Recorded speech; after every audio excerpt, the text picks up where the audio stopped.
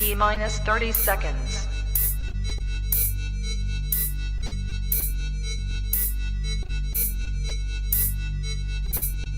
T minus 20 seconds.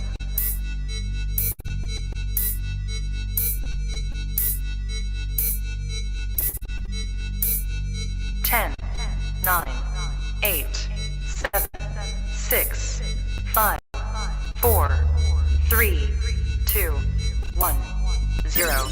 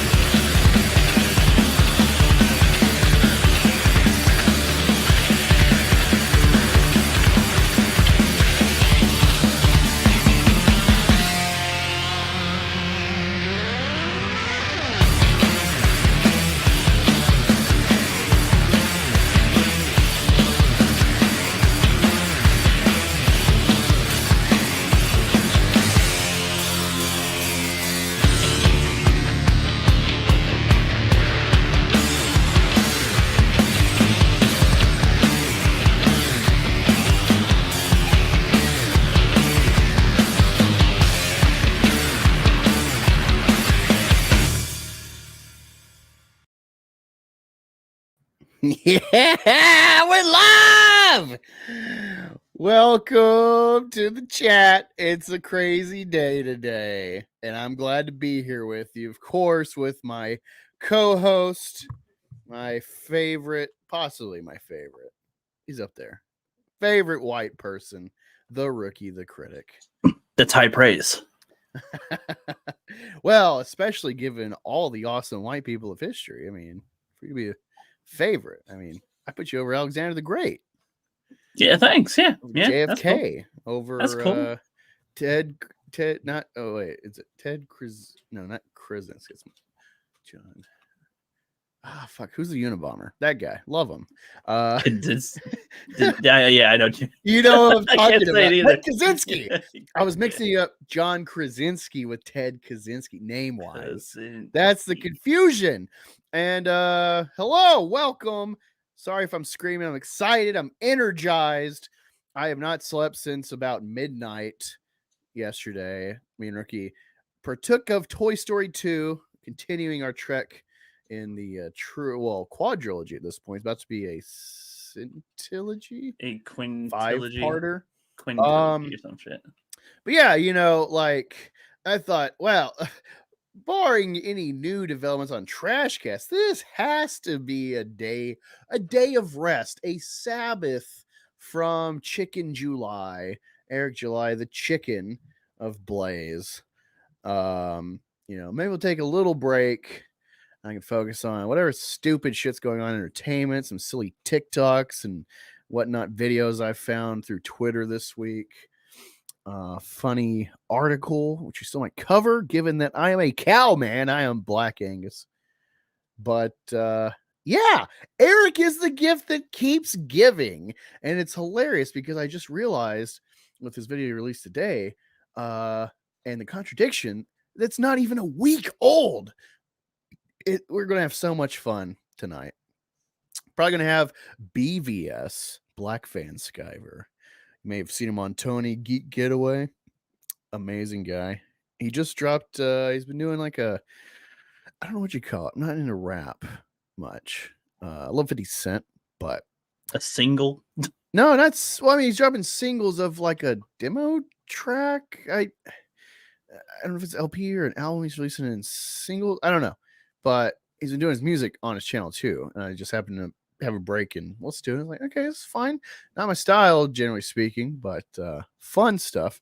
So we have him. Leighton, the great Leighton of Alaska. You may have seen some of his videos. He's been covering the EVS, Dick Masterson, Vito, Eric, Juneteenth saga. This going on a year now. You may have seen him pop up. He's been on the stream before.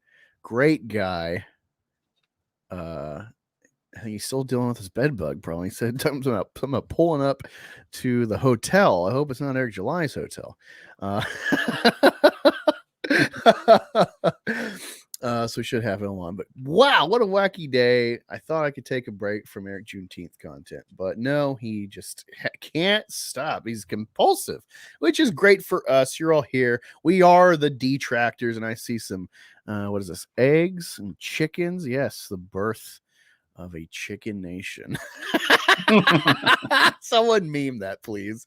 I'll give you my N-word passes, like some sort of coverage for the implicit racism of putting Eric July in a 14 birth of a nation.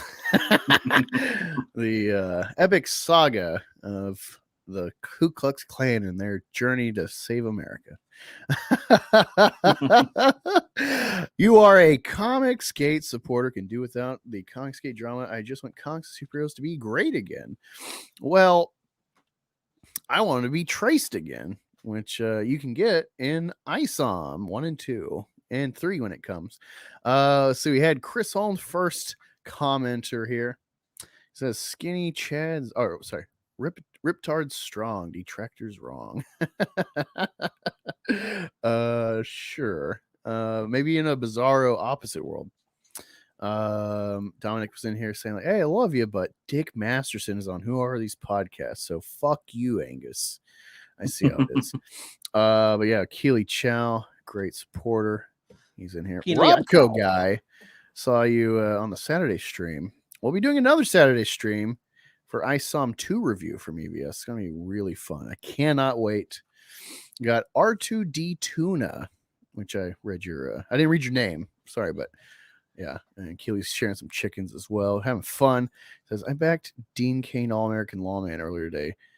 Hail Gabe, Hail Comicsgate. Dean Cain. I'm going to look that up. Dean Cain's been kind of cringe to me. I never was. The Superman was like when I was a child. So I didn't really watch it. I wouldn't have absorbed it, Justice League cartoon. That's like my Superman. Don't really care about Superman in the first place, but that's a great Superman. Especially get older and rewatch. Like, fuck, man, they really worked hard to tool him into stories. Yeah. Let me look this up before we continue. Dean Cain. What is this called? All-American Lawman. I can't copy and paste the chat. That's the problem. Lawman. What is this? Bigmancomics.com. So did Dean write this? I don't know. It looks like Gabe wrote it. maybe he co-wrote it with Gabe. I don't know. I've heard conflicting things about Gabe. Oh, are these 3D asset trucks and vehicles on the cover? I will have to forward this to EVS. Be like, hey, could you get your 3D asset investigators on this? Because Gabe seems to be a fucking snake. I wanted to back Truth, Justice, and American Way, but I was just broke when it was out. Not that it necessarily looks amazing to me. I mean, that kind of storytelling is like, I want more than Action Comics. Gee golly, America. Like, I don't know. But him joining the fold's like, okay, cool. I'll support him. And he seems like a fucking snake, man. Turn on EVS. He's the one who brought him in this shit. Gave him the spotlight, to spread his wings of freedom, to make sounds of freedom. I was trying to work a more clever joke there, but Amoral Fat 40 ounce hail. Saw you in the pre-game chat of a TRASHCAST. Appreciate your support. If you don't know, that stream got me monetized. I'm in the first stage of monetization, so you can super chat me. I'm not gonna say no. Don't have to. I'm gonna read your shit regardless as best I can. Because I'm that kind of guy, but I would like your money. But he could, if he can at least get enough to afford some chicken, that'd be good. Yeah, Saturday for the ISOM reaction of EVS's review, ISOM 2. I'm going to have a bucket of chicken to celebrate. What do you call it? Old Chicken July's continuous downfall. Yeah, thank you. It's been a drag. I mean, I've had fun with all y'all regardless, but it's like, fuck, man. Like, just keep grinding, keep doing it. Do what you love. And it's going to pay off at some point. And it's starting to pay off. I love crapping on Aaron July and his crappy books. It's really, I found my community. You found your people. This has the energy. I would say even better energy of like pure unadulterated childish like bullying fun, like early Fandom Menace High Council days. That was a fun time. It's got this like fuck you. Yeah, here's the interesting thing. All right, I want y'all to give your opinions in the chat. I was talking to Ricky about this earlier. All right, now think about it. We're gonna do a little politics here. Not how you're expecting though. Remember how drugs used to be seen in America, especially for politicians?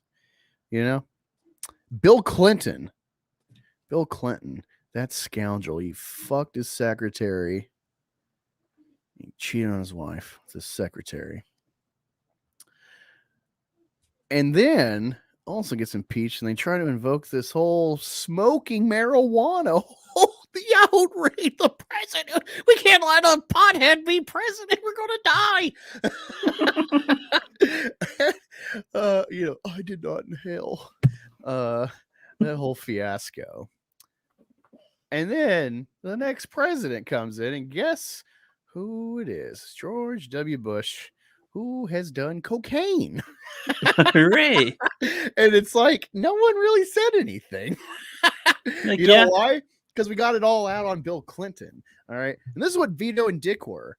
They really saved so much of a headache for EVS to have to work more uphill. And like, hey, guys, like, can we just be honest? Like, this book sucks. Like, y'all are insulating Eric. You're not doing him any favors.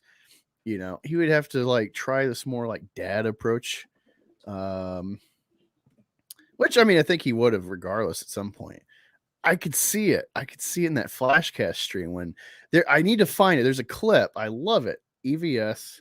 He's talking with Eric before Dick Review to come on. And he's trying to like talk to him. And he's like, Eric, I read it twice. This was not oh boy, I had to read it again. It was like, I read it twice. Like I made sure I didn't get it wrong about how bad this was.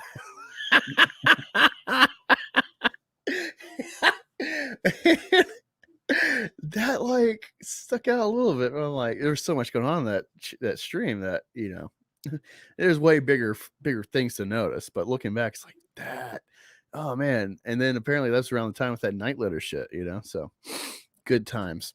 But yeah, we see winners don't use drugs, just so you know. But yeah, Dick and Vito were the proverbial Bill Clinton of this ISOM saga of detracting that we now are all enjoying.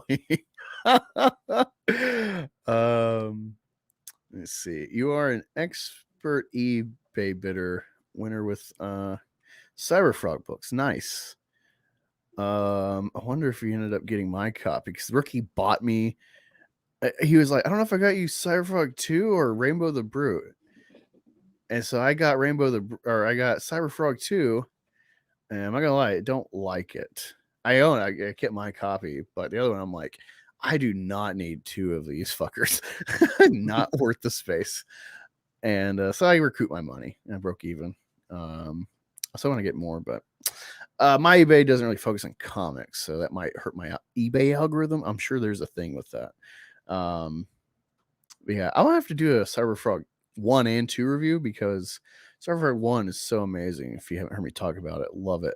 And then Cyberfrog 2, I think I did not realize, I didn't pay attention to who was narrating the first book to check my expectations.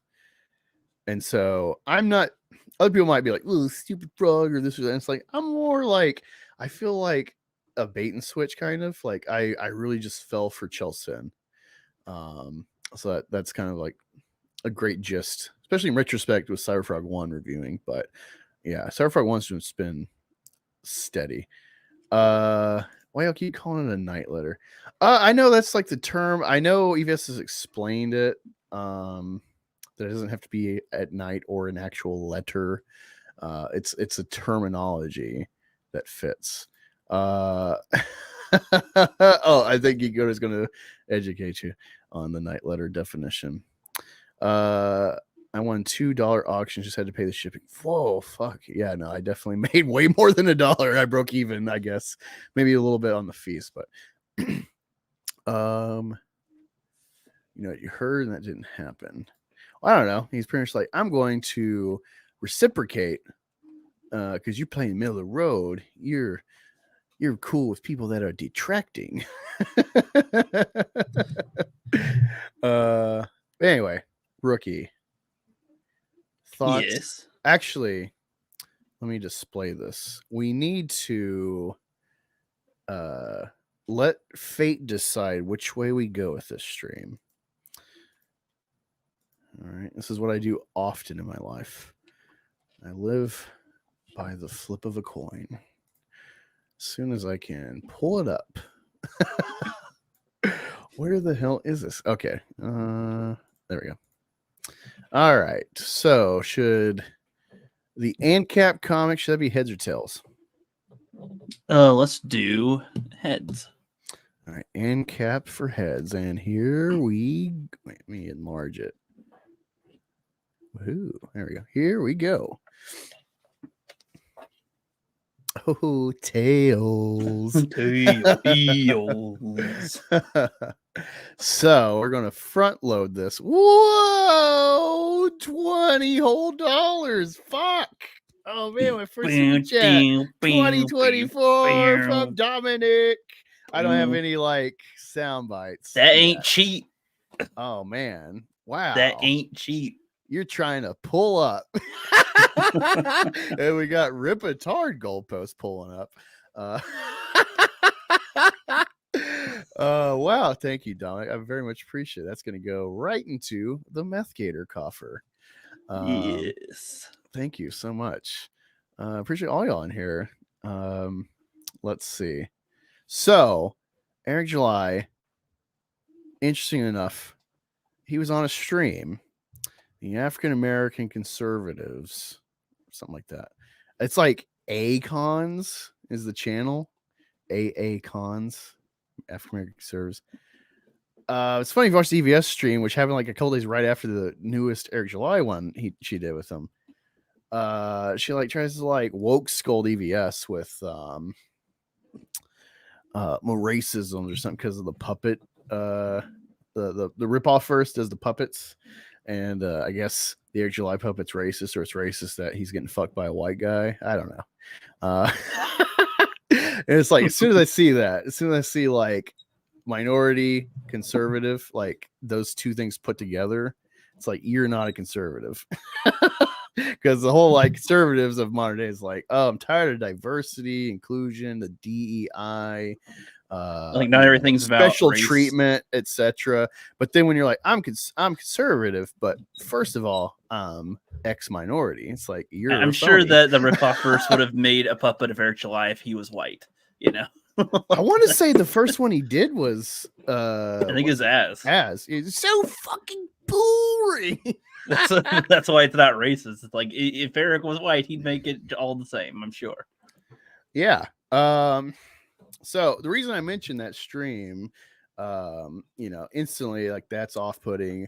Already, when I see whatever minority preface conservative or minority American, it's one thing if you're like talking about like, okay, I'm part of this demographic of the country, whatever, this is our plight, that's like statistical, whatever, like, sure, we're being like specific. But when you make it like an ad of like, come watch me, I'm one of the good blacks, I'm not woke, or I don't know, it rubs me wrong, as like, I'm mixed, I'm from the army, so I've lived my whole life pretty colorblind. Legitimately, I guess I'm part of that like 90s era where it's like, hey, racism, we're kicking that out, and no drugs, like we were cool to be good, yeah,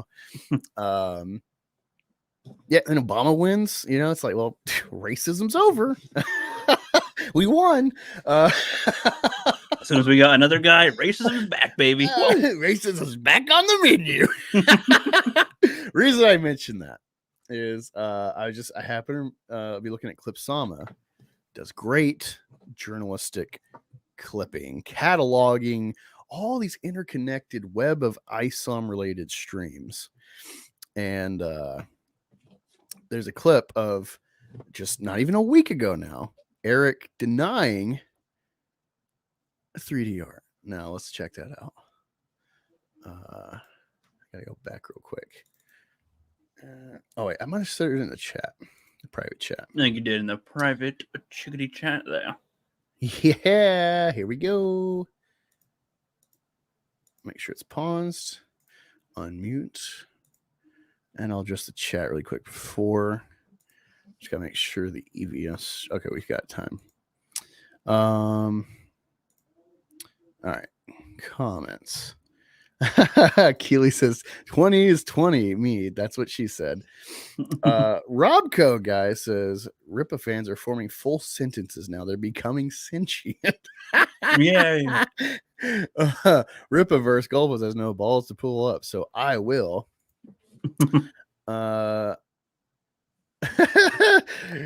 Tony's feeling froggy with AJ.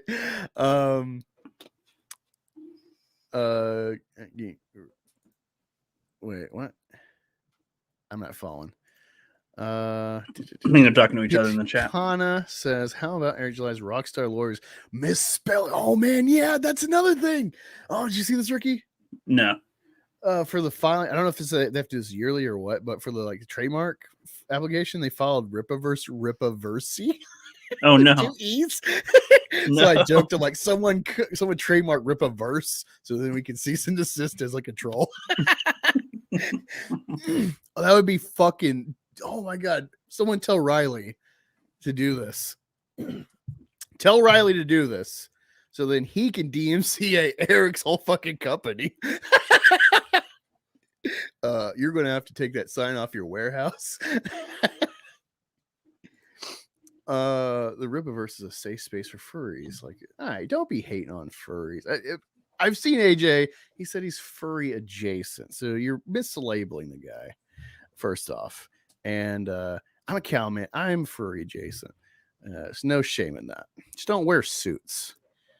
That's where it gets weird. You can get us a bigger crowd on your channel. I don't want that. I don't mind. Let's just totally derail everything. I don't give a fuck.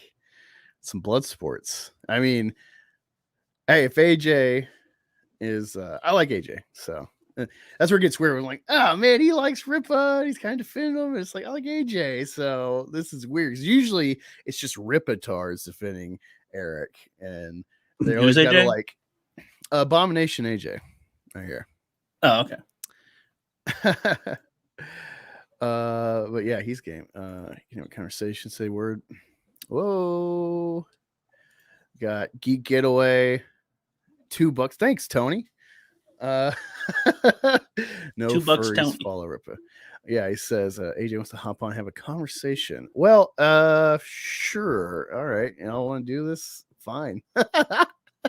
Are you cool with it, Ricky? You cool to partake in a blood sport? You're a good neutral guy, even though we're like, detracted. Yeah, I don't get out your throat, but sure, I'm here. Yeah. I'm an arguer at heart. So I got Rippatar saying he's doing Rippa's work. It's the Lord intends. Beastars is cool, and that's furry adjacent. Beastars. I know that. Wait, Beastars, is that the like anime manga book or whatever? I think I checked one of those books out. I haven't read it though. Thought that caffeinated wolf lady was a furry. Wait, are you calling Andrew a woman? All right, let me send the invite to Tony and AJ. You want to have some blood sports here? Let's do it. Yeah, I will enable the shenanigans. All right, let me find old AJ. Here we go. And before they come on, I'll at least show this 2-minute clip of Eric for context. And then Tony. There you are. All right, y'all got the the link to hop in and debate night letters and whatever else. No chickens in the chat tonight.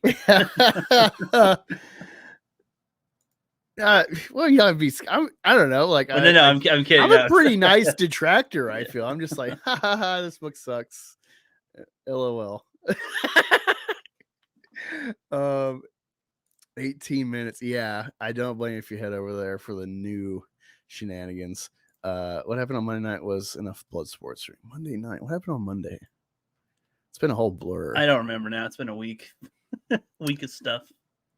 Hey, don't be hating on Keeley. Art CS. You think it's gonna be his last year of the Blaze? I don't know. It definitely isn't good PR. Their association though.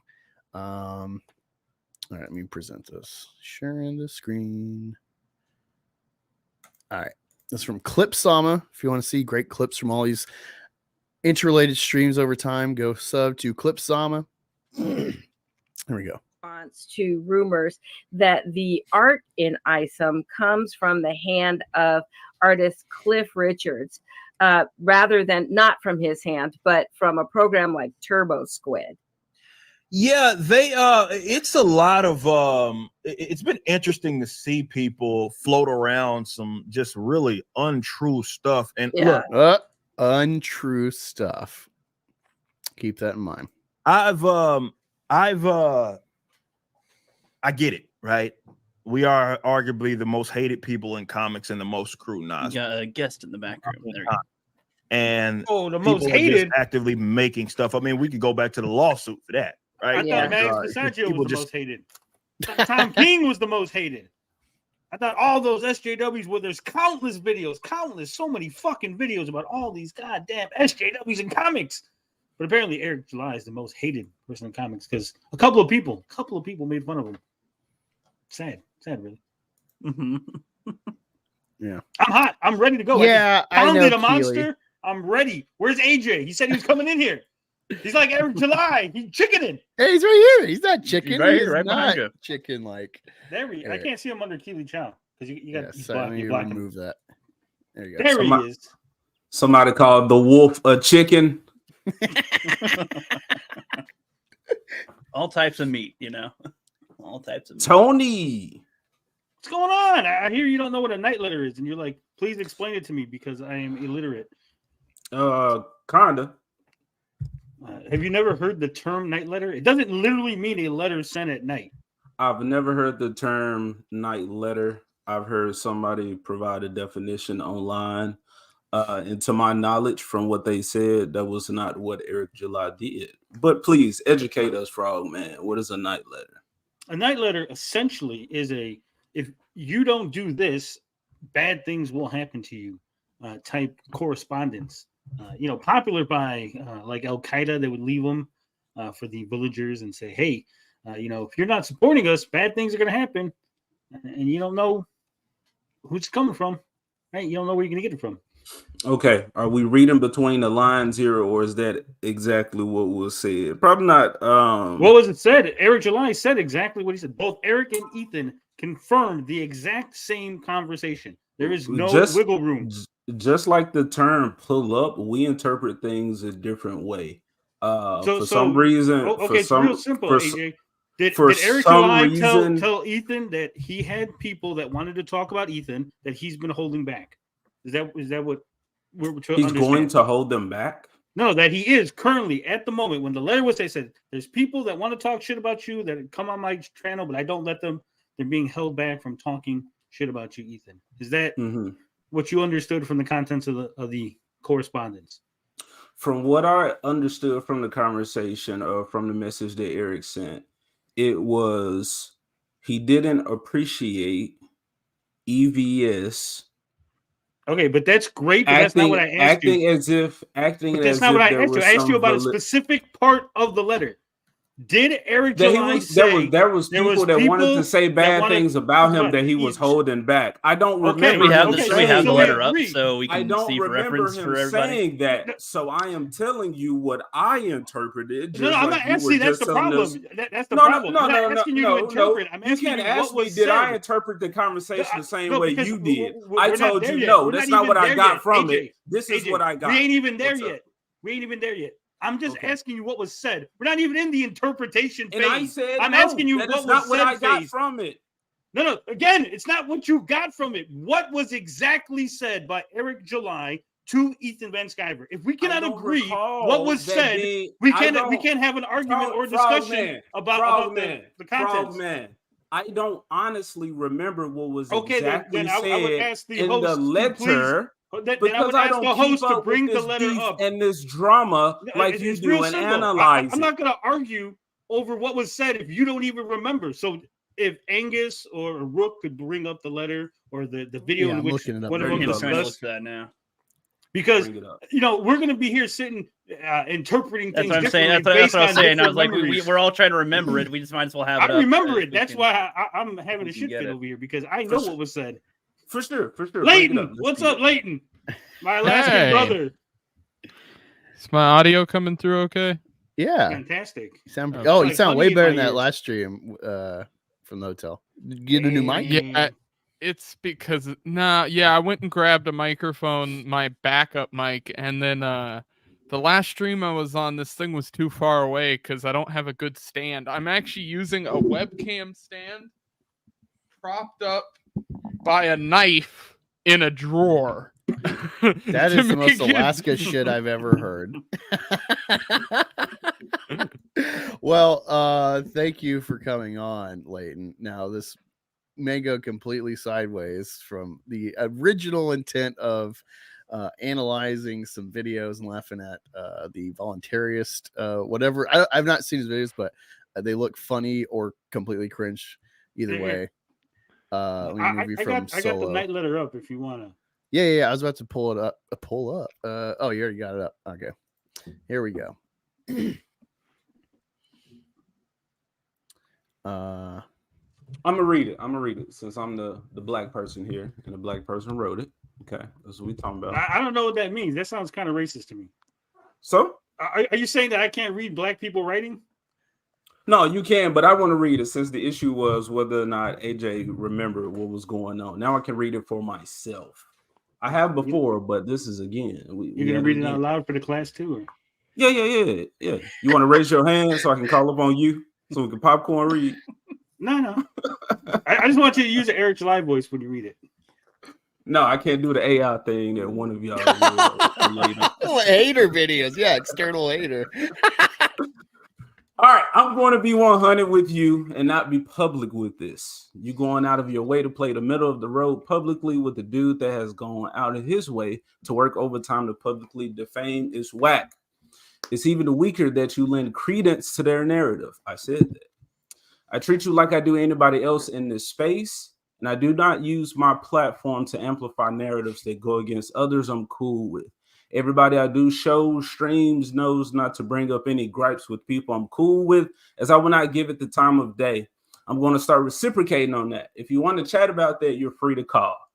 No, Tony, I do not recall, because it clearly was not there, no part about Eric everybody saying, I have people that want to talk shit about you that I hold back. Liar. Everybody I do shows, streams with knows not to bring up any gripes with people I'm cool with, as I will not give it the time of day. Therefore, anyone who comes on my panel knows not to say this, because I'm not going to allow it. I'm going to hold it back. I'm going to start reciprocating on that. Tony, just like I said, we interpreted this. There's not an interpretation. What does that mean then? No, bro. What does that mean? No, you can't make up shit that's not there. I'm trying to explain what it means. It means that people might or might not have issues with anybody on the stream, and he extends that courtesy to everyone on his show that he will not allow people to come on and spit in their face, to speak on them negatively, to talk shit, to keep up beef. So instead exactly of extending that courtesy, what you just said, but in a totally different manner. I did not say that it was no EVS specific beef. I said I'm pretty sure about EVS specific either.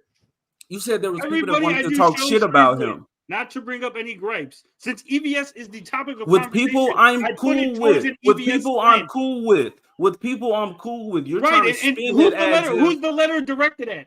EVS. To EVS. He sent this to EVS. So he's letting EVS know. Address what I just said. Address what I just said, Tony. That it's a courtesy that he extends to every guest. Right. To not keep up beef. But we're not talking about so this is not specifically talking about EVS. You ain't who are we talking about in this context? Who are we talking about in this context?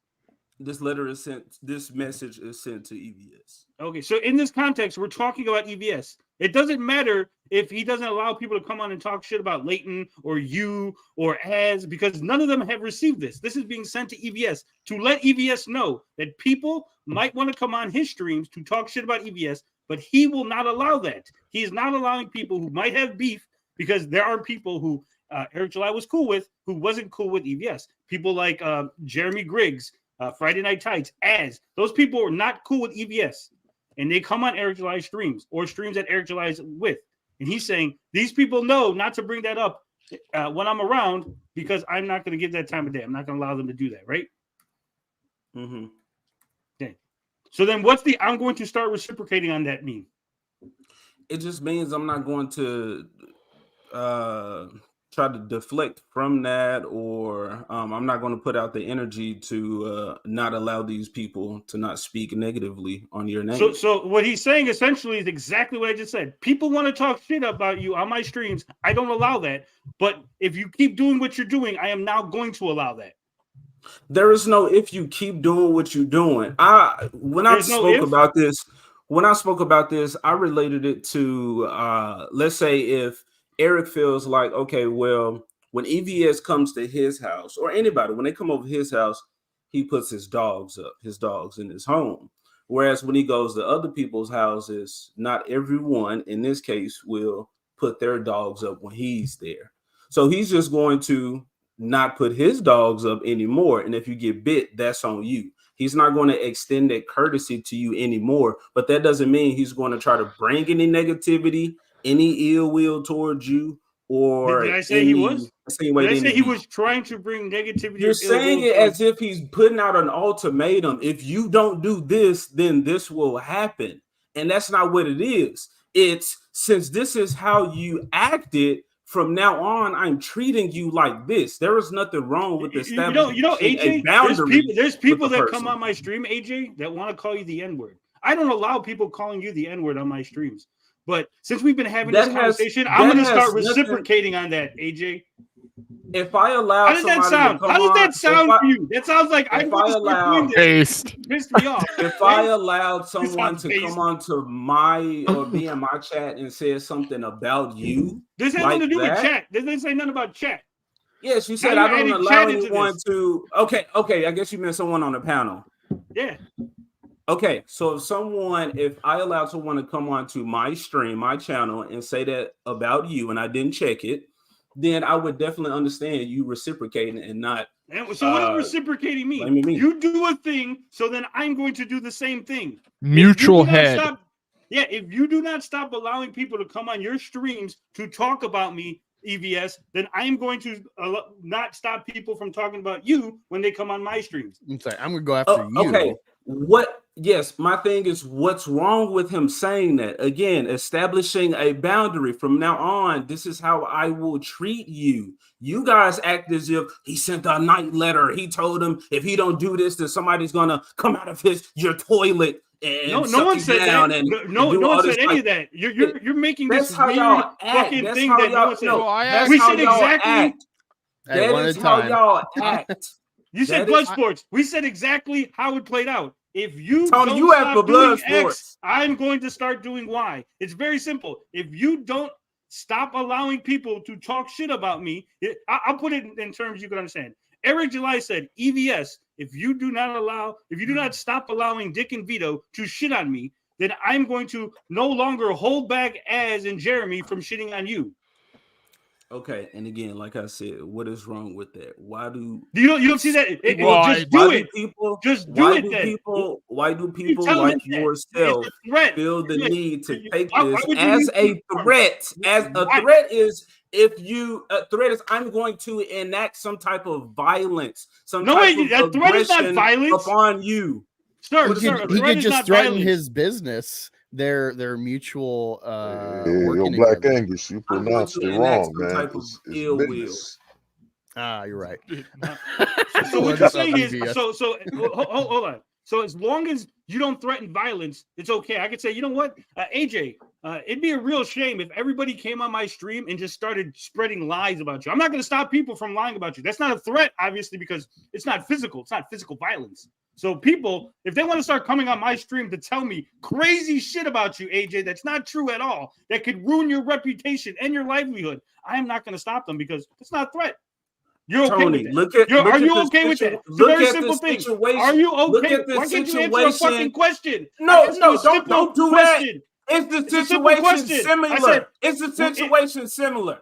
Is it similar enough? It's 100% similar. Because for there to be reciprocation, there has to be an initial act for it to be reciprocated. Yeah, so you can't just ask me no shit like that. AJ, is it okay so what's if the I act? just let people come up here and don't say nothing? No, bro. That's fine if you reciprocated that. So it's okay. There was something so what you're saying is, if somebody came on my channel and said shit like that, and you said, "All right, AJ, I'm gonna reciprocate." I wouldn't, because I wouldn't need to threaten you. I would just say whatever AJ said is bullshit. I would say, counselor, everything that man just said is bullshit. I would say I appreciate your balls. I would say, look, nobody's watching AJ streams anyway. I'm not worried about it. And saying AJ has a good following. I would appreciate your balls and acknowledge them, and you saying from now on, I'm going to treat you like this, as opposed to doing some weird shit behind my back. And I'm like, bro, what's up with you? What's going on? You like, oh, you did that one thing that one time that I didn't like, but I wasn't man enough to say anything about it. If you want to chat about that, what's that about? What does there need to be chatting that about? means talk to me personally. It means I sent you the message. You know how I feel. You know where I stand. If you want to talk about this further, then call me and talk to me about it. That's what he didn't say if you need further clarification, let's chat. He said, you want to chat about it? That's what it means, Tony. What you want to say? Nobody's watching my channel anyway. Was that a jab? I'm going back now because now I defended you, AJ. You did, Black Angus. I appreciate that, and I treat everybody with respect. All of you haters, all of you detractors. I'm not calling y'all that. That's what y'all call y'allselves.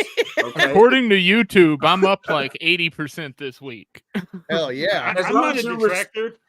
I am the fucking detractor. Hey, all I'm around detractor the number world, one, baby. The same detractors. Tony, you know that song. All right, Tony, I'm getting too hyped over some shit that's... You don't need to get hyped. It's real simple. He said you're doing a thing, and if you keep doing the thing, then I'm going to do the same thing you're doing, right? Okay, we both agree to that, right? Yep. So you just don't see that as a threat? No, you should bring up that Alex Stein meme I posted earlier. And there's nothing negative about setting boundaries with a man. It takes a real man to say, this is where you stand with me, as opposed to doing some hoe shit in the background. what host shit is anyone doing in the background? Oh yeah. An example of host shit in the background would be, okay, this person is validating negativity towards me. So I'm going to avoid. I asked you for an example of what negativity. I'm explaining myself from the previous question. Stop interrupting me with extra shit. Well, because you say vague shit, negativity. That could mean anything. And then I said to explain for an example, and you like, what is it? Specifics. What that mean? Well, we're not children. Give fucking specifics. I'm trying. We're talking about a specific situation. Give specific examples of the specific fucking in the background. The thing and that I was about to explain, shit, and then you said negativity. You use vague words. You learned from Eric. You gotta let him. Angus, man, share this, man. Share the screen, brother. Let him talk while the screen is being shared. All right, bro. An example would be if instead of telling you I don't want to entertain you, I don't want to talk to you. This is pure autism. There's a difference between those two things. Some level. All right, it would be I'm just going to avoid streams that you're going to be on or something like that. I mean, listen, the reality is from an outside perspective, when I first saw the night letter shit get put up, my perspective on that is with the context of that stream that Eric July was on and the contention that was clearly on camera between Eric July and Ethan Van Sciver, this message is fucked. This is not a night letter. Sitting during the afternoon, gentlemen. I mean, listen, can't be a night letter. Listen, I've literally met comedians. Boundary. No, I mean, I've literally why met would you need to set Leighton, I love you, Leighton. In real life. Have I ever sent you a fucking DM telling you what boundaries we need to have, Leighton? No, as an adult, no. Would that be fucking weird? No one in this whole space. We're gonna base what everyone else should or should not do based off of. Well, no one said should or shouldn't. Wait. Do I send you messages later? Let me interject. EVS gets this. All right, Eric should know of all people what EVS has gone through. He's following in his footsteps. EVS's help is giving him insight because he's laid the groundwork for anyone to come into Comicsgate or periphery indie comics. And we know multiple times he's discussed what he's gone through at DC, them sitting him down, kind of having like a mini Gina Carano kind of thing where it's like, you just didn't have like a Skype call of 40 trannies telling him to get in line. It's like, hey, come on you now. Don't use the T word while I'm on stream. I say it openly. I'm a fan of the ladies of the cock, so it's not even a pejorative in my view. Well, you got 48 people here. Why is there only 18 fucking likes? Get the likes up. I'm gonna stop yelling. I'm gonna reciprocate accordingly if y'all don't put the fucking likes up. But yeah, given the context of EVS history, and people being like two-faced with them at DC and stuff, and trying to stab him in the back and finally getting rid of him because he likes Trump and he likes your boy Zach at the time. He's reading this as like this reads the same as what I've dealt with before, and if it was just any schmuck saying this would be whatever, but like he has some relation with Eric, at least professionally. It's in the same sphere. They're networking together, all these streams they intermingle with. And so I think there's an understanding between each other. He should already know who EVS is and that he's open to like outside perspective. And he sees value in Dick's review, regardless if Dick's a troll as well. And so like there's all this context that I think we're missing that justifies EVS. Like, what the fuck? Like, this guy's telling me to get in line. I don't kneel. And someone I'm like in league with is telling me to get in line, which is like, I'm not going to do that. What I was going to say earlier was that like, to put it in a real world application I've dealt with recently, there was a whole conservative calendar stuff that happened recently, right? I'm friends and an editor for a few of the people involved with that, right? So I can't I made public statements about that situation, clowning on the redheaded libertarian and making fun of her, right? There are people who followed me, who I make content for, who put my stuff out there, who are friends with her and literally stream with her. So those people didn't send me messages saying, hey, you can't be making fun of this woman in public because it puts a bad, vibe onto my channel, or puts a vibe onto the people here. And the reason I saw it when I read the message as some form of night letter is because I'm friends with a lot of comedians, and the reality is I know people who've been sent these kind of messages by either other comics who put comics up for spots, or by managers, or by club owners or club bookers. It's a very similar vibe of like, I'm not saying the thing out loud, but I'm saying the thing out loud. It's like the mafia, we don't call a hit. We just say this person needs to be dealt with. It's very much in the context of how that message was sent. That's how I saw the vibe. Also, who edited that? Hey, sir, you show some respect to Eric's side, man. You show some respect too, Tony. All of y'all, man. All right, let me respond, because it's everybody against me in this. As far I just joined this shit. I'm making fun of everybody. That's yeah. As far as this, I would say Black Angus, and correct me if I'm wrong. You're saying it seems like Eric is trying to cancel EBS from. It sounds like he's alluding to that. It's like, hey, if you don't stop being friends with Vito, being friendly with Vito and Dick, right, then I'm going to blacklist you. That's right. Okay, what's very sad about this young man is I raised Eric, taught Eric how to ride a bike. We didn't have a training wheel. High for this to make me laugh. I just put Eric on the bike and pushed him down a hill into speeding traffic. And I said, if you survive, Eric, you've made me proud. You've made that father who left you, more proud. I just put Eric on a bicycle that I stole, and pushed Eric down the freeway, and he survived. That's why we can't stop Eric, because Eric knows no fear. At 5 years old, I pushed him into incoming traffic on a bike, and I accept creating that monster. All right, what I was trying to say was, if you could argue, or if you were arguing that maybe he acted emotionally and sent this, then I'd agree.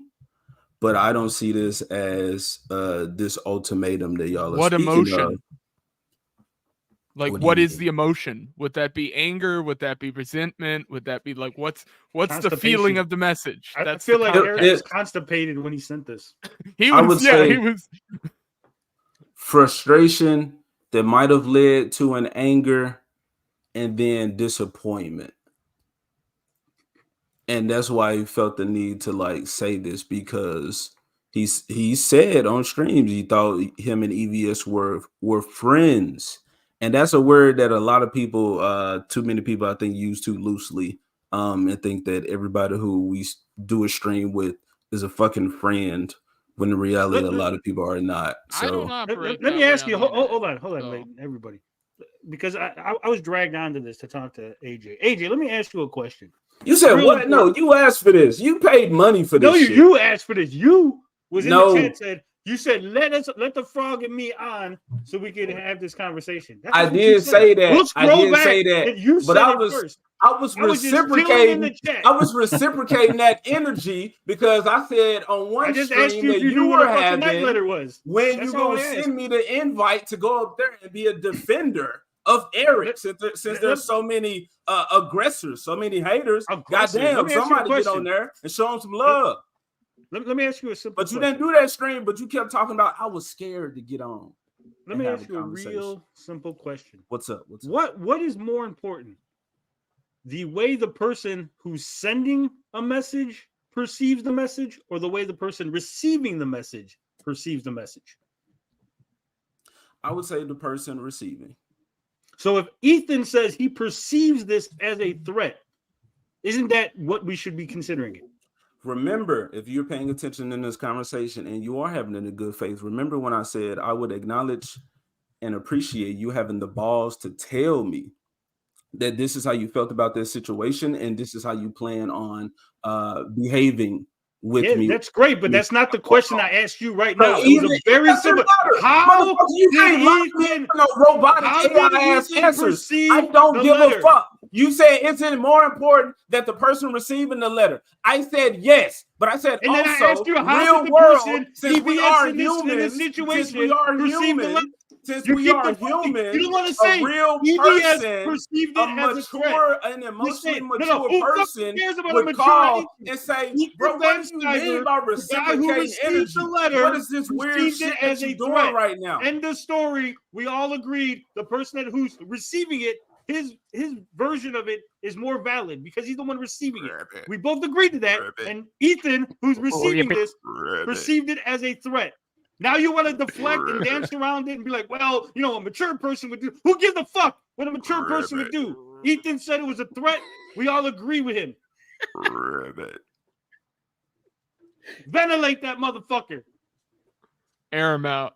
The frogs agree with you, Tony. we were all, just remember, we all die in that warehouse working for I'm as autistic as the next motherfucker, but come on now. You can't say a thing and then dance around and be like, well, I'm trying to answer the question. It's a very simple question. Did Ethan say it was a threat? Yes. That's it. Yes. I don't think it's a threat, but Ethan does. DCAM, yes, it is. There is Big Daddy EBS feelings were hurt because a black man said he's going to treat him there it a is. certain It's way getting from now there on. it is, man. Wait, why does it matter he's black? Where's that voice coming from? Eric July is black? I had no idea Eric July was black. This is the first time hearing this. Why didn't you guys tell me we were attacking a black man? I would definitely not have any criticism for Eric July if I knew he was black. That's right. I didn't know. I don't see color. I'm still a man living in the 1920s. You know. I'm just adding observational characteristics to make sure we all on the same page. Brother, you being right. You throwing leftist arguments right here, man. Yeah. You know. Why you gotta give us directions, man? Leftist argument would be leftist argument. You know what a real leftist argument would be? To the left, the person that got the message feelings hurt real bad. Don't you think that we should? You just agreed. I asked you point blank, AJ. Don't you think we should go clean his boo-boos off first? You said the person receiving it, and then you want to flip the script because the person receiving it is going against Eric July. If Eric July receiving it, you would be like, it's a fucking threat. And Eric July's got to worry about the crosses being burned on his fucking lawn. That's what you say. When Riley pulled up on that motherfucking warehouse, you guys were all scared that the fucking KKK was coming. All right? Stop this bullshit. It's fucking bullshit. Yeah, that is. I'm not saying AJ did this. I'm gonna be fucking angry. I'm gonna get everyone demonetized. I'm not saying AJ did this, but I saw lots of people in brother, keep the fist up, brother. I saw a lot of people when Moronic Opinions visited the ISOM grave. Right, you're late, man. You put the fist up, TMNT mask. They're like, oh, this is racism. It's racism. You don't want me to do that. Need you to rep Eric, man. The people who I run with on the My brother, put the fist up, man. You know what I'm saying? Damn, man, we knew Eric was black, man. Come on, man. Well, why must the left an appearance, man? You know what I'm saying? Bro, I never said stop giving us anything to do with it. Does, man. You mentioned black. None of us are talking about race of either one. You know what? Let's get racial, man. I'm tired of Eric talking. If I was describing an animal, I would give characteristics as well. Now Eric's an animal. Oh, now you comparing Eric to an animal. I don't know about Call it what you want. Now Eric's an animal. Look at Call it what you want. You know what? We want to get racist, man. I'm tired of Eric talking after eating grits on a live stream. Now, since we put this issue to rest, AJ, how do you feel about Eric July lying publicly to the African American conservatives that he did not put 3D assets in his comic book, only to turn around and make a video today saying, "Yeah, I have 3D assets in my comic. So what?" How do I feel about that? How does you feel? Yeah. Let me ask you this, Tony. Let me ask you this. I'll answer your question. How come I ask you a question and you want to ask Tony, me a hold on. How come you're the only one who's been pulling that fucking tactic all night? Can I get the opportunity to ask you a question and you respond to me? I've been responding to you all night. I've been giving you my honest answer. I'm going to show you how to answer a question. Can you give me this? Can you give me this? Answer me a question. Can you give me this? Okay. I want to ask Tony first. What do y'all get or aim to get from this conversation? Because to my knowledge, and I do watch you guys because I don't hate anyone because of their opinion. I hate the things that y'all do, how y'all behave, but nonetheless, I want everybody to succeed. What do y'all hope to gain from this conversation? My videos are downright fucking tame. I don't know you, and I don't say that like negatively. I'm new to the internet, honestly. I'm talking about Tony and Black Angus in particular. What do I hope to get? It's real simple. What do y'all hope to get from this? Because I'm trying to answer. And I'm trying to finish. Because to my knowledge, this is the only time that y'all have talked to somebody that has defended Ripper or tried to give perspective to the other side. Okay, that's a fucking lie. I actually interviewed a my lawyer. bad. I said to my knowledge. So let's not stop. Let's not do all that. I said to my knowledge. So the question is, what do y'all okay, so let me answer the question then. Let me answer the question. First off, let me start off by saying you need to increase your knowledge because everyone on this panel has talked to. I don't need to be invested in this as much as y'all. We've all talked to Rippaverse. Don't make assumptions about people on the panel. I'm simply here to have a conversation, and I also said that I'm available. Do you want me to answer the question, or do you want to talk over me? Now you're telling me what I can and can't do. No, I asked you a question. Do you want me to answer your question, or do you want to keep talking? Now I'm responding to that. Back to autism. Yo, Black Angus, back to the autism. Download that, man, please, and install that. Trust me, it'll solve everything. Please. Yeah, I'm gonna check it out. I downloaded it.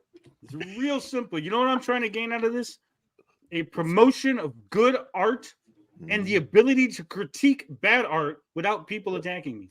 That's just that simple. You know that every time Eric streams, a frog is killed. And are you proud of that, AJ? Do you find happiness in knowing that Eric advocates for frog One genocide? of the plagues were frogs, so there's probably too many. That'd be an interesting superpower, just killing frogs when you speak. Eric wants a frog Gaza. That's right. Oh, you All right. Well, since I answered your question, AJ, could you answer my question now? How do you feel about Eric July lying to the African American conservatives and saying there was not 3D assets in his comic book, only to turn around days later and say, yes, there are 3D assets in my comic book. I just don't care. To his knowledge, he probably didn't know. I don't think Eric has an artist's eye, honestly. He reads comics. He probably knows a lot about story, like what's good and what's not. But most people don't have an artistic eye. So I don't think as he was looking at this, he's like, oh shit, like I think he was looking like, this is amazing. This is my dream come to life. So I think it probably was just revealed to him. I can't honestly say at what point did he know, but I will say I do appreciate him acknowledging that they are there, and he would not, or you prefer no to one have say less anything. of those. I'm going to say something, okay? And as far as like the critiques that y'all have for him, well, he hired the Canaan guy, so somebody to actually help with the art and to, I guess, to help make sure things like that don't happen less frequently or be more honest about it. So I appreciate the honesty. There you go. Did that answer? Okay, that answered my question. Wait, my follow-up. Hold on. My follow-up question. Hold on. It's for you. It's for please, you. Please. For you. Very important. Very important. My follow-up question to you, AJ. Do you think he now owes an apology to all the people he argued with when they said he had 3D assets in his book that he called detractors, haters, blocked on Twitter? He doesn't. So when people were informing him about the 3D assets and then he called them names and belittled them and sent his attack dogs on them, he doesn't owe those people an apology. No, I don't think he owes being right. anyone. No, just like Because at that time, I think he was acting. Yeah, he's wrong. So you don't think he should come out and say, "I was wrong, guys. I'm sorry for attacking you." If we start that there was 3D assets in my book. He's okay. He's come out in the video. Is that what a mature man would do? Listen, he's come out in the video and said those are there. This is how we plan on moving forward. That leaves the customers. That leaves the customers. I'm not. He didn't say I'm a customer. You're talking about the motherfuckers that want an apology online. I'm talking about the customers. You asking me how do I believe this dude should move? Stop trying to lock me into answering the one fucking question and get my full perspective on what he's doing. That's the problem. I want an answer to the question I asked. I don't want an answer to questions I didn't ask. It's real simple. Do you think he owes an apology to people he attacked for telling him he had 3 assets? Like I wouldn't tell y'all to make apology videos to anybody that y'all hating on. I'm not gonna tell him to make apology videos. If I was wrong about something, wait. I would apologize. No. If I said no. I have defended Eric July when he had the lettuce, bacon, guacamole, tomato squad trying to cancel him or brigade him on Twitter for hey artist, do you know you work for a transphobe, blah blah blah, and this is post becoming detractor. I'm like, hey, I stand with Eric July against weirdos trying to police his free market ability or whatever. Black Angus. That's cool. You've defended him before. Sure. He's artist. I will be honest. Okay. And that's what we're expected from Eric because he's a big guy. No. Be honest. Somebody with a big following. I don't know whose followings or what's. Mine's small too, but I know in just the many people that I might see, there are so many names, so many faces that you can't remember everybody. So I hope you're not expecting Eric to look at you and be like, I'm not going to quote this dude. Blanket apology. Let me finish my thought. Let me finish my thought. Let me finish my thought. In my book. Let me finish I, Eric July, am sorry for attacking people for saying there was 3D assets in my book. I was wrong about that. I apologize. That's simple. He doesn't have to say Leighton, I'm sorry. BVS, I am sorry. Rook, I am sorry. Black Angus, hold on. Let me go through the list of all the people I blocked. It's a simple blanket apology to everybody who harassed over 3D assets. I'm sorry. That's it. See? You basically are like, Eric can do no wrong. Whatever way he moves is fine. I didn't say that. He can attack people for no reason. He can be fucking wrong. He proved wrong, and you don't care. You don't care. That's what it is. You don't give a fuck that he fucking. I had a question earlier. He attacked Riley. He did all kind of shit to people, but you don't give a fuck because he's Eric July. He can just move any fucking way he wants. Quote tweeting that all of you motherfuckers do on the internet. You can't look at him and say he's bullying anybody. He Eric July. He gonna shuck and jive all day long. He gonna fucking drop it like it's hot. Instead of having a conversation, he gonna play this bullshit Fred Sanford shit. Oh my God, 3D assets. Oh my God. I have a general question. I suppose everybody on the panel could answer this one because we were talking about a moment ago before all the autism started up again. We were mentioning the creative side and how he might not have had the artistic mind or whatever when he was looking at stuff. Not autistic mind, but that too. What is your opinion? Everybody's opinion. How much involvement do you think he had directly with the artistic side of this book? Do you think he was? Do you think that Eric July wrote the outline? Nope. Do you think that he had direct involvement with the artwork or the progression of the story in the book? Do you think he wrote the story on paper and handed it to an outliner? What do you think he did here? I think he said, I got this idea for a story. What it is I got this character. He ISOM. He wear a cross on his crotch and he fight crime. And he got this guy named Darren. He don't like Darren because Darren a bad dude. I'm gonna need you, Carol, to write that into a story.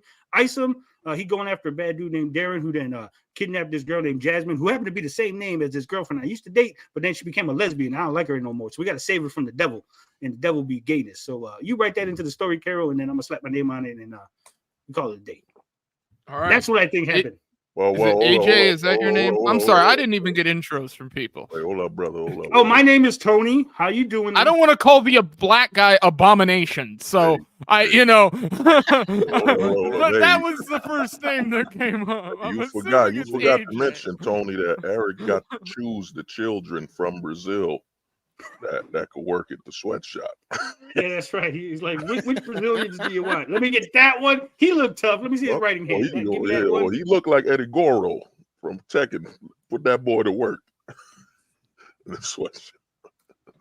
And you also forgot to mention that. So, by the way, Black Angus, I sent you a DM of a comment that I received. Yeah, in a reply. That was because that was in regards to Rippaverse goalposts or Rippa goalpost rather put up a new video, and it was regarding this whole debate stuff, and I had just put up my video, and funny enough, they commented on my video right before theirs went up. So, and mine is basically a clip compilation with me sort of giving my opinions on the front end.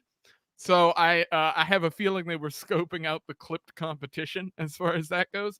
But I think people prefer this over an AI voice. But anyway, I responded to their video that they put up and asked, did Eric agree to do the debate or not? And that was the response I got. It was interesting to me because I was like, they don't actually, this is a very workaround. This is like, again, it could be answered with yes or no, and instead you get back this wall of text. Yeah, he says, did Eric agree to do it or not? And then Rippa Goalpost says, define it. Eric is a contributor for the Blaze. He contributes a specific number of times per week. Eric agreed to participate for the purpose of fact-checking the lies, not to debate. Eric made that clear with the producer. Then the debate announcement by Alex was posted, and Eric immediately rejected the idea. Management canceled the episode, not Eric. But again, that's not a no, because they know that he did in fact admit on his video that he agreed to it. And then when the producer read the messages and was reading out the order of everything, he was very careful to say that he agreed to do the show after he had responded with his issues of them having him on in the first place. Leighton, did you see EVS's stream? Because EVS showed messages from the producer in which the producer told the same story to EVS. He said, he apologized to EVS. He said, Eric July agreed to come on, and then he changed his mind and said he wasn't right. Yeah. And that was how I portrayed it in my video. And so I think that's what they had a problem with. But it was like, They made fun of my thumbnail, not realizing that I actually run my channel professionally and I do 3 thumbnails for each video, so they change. So they're like, I don't like this thumbnail. It's like, yo, it's going to be different in 5 hours anyway. Like, do you do that? I've never noticed that, Leighton. Yes, yeah. All mine are constantly changing as I. You know what? That's probably why when I see your videos and I'm going back to it later, like I'm gonna watch this later. I'm like, where the hell did this video go? Like, you're like, oh, yeah, I watched the same video twice. Like, why am I watching the same video again? Wait, are you trying to trick people, Leighton? Are you trying to trick people to rewatch? In the YouTube algorithm. Oh wow, that is hilarious. You can see the view difference. It works. So, like, my videos covering this shit have legit averaged like anywhere between 1,500 and 3,000 views. Like that video, that retarded video I did on the AI debate that Shadiversity had has 4,500 views just about on my channel, which doesn't make any sense. Like I have almost 400 subs. It doesn't. You have 400 subs. It's not almost. You're at 400 right now. Am I? Oh, I just hit that then. Oh shit. My bad. I meant you know what it is people see you and you look like a skinny AJ's Harry Knowles. You're like, ain't it cool news? That's Harry Knowles right there. Oh shit, that's not him. Well, the funny thing is, like, I go on professional like libertarian talk shows and like fucking podcasts, and then I also do stuff with a group called the Tower Gang, which is like the most offensive podcast that exists on the planet. Like, so it's not like I'm in weird groups on the internet. I am not. I'm in the squeaky clean groups. Oh, that's why I told people, like, last stream I was on, I told everybody on there when they were talking about race stuff, I was like, all of you should disassociate with me, because if you dig into my internet presence, it's not clean, that's for certain. Yeah, like I said, personally, I don't even yell. I've never raised my voice on a stream. I'm cool and collected. Oh, calm, Oh, collected. there's You're a well-dressed frog. I gotta represent for all the frogs. I'm a made frog now. As you can see, made frog. You know, no longer Tony TGD. Frog Tony, as anointed by the Frog right. Father himself. That's right. He said, "You come to me on this, the day of Eric July's ISOM 1 review, asking me for a favor." Yeah. I said, "Frog Father, I have issues. I have trouble. The Rippaverse goalpost is attacking me. Don't worry, we're gonna take care of it for you." So I thought it was a comic book, and then I opened this shit, and it was a historical photo I had ordered like a month and a half ago. And I was so disappointed at first. Oh. I thought so much like, this looks like a comic book. It was the perfect size. They're gonna do what we do to people like Eric. We're gonna tie his body to a 40-pound bag of cornbread and throw him over the bridge. Oh, you can't have my cornbread. There gonna be consequences and repercussions. Yo, man, nah, but you know, EVS needs to hop to Texas, man. You know, and then Black Angus, I'm gonna find Eric, that. you know, I'm gonna find my Alex Stein. That's half Black Angus. Because you got to put that up. That was a work of art. What was? I made a meme of Alex Stein because I found a promotional photo of him that he did for the Blaze, and I was like, oh god, I got to do something with this. So I turned it into a meme and then posted it on Twitter. It's a business. It's just business. Just business. I saw that. Let me see. I just sent it to you. Oh, okay. Do we need? Do I gotta yell at anybody else, or am I good to go? Well, yeah. What were the topics, Black Angus? Because I feel like why not? Sorry, what? What, AJ? I said, what were the topics? Because I feel like we derailed me and Tony the tag. I didn't derail shit. I railed this motherfucker. I railed it all night. It sounds like he derailed some cocaine. Tony said he wants to beat a black person before February. You know? Tony, you still make spit on your mama black. Oh, we got Taser Man. I'm Taser going to have some Man clips for you in the future, Taser Man. I'm going to have, when you pop in, I'm going to have Wimplo from Kung Pao. That's a black man on that picture. Oh, yeah. Yeah, I know Taser Man. Yeah, because that's who he is. That's him. That's a black man. Why y'all doing Eric like that, man? What's wrong with y'all brothers? That's it. If I was on a different Wait. Oh. No. Who you calling, bro? I feel Eric has benefited from black in the sense that, well, we can't criticize him because he's our like one black buddy in the conservative sphere of a bunch of white guys crying about Star Wars. That's what you guys miss, and I don't mean yo, Black Angus, yo. And I want to. No, you're white. You can't talk about the black man. Dude, back of the I'm line. Play my Jew card. Like, I'll at least get over the white guys in the room. I'll fight the black people. You go back to your tunnels, Leighton. Yo, Black Angus, look up that photo of who Eric works for. That looked like Colonel Sanders in a plantation owner. You can get that photo of Glenn Beck. You know what I'm saying? But no, I feel like everyone's been playing with kid gloves with Eric before more of this stuff, like the 3D assets and stuff, and getting caught in lies and whatnot, and just looking soft with the like Mercado stream where it's like, get me on. And then it's like, whoa, even if it's like legal, that sounds fucking fishy with your charity, man. Pointing the finger at Dick and Vito for the email shit, trying to pin the lawsuit as like a gay up that they started. Everyone's been playing kid gloves with Eric, in my opinion, and now it's like we're seeing past it. the thing I think people miss about the whole conservative thing that was being mentioned a moment ago is that he's not loved by the conservative crowd. He came up in libertarianism, but he's technically an AnCap libertarian, like he's an anarchist. Yes, and this is why me and him don't. Yeah, so I am an AnCap libertarian. That's why I came on this stream in the first place, because I saw we were gonna the mention of the voluntarists and stuff came up, and so I was gonna talk about that. Because, well, no, so I'm friends with Jack. I've met him a few times. The guy who created that comic book. I've met Foe a few times, stuff like that.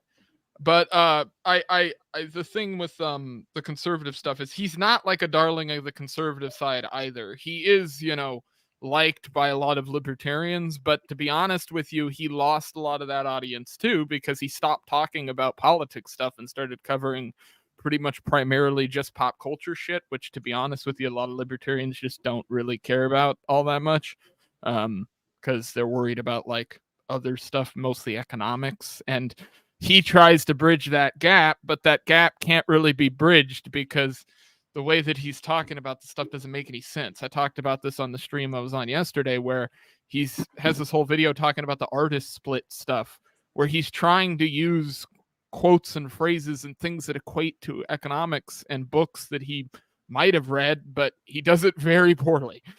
And this is coming from somebody who's written and studied this stuff for a long time at this point. So it just that was what aggravated me, was like the way he tries to tie those two things together just doesn't fit. I just don't like successful black men. My mission. That too. Bring it down.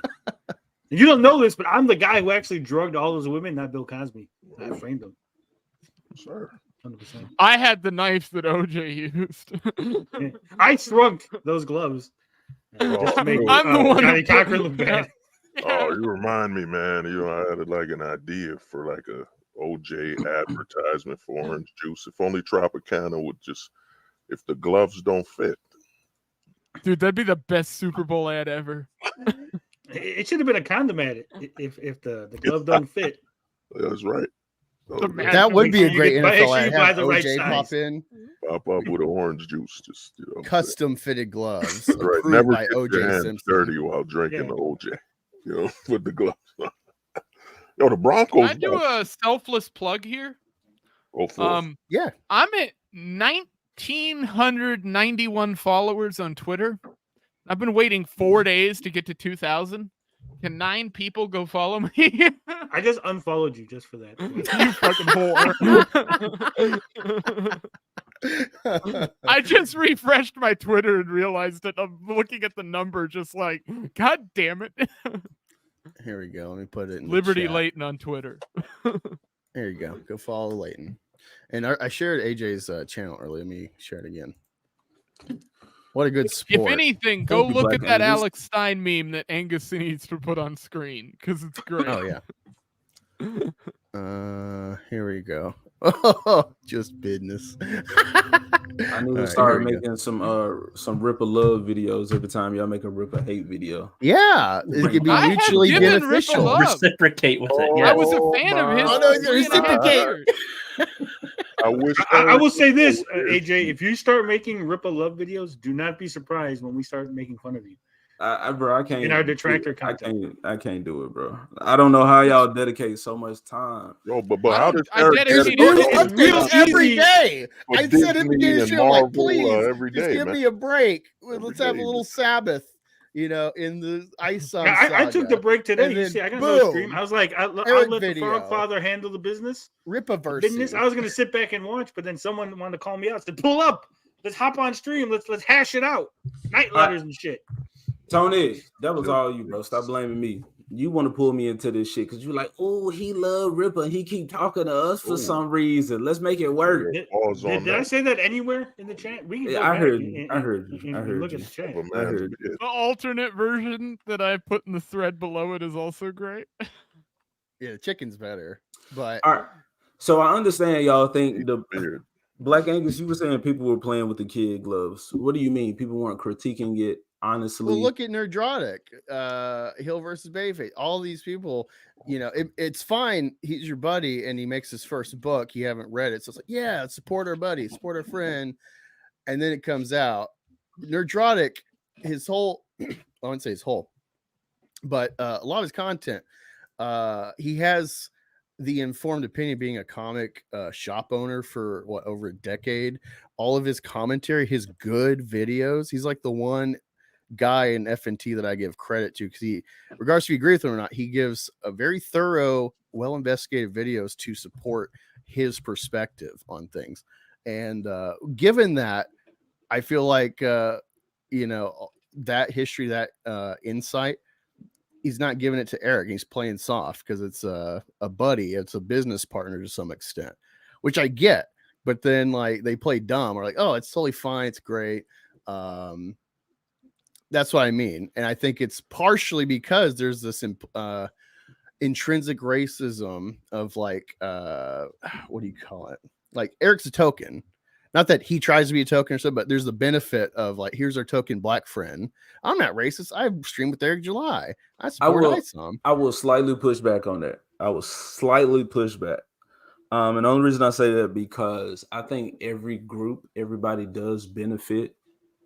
I don't think it has to be a racism, like a negative racism. I think we all have a degree of, that's why I said implicit. It's not thought about. That's why we let Black Angus on our streams. Okay, yeah. So you brought it up, and I feel like there's no need to, unless you are saying that not just to have him around because he a black homie that we can talk to, but because or how they treat him by not giving honest reviews or something like that. Then I guess what would you say, the bigotry of low expectations? Yeah, that was the term I was looking for. I think Eric benefits from that. Is everybody's position in real life that you should go out and find a black friend on purpose so that you have at least a black friend? No, I have a friend in every race. I have like a Rolodex. Like, hold on, I can talk about Asians. Hold on, let me call my Asian friend. I got a lesbian friend. Hold on. I know white people and Alaska natives. I'm in Alaska, so there's two people here. True that in Alaska. And then when you watch their stuff and listen to their music, you must be surrounded by wolves. All right, look, I'm the only bear in this room. Okay. And then Tony, this is I'm gonna kind of address some of the things. Yo, AJ, hold on 1 second though, man. You said Bro, let me talk. Black man, don't step on my toes in front of these white people. I'm eating a bean pie in the background. I'm more black than you right now. Get back in the house. Me more, you know what I mean? But you said Eric had challenges, seeing the art quality, but Eric isn't like Helen Keller. He isn't blind. He has an artist eye. You know what I'm saying? So how didn't he have the eye? I mean, are you saying Eric is partially blind? You're saying Eric is what is it? Denzel Washington in the Book of Eli? You know what I'm saying? When it came to ISOM. What are you asking? You saying Eric's blind? Is that what you're saying? I didn't say that. How could Eric not see the mistakes? I don't think he has an artistic eye. I think when you show most, and he's not a normal person. He is a creative person, but I mean, I think when it comes to visual art, have creative involvement in the book. That's right. Well, I never got to address that. I don't think I was trying to let everybody else respond to your point when you said how much involvement does he have in the book. I think his involvement came mostly from the writing. I mean, so here, I'll be honest with me. Like, I'm looking at making a comic book. Like, it's something I've never been involved in. I've never been involved in comics at all. The first thing I did was reach out to 5 or 6 people on Twitter, say, what are the first steps to learning how to do an outline? Because the outline, from all the research I read online, is the most important part of the book if you're trying to get started. Because without that, no one knows what art to create, what to make it look like, how to make the scenes look or sound, or how to write anything. So my question really I think the story is a little more important, Leighton. Well, right. But that's the funny thing here is I was coming from that was already in my head. But I think we don't even agree that was Eric's thing. Did Eric just go to a creative person and say, I need a comic book that I can sell and market? That's really I think the most Eric important question. I think Eric went to a creative person and said, I have an idea, for a comic with a guy who's a black superhero. Yeah, he's a street level hero who loves his family and doesn't want to be disrespected. And I want the villain to be have some like a kind of story. No, I don't think he had a full story. I think he had parts of a story, bits of a story. Right. If I said, "Hey, I want write me a story about a guy who has magical powers and wings," that's his I didn't make the story. You did. Yeah, I mean, to me, that's as little creative involvement as you could have with something that you're going to put your name on. Okay, wrote the truth. Regardless of if you think that was his involvement, Bean Pie, calm down. Hey, I don't know if that's racist or not. My brother, man. He said it. I'm just repeating what he said. Brother, it's almost February. When I call you brother, you said no. I couldn't call you brother. It's almost February, my brother. You making fun of what? No, you said I couldn't call you brother. Tunnel rat. Because you had a bean pie. Now you calling me brother. How does that work? I ain't never even had a bean. What's in a bean pie? What kind of beans are in a I've bean never pie? had a bean pie. Oh, get out of here. Get out. I don't know what half you guys are saying anyway with this. I don't even know at all. Oh, brother, you lost. I was coming up with Jewish slurs while they were doing autism. Black language. I don't understand it. Say Tunnel Red. That's the G.I. Joe character. All right, what I was saying was the criticism that y'all have as far as the art and the story, because you're asking about his involvement. Regardless of his involvement, it's his idea, it's his project, he owns it, and he's gotten other people, creative talent, veteran talent, to work on other books, other projects. He might keep working on ISOM, but I'm like, that's fine. Let him work on that one and get better as a creative, as a storyteller, and other people, other talents can work on the other stuff. And then Tony, you kind of gave me some shit for, I think, responding on some stream that you were on when you was like, how do you keep on supporting it? Well, I didn't get Alpha Core. I have ISOM 1 and 2 because I didn't care about Alpha Core. But it's just like a Marvel or a DC. I don't like all the fucking superheroes. So I think he does have that advantage in making all of these characters available, because not everyone is going to like ISOM or a Yaira. I might like other characters. I just have an observation to make there, which is that you didn't buy so you bought the 2 books that Rippa had the most involvement with on, according to him, but you didn't buy the book that had more of the professional people involved in it. Right, because I bought some other independent stuff at the time. Almost like it was like merch. No, that's not what you said. You said I didn't like the Alpha. No, Now you're making this okay. No, Tony, hold on. Let me address it. No, I didn't get the book. I didn't care for Alpha Core as a team. I was intrigued because it was made by creative talent. I'm just trying to ask. What was the money? So the reason, I didn't get the book. I still don't have it now. But I didn't get the book when because brought it up, you brought up money. You didn't have to bring up money. Because I was buying other independent projects and I spent my money on other people because I knew. So if you had more money, would you have bought Alpha Core? I still plan on buying Alpha Core, yes. So then when you said I wasn't interested, this is mute. All of that's mute then. Yeah. None of that matters. That whole part of that conversation is useless. He's just here to get attention from Pop. You saying that you don't have it doesn't matter because you're gonna buy it. You plan on buying it. It's just the same. Yeah, I will get it. And because from what I've heard from people, why are you getting it? You said you're not interested in it. Why are you getting it? Because I want to compare I want to compare it to ISOM, and from people that I trust. Problem with people buying Alpha Core because it's other people's names on it that are being marketed as their thing. I don't care why anyone buys shit. I just find it weird. People that I trust have said Alpha Core is an upgrade from ISOM. So that's what makes me interested. And that's why, again, going back to Tony saying I make excuses for Eric, I'm treating Eric's comic book universe as like early comic book making.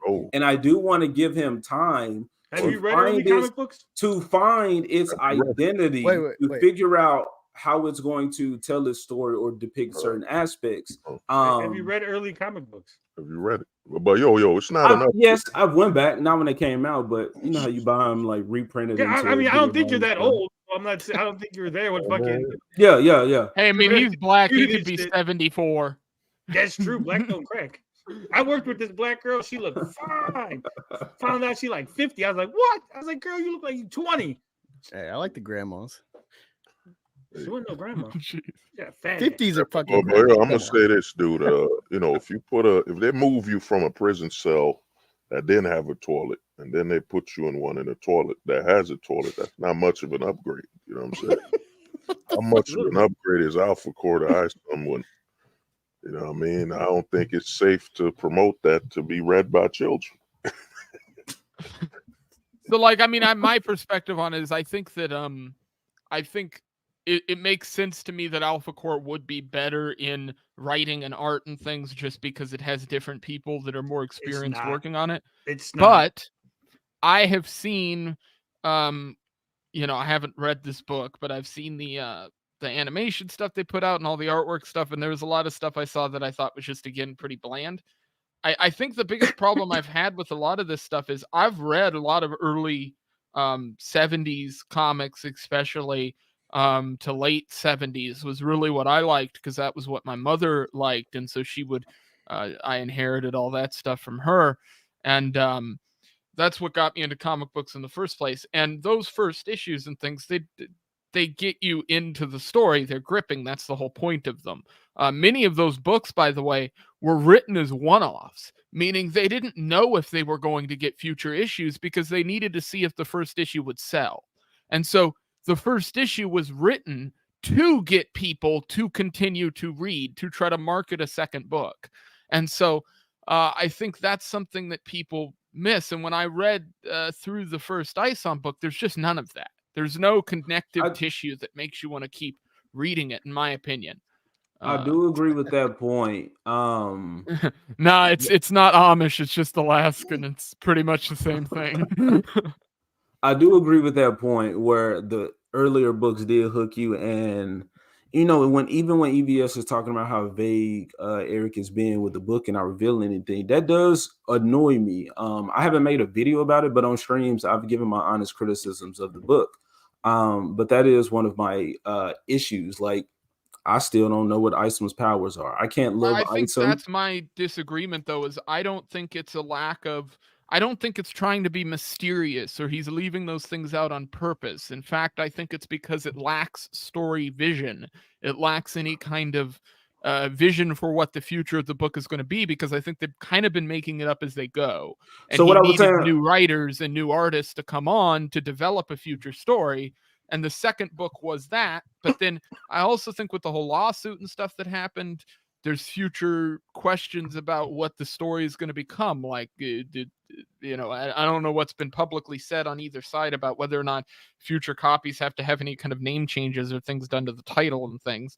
I don't know if he's going to use that as an excuse or a way. So well, I heard Barry Gill. I don't really. Well, I think it's an opportunity. I think it's an opportunity for. I don't want to speak on that because I truly don't know the specifics. I know we see what people put out and all that, but that's some shit like behind the doors that I don't care to talk about. But more so the book, and I agree with your point of the storytelling being weak, specifically with the ISOM books.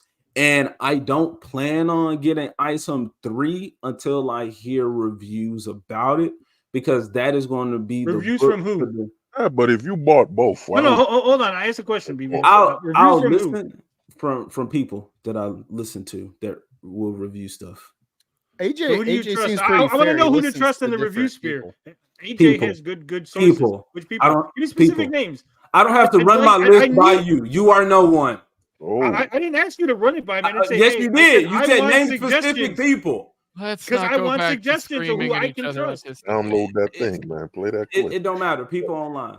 Well, AJ, just say it. Say people that like Eric. I will wait till people who like Eric tell me the book is good, because that's what they're gonna do. I'm here talking to you motherfuckers who don't like Eric, and I listen to your streams and I listen to your opinions. Yet you're gonna sit here and tell me that I only will listen to the thoughts of people that like Eric. Who's gonna review the book? I don't care what you asked me. I don't care what you asked me. Exactly. The problem is you're exactly moving on. You're coming here moving on. Tony, man, pull the switchblade. Sure, man. The point that I was making previously was that hold on. I was going to interject with AJ. See, he brought some interesting point about. I get the idea of like, well, he's starting out, so there's room for improvement. But when Eric is has commented about criticism whenever he's like, oh yeah, there's no like valid criticism.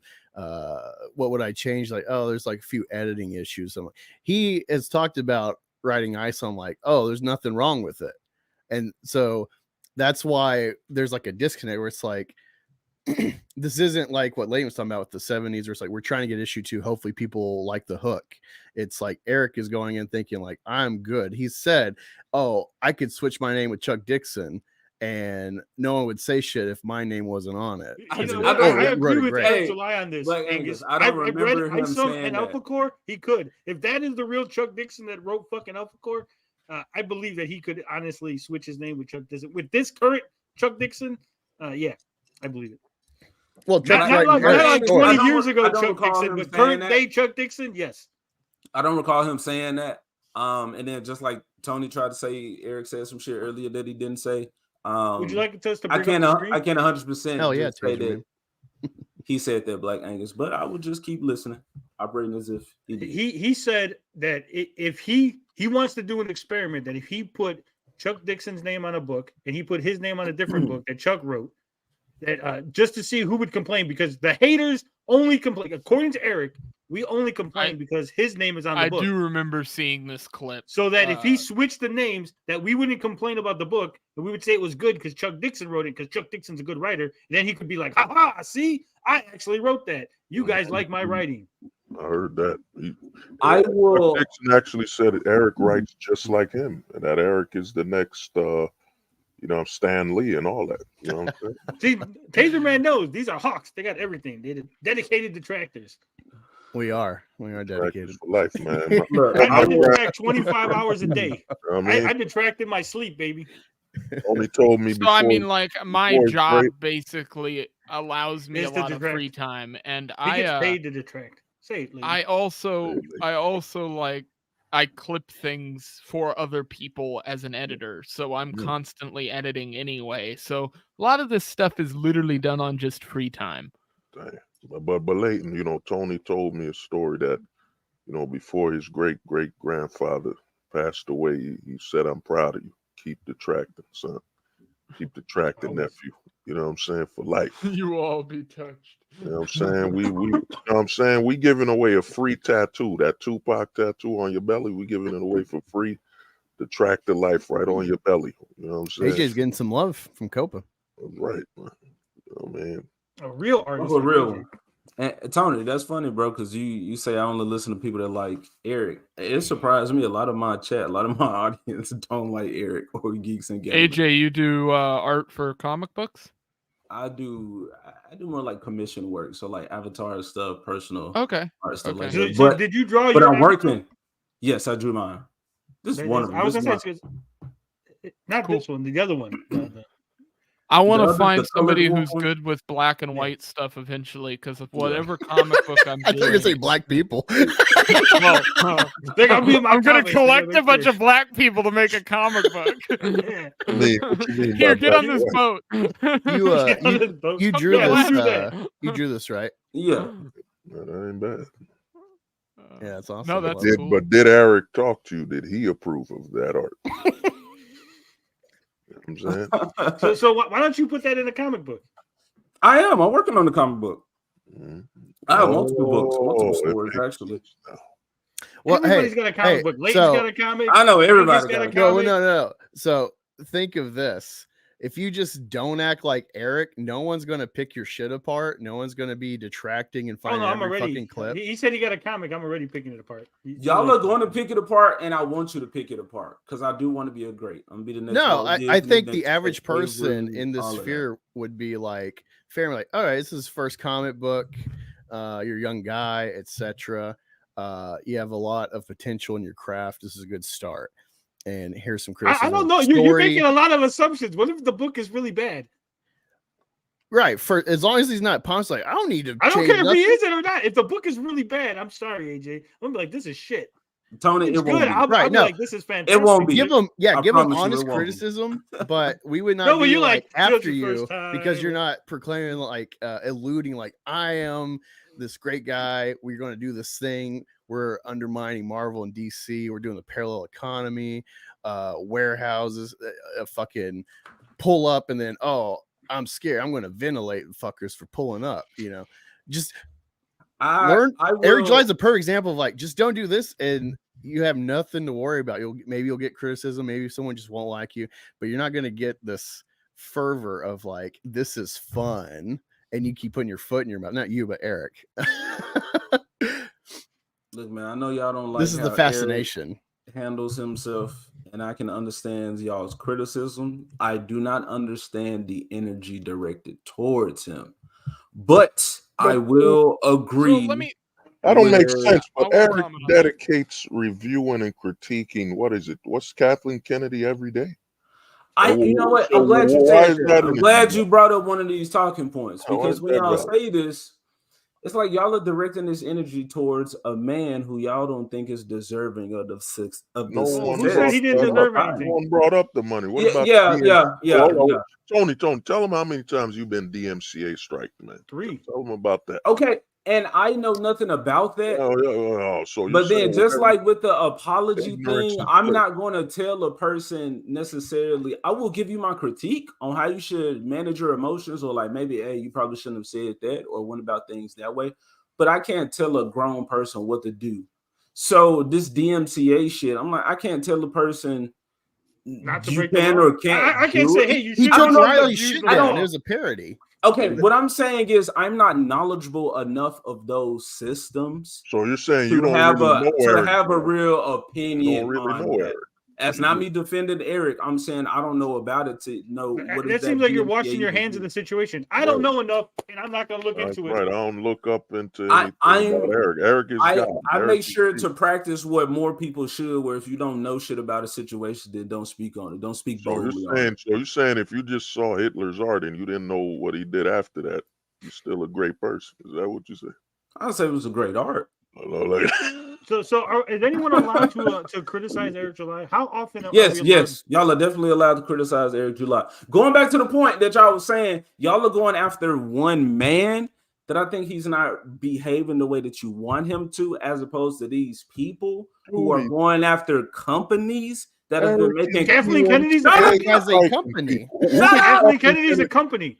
Who did Kathleen Kennedy DMCA strike, man? No. He said company. He said Kathleen Kennedy. He said specifically, Eric July makes videos on Kathleen Kennedy, not Disney, not Star Wars, not the Disney Corporation. He said Kathleen Kennedy. She's a person. She's a person. Eric July is also a person. They're equal. She's a person. Okay, we understand. You're a frog. I am. Some people say she a lizard in the suit and whatnot. No, but you're working with a person. Like, he's actually going after a company. He's not going after a person. No, I can say the same thing. I'm not going after Eric July. He's going after the rippaverse. Person that makes the decisions at the person that makes the decisions that's been making entertainment since we were young ones. Woo! I can do whatever I want to Eric July because he's a company man. Woo! Thank you, AJ. Tony. You just giving us the keys to the kingdom. Tony, if you want to look at it like that, well, he is a company. I can go after him. That's fine. Y'all are free to do what you want. No, because you come out here and go, it's okay one thing, can you it's listen not okay and the stop other thing. Responding to every 3 words that I fucking say and get the because full what you're saying point. is stupid, and I don't like stupid. It aggravates me, it annoys me, it triggers my autism. Hold your like some aggravation together. Keep your stupidity triggers my autism. Throat. I gotta scream like because the fucking autism gets triggered by stupidity. And then you can't say Eric July is a person, but Kathleen Kennedy is a company. You cannot have these rules and double standards. Just say it's okay when Eric does it because I like Eric. It's not okay when you do it because I don't like you guys making fun of the guy I like. Corporations are fake and gay. There's no such thing as there's only the individual. That's the only thing I care about. No. If Brother Hostage said Eric July makes videos about Disney, then his point would have stand. I would say, okay, Disney versus Eric. That's 2 different things. He literally said Kathleen Kennedy, and then you go, well, Eric's talking about a corporation. Okay, yeah. You literally took away her personhood. That's right, Tony. That's why he's a made frog. See, this is the kind of fucking word games that people like you, Eric July, and other idiots try to play, and you try to make us look like we're idiots. Don't fucking gaslight me over this bullshit. Don't tell me I do shit when I am addressing your points and I'm having a conversation with you, and you're trying to gaslighting like a motherfucker. You're trying to treat me like I'm an abused housewife when I've been having an honest conversation with you. These are companies. If I make a video, it's about what Disney. Kathleen Kennedy's not a fucking company. No one brought up a company but you. That's the problem. You making up shit. You're changing the conversation. You're a leftist trying to control words and narratives. That's the bullshit. No one wants to hear it. Justify it. Y'all validate it. Kathleen Kennedy is a person. And you ask for sprinkle. They're equal in their personhood. If one can be attacked, Tony, just like I've been giving you ground and been able to no one brought up fucking company. No one said anything about any fucking company. Leighton is going nuts over my autism. My sons, please stop, my sons. Eric is the true evil. Tony, you are the older sibling. Hey, Black Angus, bring up Stony Mix comment. That fucking. Bring it up. Yep, there you go. Legally, companies count as people, so you both suck. Here's the thing. This is why I'm fucking here. I am the same political. I come from the same political cloth as Eric claims to. Right? In a free market world, that is not my purview. Right? This is why I said I care about the individual. Who owns Disney? Right?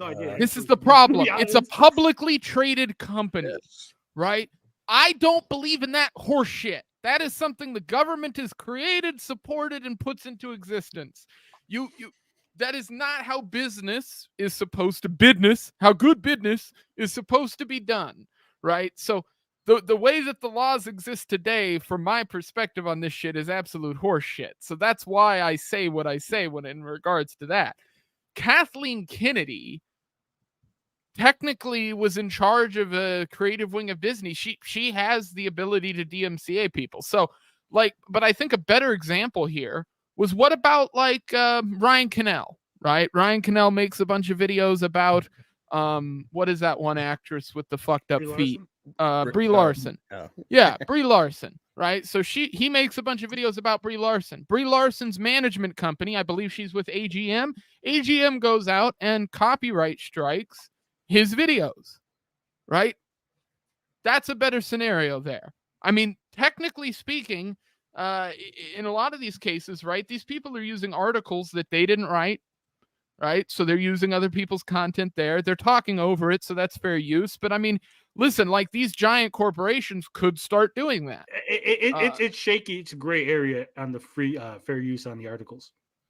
You don't have audio rights because audio rights aren't included. And I've talked about that a lot because there's a bunch of horse shit going on right now with this legal group that is going around copy striking a bunch of larger channels, and they're doing it based off the fact that they've covered articles, but it's you can't. This is fair use because they might be reading the text on the article and showing it on screen, but they're giving their opinion, interjecting throughout it. I will interject, Leighton, on that because the argument would be that by reading it verbatim and showing it on the screen, you are creating a secondary opportunity for people to read the article without having to go to the primary source of the article, right? So you're denying them the clicks and ad revenue by showing the article and reading it verbatim, which would be a violation of fair use. If they just said, "Hey, I read this article in say Forbes, and I'm going to give you a synopsis and my thoughts," I think that would be a better thing to do. I do it too. I do it all the time, where I just read the fucking. I always leave the article in the description. That's the biggest thing. I think where it becomes a big problem is live streaming, to be honest, because I think that's a bit different. Because you might read parts of this out loud, but then people are covering it on top of it. It's a whole fucking legal mess. It's a whole mess. But I have experience with this, and people get mad when I bring this up because I have firsthand knowledge and experience of a situation. I worked for One Angry Gamer, and I had an exclusive interview with the Alita Army, the fans of Alita Battle Angel. So the Independent wrote this article, said, if you like Alita, you're a right-wing Nazi, right? So the fans of Alita didn't want to talk to any journalists. They were fucking mad. It took me 3 weeks to get these people to open up to me and talk to me. I wrote this huge fucking expose, right? And it was getting fucking great clicks. And we could see it because, we got the little tracker and we're showing all the fucking clicks, right? Quartering covered the article and he read it on his stream verbatim. Okay. At that point on the chart, you could just see it just fucking drops. And there's like no clicks after that. So when people are like, yeah, this is robbing us of clicks, it's true. It's 100%. Like the people interested in the article, that makes sense. Right? The people that watch the quartering would be the same people interested in the article. And if he's reading it, they have no reason to go to the website anymore. Yeah. No, that makes sense. I mean, logically, that tracks. Yeah. This is why Tony was always one of my favorite sons. When it came to Leonardo, Raphael. As for you, AJ, you have sullied our family's name. You must return to the one named Eric in the warehouse. Return to him, AJ. You are no longer allowed in the sewer. I'm tired of being down here in this slimy ass shit infested sewer with your molded cheese eating, buck tooth having ass Master Splinter. This is why you got to get better at building tunnels, man. Speaking of BVS down there, BVS, did you see that they were talking shit about you? And you're like, there's a video, I guess, on your channel where you're like doing some jutsu with your hand, and there's like a second you behind you. LG, and then we're talking shit on you about that.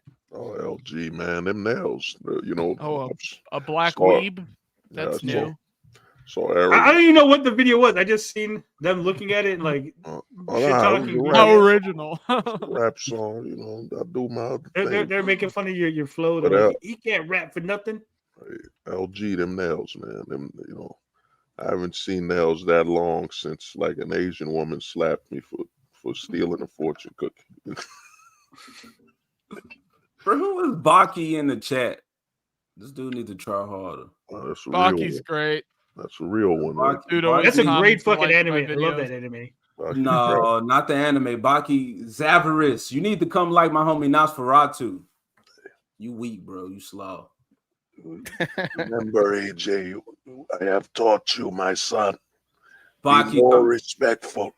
Get triggered more. Come on, bro. You use triggers. Stop with these childish ass words, man. You know, it's a really good way not to show that you're triggered. Don't point out that someone said get triggered in the chat and then yell about it. That's right. Oh. No, I'm telling him to try hard. I want him to say something funny. He just been saying. Then I'm saying that by you doing that, you're essentially confirming that you are in fact triggered. Tony is your older brother. He is only trying to help you, AJ, my son. Fake daddy Splinter. Bury the black person. Calm down, Tony. Hey. I've said nobody is triggered. I'm saying I want him to go and hard. I'm saying you are triggered. I'm saying by you saying that you are triggered, you're showing that you are triggered. With some real jokes. Right? He said probably because you a coomer. I'm saying you're like, both what autistic. Is that? I know I am late. I've said it plenty of times. I'm saying that's not high level. I'm Nosferatu, your friend. I didn't say you weren't right, Tony. I See, Nosferatu calls Eric Derek June. I didn't know what the fuck he was talking about when he first said it. I'm like, Nosferatu is clever. Baki, you have the name Baki. Well, he didn't come up with Derek June. Not Nosferatu stealing. Everyone says. Oh, he stole that? Oh, okay. Don't snitch. Don't be snitching. No. Eric Stern in the Frogs game.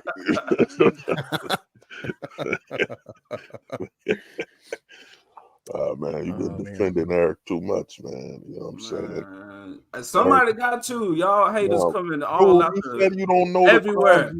He like Ip Man fighting all the opposition with all the little punches, little fast punches and shit. Eric just got. If you don't know the lore, you don't know what's going on, the situation, the backstory. You're just defending them blindly. You're not even like, this is what they said, and here's why they're wrong. I haven't defended anything. You know what Eric did with that child charity? You know about that, Eric? Can you defend that? What he did with a child charity? I literally told you about him lying about 3D assets. I go, he lied about 3D assets. He went, well, to be fair, he might not have known about those. And I'm not sure exactly when he learned about the art. Yes, and then he ended up coming out with a video saying, "All right, we know about it. This is how we're moving forward."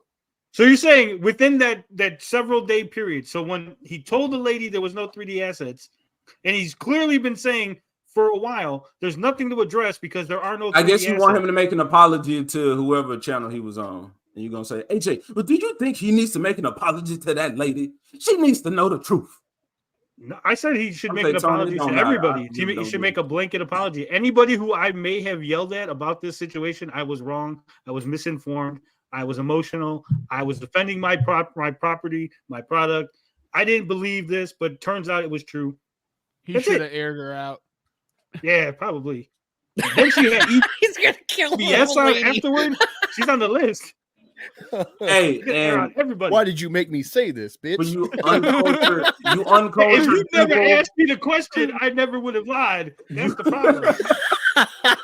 For you uncultured people, Black Angus, shame on you. Pull up does not mean fight.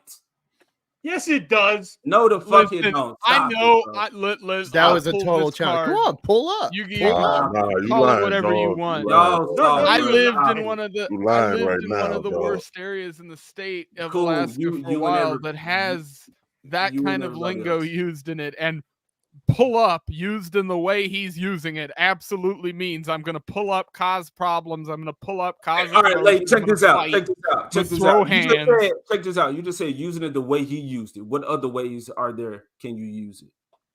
Oh, I mean, you could definitely use it as I'm coming to hang out or chill, but Me and Okay, Jimmy are no gonna one pull here up. thinks Okay, that's then. the context Okay, he's using then. it in. Okay, then you all assume if I'm meet going him to and fight, fight him. when we're going Because to of meet the in person. context.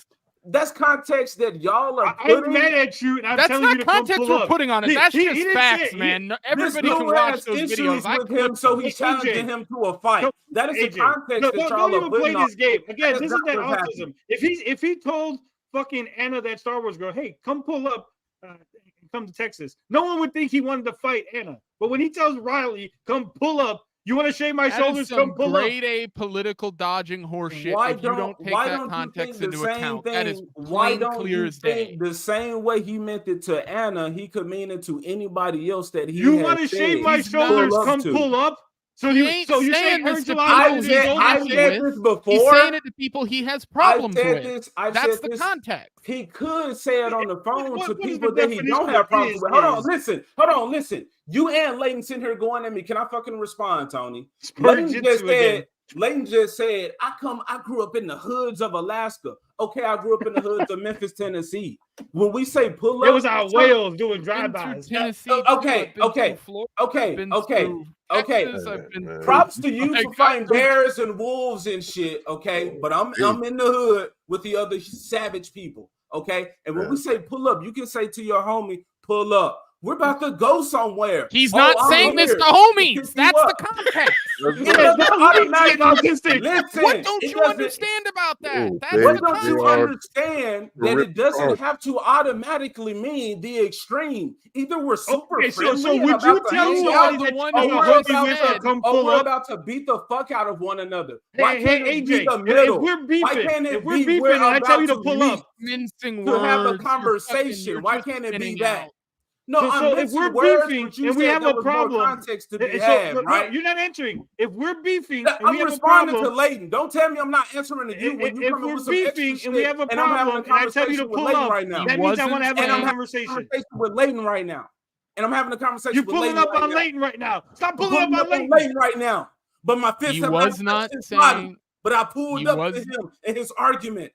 Yes, sir, The Tony. context of him that. saying pull up was Yeah. not to people he I'm was about to homies fight you, with. bro. Stop They with were that. to people Stop that that. he had active Stop with contention with. If Tony told somebody to pull up, would you think he wants to fight somebody? No, I'm friends with Tony. Tony is on my show. I didn't I'm say on his you. show. I we didn't chat say with you. each other. I didn't say Like, you. that's Who am I my telling you to point. pull I up? didn't It's the say you. context.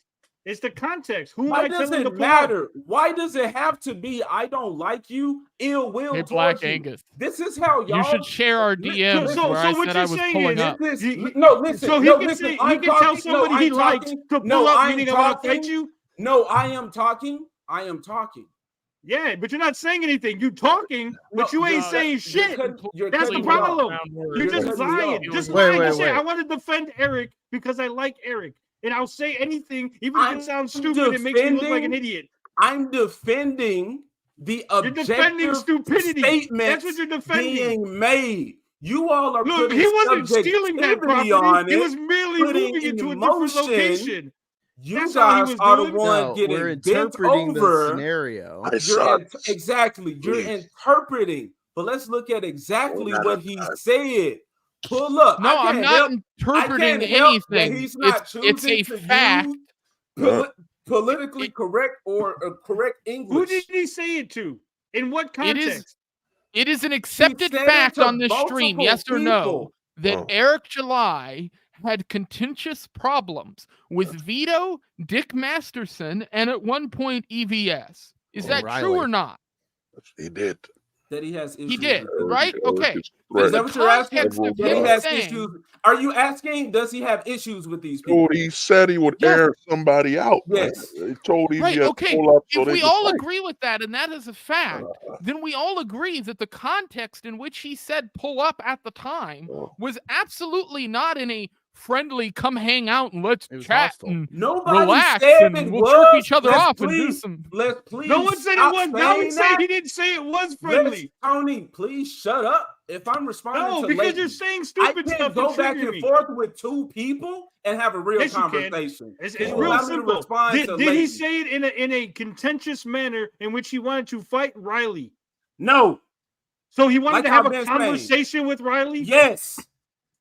So why did he already had a platform to converse with Riley? Here, hold on. I feel like the difference of all this is when you say it, when you're beefing online over in person. I think when you say, well, let's do this in person, the implication is, all right, can you say the same stuff in person as you do online? Exactly. His whole context was that's what that is, and it's like, could there be a fight that breaks out? Because I'm going to beat you up if you do. That's the context, right?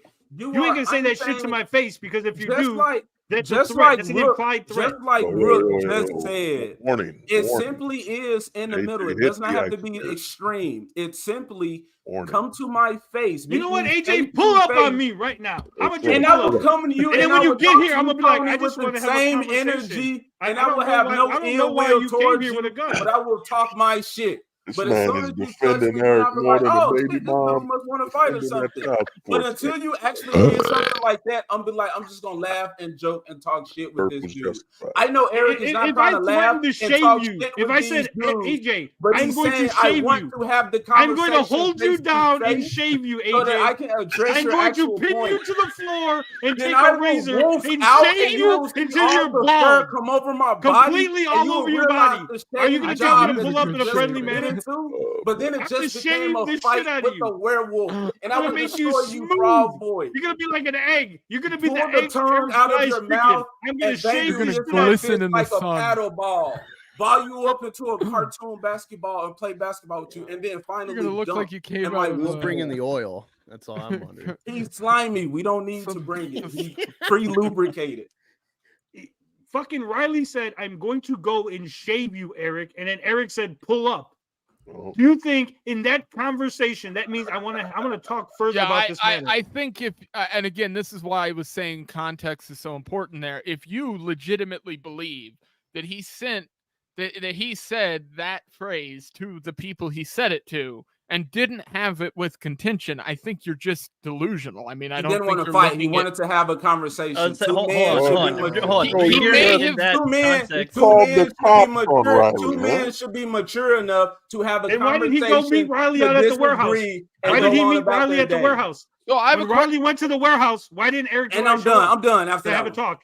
Right, exactly, because he wanted to fight him. He called the fucking cops and said he was scared and he was going to air out Riley. He told him to pull up. Riley did, and then he bitched out like he did with the EVS debate. Let's talk about history here. Tiger. How many times has it happened that a YouTuber puts something out there, calling somebody out and saying, let's meet in person, and it goes well, right? Let's talk about Ethan Ralph doing that at the Blaze Studios, or any of the past hundreds of Boogie getting pulled up by Boogie getting pulled up by Frank Hazel and shooting a gun towards a school in the air, right? These are times that this has happened. It's never a good thing, right?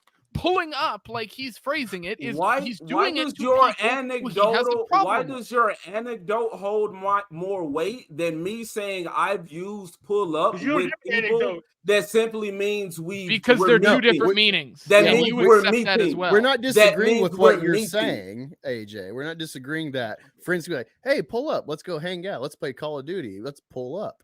You know, but it wasn't like, hey, buddy Riley, pull up to Texas, we'll have some fun. It was like, pull up, let's throw hands, fat man, because you're fat, and I will handle you. Literally said you have to be in shape to come pull up on me. Well, actually, hold on. You have to be in shape to have a rehear conversation. this. I could see that being from Eric's perspective, like, come say that to my face, essentially, pull up, and I want to see. You have to be in shape. I want to see Riley come up and say, "I will shave you." I just think that would be a funny interaction. I don't know if there would be. Why did he mention Riley's shape? Why did he say you have to be in shape to pull up on me? You have to be in shape to have a conversation. That's what he's been making fun of fat people for a while. I don't know, that. I don't. Really quick. I'm not taking. I don't have conversations with fat people. Really quick, I want to say thank you for the $2 to Red, who says Abomination, meaning AJ, is Eric Side's Steppenwolf. Oh, you're damn right. I believe that's a. I don't know if that's a compliment or not, but it's a DCU reference. But so that's automatically negative because DC sucks. No, you worse. Eric's side. I'm just ordering. I mean, he was better than Darkseid in the Snyder Cut. So you worship Eric's side. So you had a choice: meet Jesus or Eric. Who's more beneficial right now? Options. Which one? Black Angus, you're half black. Is BVS the token? Because he's added nothing to this conversation. No, BVS is funny. I'm all black. He has these good bits. Okay, it's Leighton. Voices. Okay, we got one. Man, I know you were black and you were offered the body. He's a token white. BVS. You got the skin, but you're not even showing it. You're gonna have to come with something extra, bro. You're gonna have to. Dude, you worshiping Eric. You said whatever you don't know, it don't count. If Eric literally just hung a Brazilian child out the warehouse for not finishing that 3D asset render, you're like, well, I ain't see it. It didn't happen. I don't know about it. I don't know enough. When did I say what I don't? What you don't know don't count. What? Well, you said Eric. We've given a lot of context to like, oh, y'all are after this guy. It's like, right, because he keeps escalating the situation around his company, like DMCA and Tony repeatedly. Him or Andrew, whoever's running social media, he's gone after Tony multiple times. Tony keeps winning because he's within his rights. Riley makes a parody, which is totally legal, just like the Phantom Menace logo is a parody of Skeletor and the 501st and G.I. Joe. I think it's a conglomeration of images, but it's a parody. It goes after Riley, takes his store down for I guess copyright infringement and his Twitter. Yeah. And then he's Mr. AnCap, sells this whole political crap, talks about roads, don't give a fuck about your bitch ass roads, is totally libertarian shit, sells this to the people, and then fucker calls the cops on a guy who tapes money to his warehouse after he challenges him to pull up. Let's see if you'll come to Texas, fat boy. And he does. And he's like, ignore these fucking super chats. And then 2 weeks of, I can kill that guy for coming to my warehouse and touching it. And then the charity, and then there's the charity. He's selling his book for $17.50, and Dick Mash is like, that smells fishy. And then he goes on Arcada's stream and clarifies, making the situation worse. Like, actually, it costs like $13 to make these books that I charge people $17.50 for charity because that was the cost that I told people. And it's like, huh. And so all this stuff keeps adding up. Just recently, this 3D asset stuff for I don't know how many months. I think EVS pointed out from Tony's post months ago, like, this is 3D asset shit. Look at this truck. Then more people start finding out more and more 3D asset. And he keeps denying, goes on that stream recently, like a week ago, and says this is lies. And then today he's like, whatever. This is a standard practice. But his whole thing is, we're going to subvert the mainstream. We're going to be better than them. We're not going to cut corners. And it's like, what is he selling? He's selling the most like shortcut bullshit YouTube merch. And then with the criticism, again, like I said, it'd be totally fine if he was a company starting up and, having mistakes, like, hey man, I'll get better. He's like, no, I'm totally fine. I just had a few editing errors. He's above criticism. And it becomes fun. And then there's this EVS stream that he bitched out on when he had home field advantage with a Blaze coworker. It's like all this is like lolcow shit. It makes it funny to follow. What does lolcow mean? I heard y'all say that. What does that mean? I'm gonna explain it. Lolcow is basically an internet term that means you point and laugh. Ow. That's the easiest way to.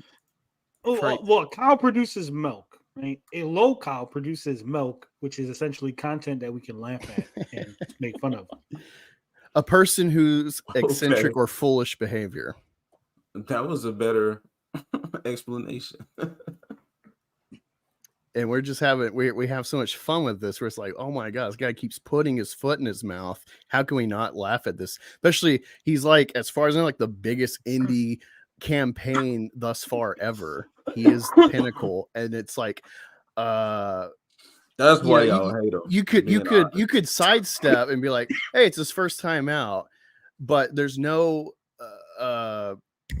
means of like, we're trying to improve, we're going to be better. No, it's like, we're already awesome. But it is that because he's hired the other people, other talent. So there is what it is you don't understand the awesomeness that is Eric July. Because see, the thing about what it is he's acting accordingly, and you ain't reciprocating his expectations. Tony, when I watch your streams, bro, I can't help but to watch it because you are hilarious, bro. I try. White Eric July. What are you talking about, Taser Man? You talking about Riley? That's his name. No. You know, Eric July essentially made Riley a thing, right? Riley was not a thing until Eric July. Riley was born. When I saw the picture of him with giant clippers, that got him. That was funny.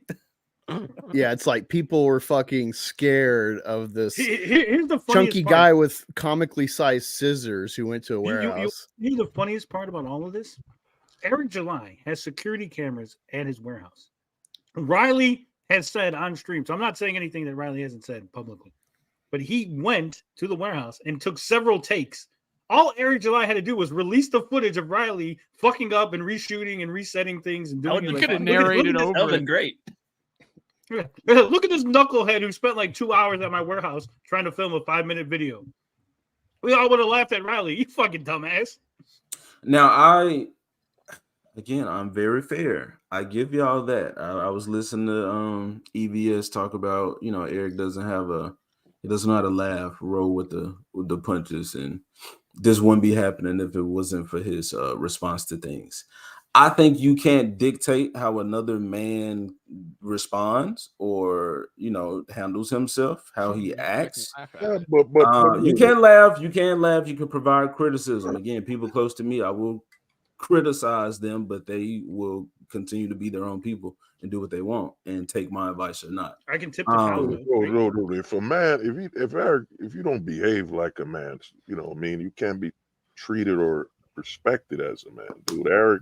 Eric should just be pissing, sitting down, and I think he behaves as a man, and people want him to behave as a internet celebrity. He's not a man, dog, and he is. And this word and this thinking turns a lot of y'all off because he's making a comic book, but I think because he's a businessman, I think that's at the forefront, and so you support that's how he's thinking. You support all right, let's him talk about that because that's something I know a little bit more about.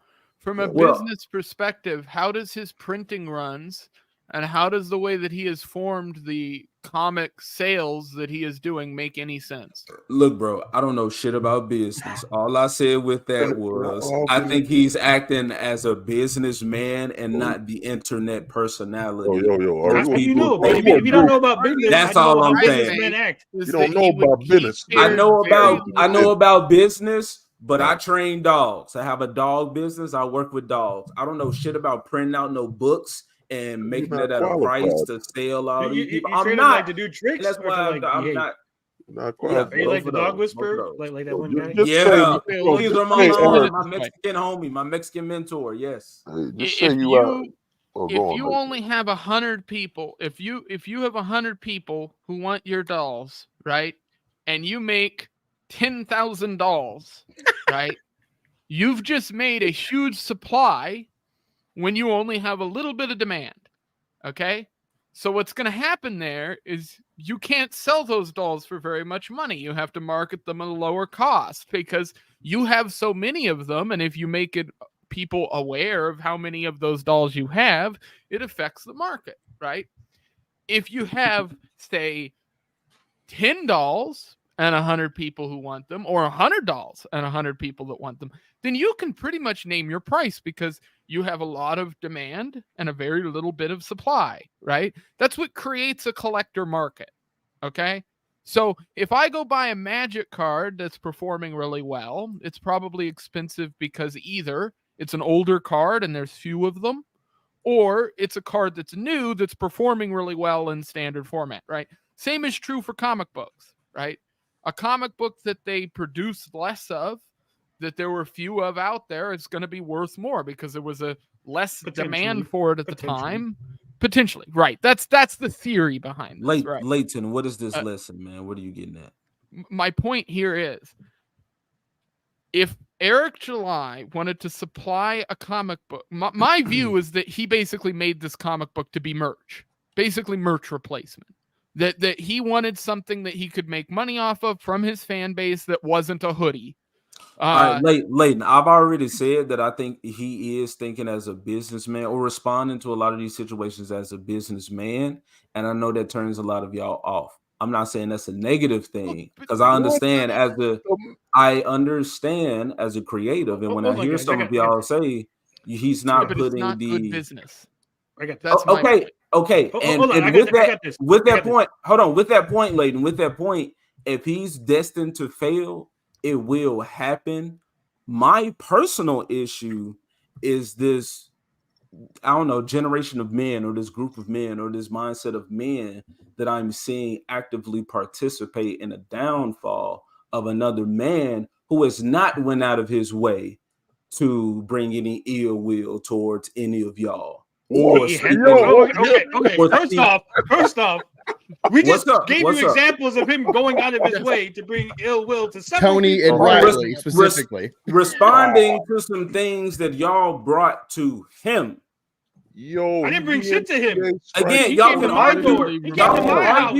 Y'all can argue with the level of response, but the issue has been no. He came to my house. Okay, Riley went to him. Food on the floor and then said, Tony, "What's your fault? You did that." Okay, Tony, what are you saying he did? He went to your channel and like DMCA'd my Twitter 3 times. Because you did what? Because I posted a link to a discussion forum discussing his ISOM book. Okay, Tony, and you know what? That's fine. If you feel like you got a personal thing with Rippa and you going at him, I don't have a personal thing with Rippa though. I have a personal thing. You just said he came at you, so you reciprocated. But Andrew's the one who did it. So Andrew's the one who made it personal. You just making yours. They started it. That's the whole point. I have said from the jump that I'm covering this stuff from a fan's perspective because I was a fan of Eric's for 3 years, and now I have moved away from his content because of the things he did, specifically the DMCAs.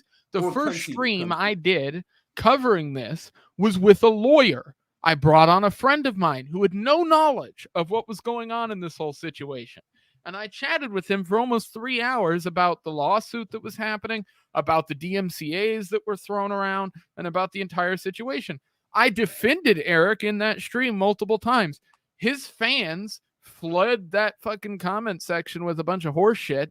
And to be perfectly honest with you, that same lawyer came to me and has talked to me about the same case. We chatted about the legal angle of it. That was the discussion. From then on, I covered this stuff from the perspective of Eric has come online, and every time he has opened his mouth or tweeted something in regards to this, he has flubbed in some way, whether it is the exact statement he's making being wrong to the situation that he's in, whether it's the way he reacted to Riley, whether it's the DMCAs, which should be the most frowned upon thing on YouTube. This was always the way it was when I came up on this platform. And to me, it should remain the way that it was. People who do that shit to people should be shamed endlessly. And that was what this platform was about for literally 10 years. Yeah, let me address that, Lawrence. So he says, we're not clapping for Leighton. So it's not good business. Why only talk about Eric, not Marvel, DC, which they're not doing good business either. I don't like them either. I talk about that on my channel all the time. But the thing is, when do you see them having this kind of stupid shit every day? It doesn't matter. It doesn't matter. It 100%. None of that matters. Fucking Disney, Marvel, they could be killing babies, but I can still talk about Eric July and not have to talk about Marvel or DC or anything else. Yeah, there's no requirement that because I talk about one thing, I need to talk about another thing. If I say, hey, I really fucking hate Taco Bell, I do not have to talk about fucking Chipotle. I don't have to talk. Why aren't you talking about Chipotle? Hey, you ate at fucking McDonald's. Why aren't you talking about Burger King? There's no requirement. I talk about the things I'm interested in. Yeah. I'm currently interested in talking about Eric July, the Rippaverse, because he keeps doing stupid things that I find entertaining and my audience likes to hear me talk about. Also, the second that becomes uninteresting to my audience, I will no longer talk about him. Also, LG, me and Rookie went to go see the Marvels, and you can watch that stream. We had, I feel, very fair criticism. We're not just doing the simple. I shit all over the new Wonka thing they did. I had a whole video talking about how I don't watch new Disney and Marvel and DC stuff, and I'm not going to be reviewing it because I don't want to give them my money. And these people who are producing 20 videos talking about one production thing that Disney is doing or one thing that's happening in Star Wars, I think those people are gay. I want that's my perspective on that. Those are same real quick. I'm making a point to actively sleep with the wives of Disney employees. Okay, hold on, Leighton. I got to respond to that. You saying you think they're gay for talking about these companies and what these people who represent these companies say and do? But y'all are talking about. No, I said I think they're gay for doing it 20 times and reincorporating it into their entire existence. These people here, I can't speak on your content, Leighton. I don't know. But these people here put that same energy into individuals. Because men, they're involved more than likely men on YouTube.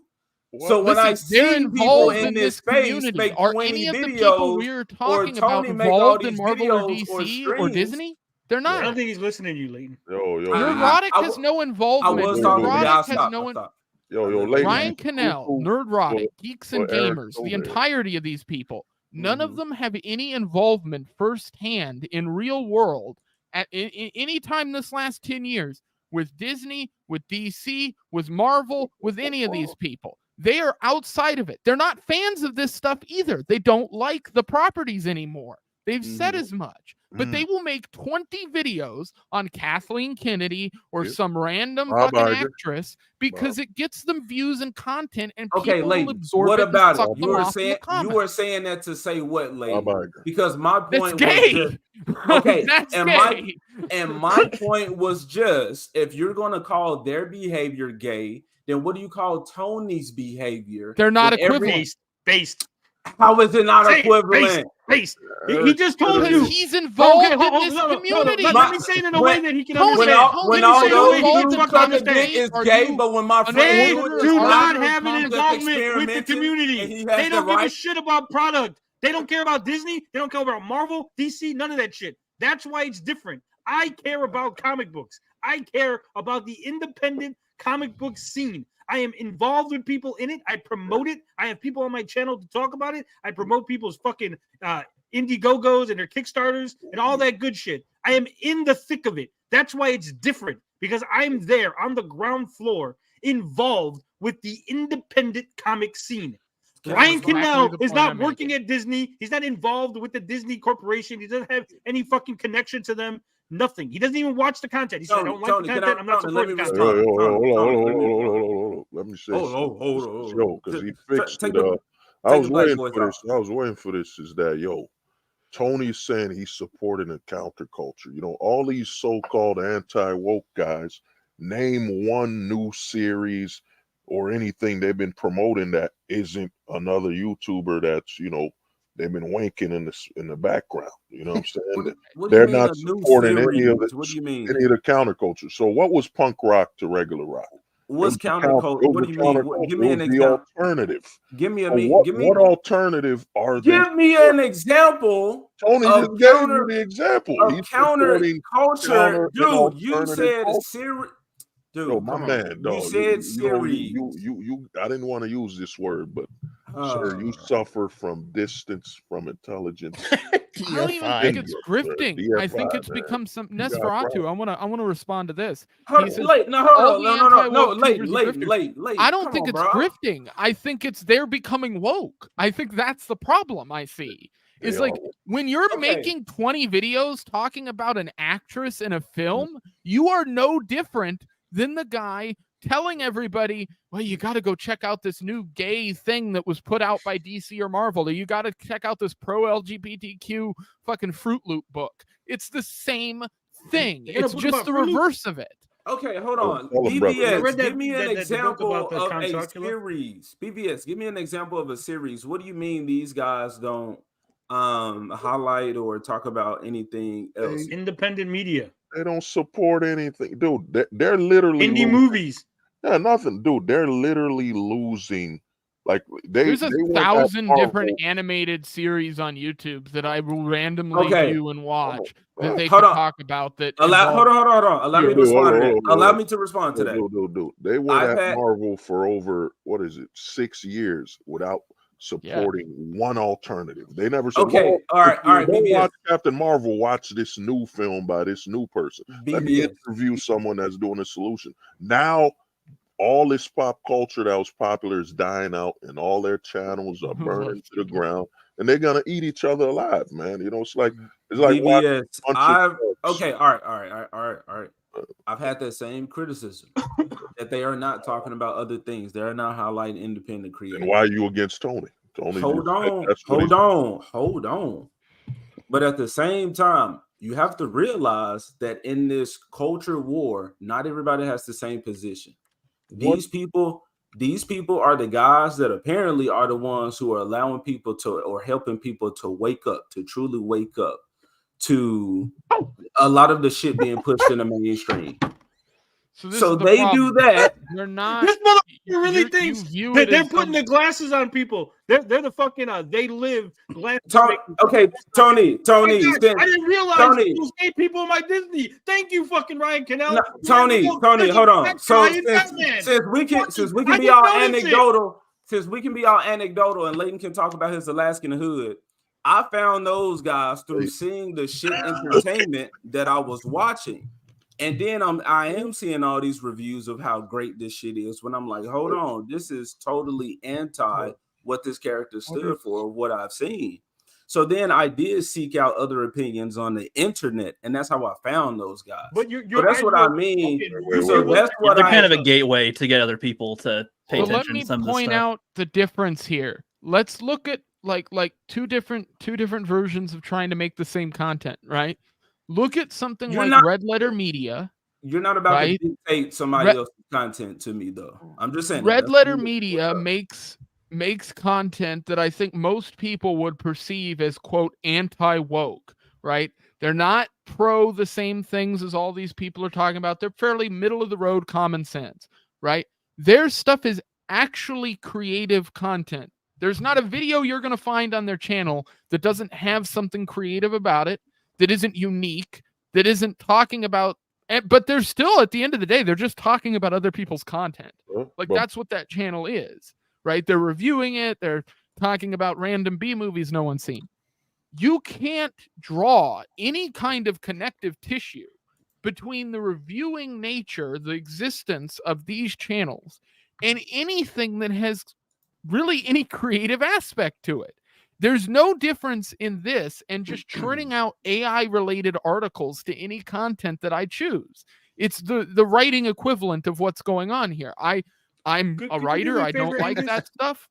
Okay. Again, I like T-Man's comment real quick. Leighton, again, I will agree, Leighton, that these guys are not putting out. Let me address this shit in the chat. Let me address this shit. No, leave DMS comment. I am right-wing, you motherfucker. I am not an anti-judge. I do not hang around with Dane and them. Okay, this is bullshit. This is a lie. This is me addressing a lie. I'm acting accordingly. I'm reciprocating his energy and throwing it back to him. Let him know that he's saying some stupid shit. And if he don't want to pull up, I mean, pull up, bro. Tony, I'm gonna lose my thought. Hold on. I'm gonna ventilate him. All right. Let AJ finish. His car so he can breathe better. Hold on. Let me ask Clayton this one question though. But no, BBS, no. Let me get this last one. Let AJ finish his comment. I'm gonna start eating people. Let AJ finish. Hold on, Leighton. No, you said red. You said red. BBS, I'm darker than you. I'm darker than you. I'm darker than both. AJ finish his comment. All right, what last comment? Now I'll shut the fuck up for a while. Leighton, you said you guys y'all saying that they constantly make the same content about this is woke, just shitting on this. I've had that same critique of them, but again, I've had to realize that they are simply there to say this is terrible, it's still on that path for people to discover other YouTubers who are talking about other shit or giving alternatives, or how I find a lot of the guys that I will watch where it's like, okay, I'm missing something from those dudes. Let me go find it in other content creators. You're missing intelligence from those. Okay, I'm not going to put a name on it, Tony. But hold on. But my point with that is you're saying, why do they keep doing that when they can be more creative and make other things? Tony said he keeps on making the shit content that he does, talking about them because that's what his audience wants. So these dudes are making the content that their audience wants. How's my content? So y'all going by the same logic. Then why would you demonize them for doing the same shit or having the same approach that you have to your content? When again, they're talking about a company that's impacted their childhood. When y'all are talking about individuals on YouTube, it's impacting childhoods. Said constantly making content about them is gay. So by that same logic, the shit that y'all doing, talking about actual men, did you miss the whole conversation when Leighton explained the difference? Yeah, 12 of y'all will sit there on the panel about the whole thing. He literally explained to you why it was different. He gave you his reasoning as to why it was different, and you just completely ignored it. You can say the same retarded shit. You can just say the same. You're doing it, Eric July. You're just saying the same retarded shit. If you repeat it enough times, enough stupid people will read it, right? I'm done. There's no stupid people here except for the 4 people in the chat that can't understand English right. Okay, look. This is why context matters. I mentioned this earlier. Tony just brought this up autistically, but I said earlier that the difference between somebody like myself, Tony, anybody on this stream that is going to make content regarding what's happening in Comicsgate, Eric July, with this whole Alex Stein stuff, with anything connected to the comic community, that makes absolute sense because those people are involved in some way or another with either content creators or people in that space. The Nerdrotic owned a comic book store, right? So if he makes a video talking about comic books or something, even a comic book related film, I give him a pass because he was involved in the actual industry. But that isn't the case for people like the Geeks and Gamers groups, Ryan Cannell, Eric July. These individuals had no involvement in these things before they commented on them. They were critiqued. They simply watched and consumed the content. I don't want to cut you off. I'm just interjecting real quick. They simply consumed the content, saw that there was a change, a disrespectful change in a lot of cases, and they simply pointed it out. So they had a connection to it. It probably wasn't professional in your eyes, but it still was a connection that spurred them to they stopped watching and consuming the content. So they my question is, what is the difference? My question is, what is the difference between them looking at what was happening in content and reactionarily creating the content they did and posting it to their channel, the 5, 10, 15 videos on certain topics over and over again, sort of repetitively talking about these things? What is the difference between that and somebody who is, say, pro-LGBTQ, pro-trans stuff being added to films, pro-wokist writing, race swapping, all of this stuff, writing articles or making YouTube videos in profession to that cause? I don't view there as any difference between those two actions. Okay, but hold on, but yo, really, what AJ is saying is that Martin Luther King shouldn't have. Bro, be serious, bro. Come on. Screamed and yelled. And my point of bringing up Red Letter Media is to show that they are the difference to me, because they are doing content that stands out above that. But right? They're able to make something that is legitimately creative. Okay, Leighton. No, BVS, stop with the bullshit, please. 3 hours on a circle, man, like a donut. You know what I mean? But Leighton, let me ask you: when has any of these guys, Nerderotic, and have they ever interviewed somebody from Red Media, an alternative media source, someone creating new content, the counterculture, or they just been bitching and supporting their own kind? I think I've seen Nerderotic and some stuff like that, but none of the rest of them. None of them. Epic Mike is there technically, so technically that is the. Epic Mike is only there so Eric's not a token. You know, we got. What are detractors talking about? We got 2 blacks. Well, no, they had 3 the other day. The Epic Verse has history with Josiah Rises being a Geeks and Gamers channel, so he was already like in the door before the Epic Verse, so it doesn't even count. So some of the guys are gaming. Some of the guys are gaming YouTubers who make content on their own, and those people are perfectly fine to do that. But their other presence online is talking about and critiquing this stuff, right? Like Josiah is a good example of that. I think he has some really interesting titles and thumbnails to grab people and stuff, and some of that I'm sure involves some creative stuff. But at the end of the day, they're just making videos basically on the same topic over and over again, and generating views and clicks, which is fine. That's the YouTube game, but let's call it what it is. Okay, Leighton, quick response before BBS say some dumb shit. Why you always coming at BBS like that? Look, hold on, because while Leighton BBS unmuted himself, most common kind.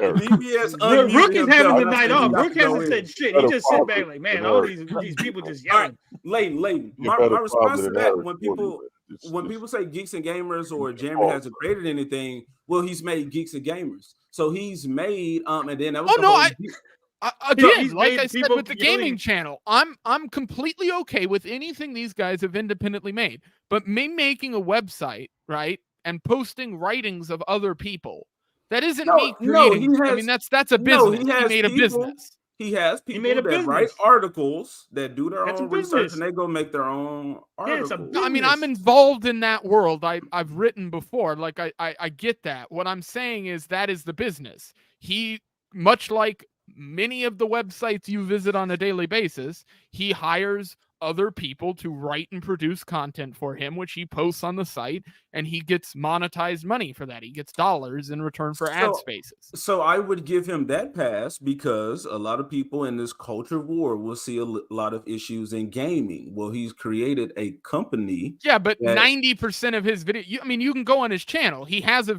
channel specifically for gaming related content. Fine. I give that channel a pass. In the chat. So hiring people is wrong now. This is this is the kind of shit that makes me mad. But the rest of Lawrence is like, hold on, Leighton. I gotta address this shit. Lawrence is saying so hiring people is wrong now. No one fucking said that. What he said was Jeremy's not being creative because he's not writing the articles. Other people are. He's saying he does not get the creative pass because he's literally just the boss telling people, here's your money for writing that article. That's what he's saying. Understand the context. Understand the conversation. Follow along. Fucking pay attention, people. It's not that fucking hard. Okay. Good one, I hate stupid people. This is the other thing with Eric July. A lot of us were sub. I'm still sub to him, but I've been sub to him for years. And all of his rhetoric, recent videos are like, don't let these people in your companies because look what happens. Look at DC, look at Marvel, look at Star Wars, etc. And then who does this fucker hire? The Soska sisters. We did a hour deep dive into this PhD film students synopsis of their body of work, and their whole intent with every creation they've done, barring the Black Widow comic, has been woke, completely subversive. Let's use pornography. What do you mean woke though? Honestly, I hate the word woke. I only use it how y'all use it. That's black people. That's black people shit. Work is not. I just told you what's woke. Negative. They made a comic book about 2 lesbian nuns that rips the dicks off of men in cops. Were they real nuns or were they just yes? Content that In the context progresses of the the comic, destruction of Western civilization. Yeah, Look, and Eric hires them. My response to that You hired him on the left. you give him Eric- you give him an answer. He's like, well, that's okay because Eric July said they're not going to do that. Damn, can I say it before you just say what I'm going to say?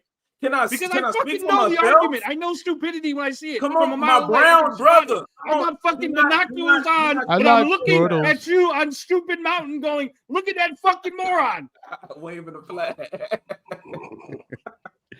Tony, Yeah. I'm saying, damn, you done made me. Oh, the Saskas. So Eric has also said that you shouldn't. A lot of these companies are hiring people based off of their politics. He didn't hire them based off of their politics. He hired them based off of their track record, their good work, track record, and their track record is and making good books. You can put something. Which books, sir? The Black Widows. And what else? So that's it. He hired them off of one. Yeah. He said their track Bro, record. I don't know. Multiple books. What are the other books they wrote? Tony, What are the other books they wrote? Tony, I don't know. We just told you what it is. Okay. Can I be honest?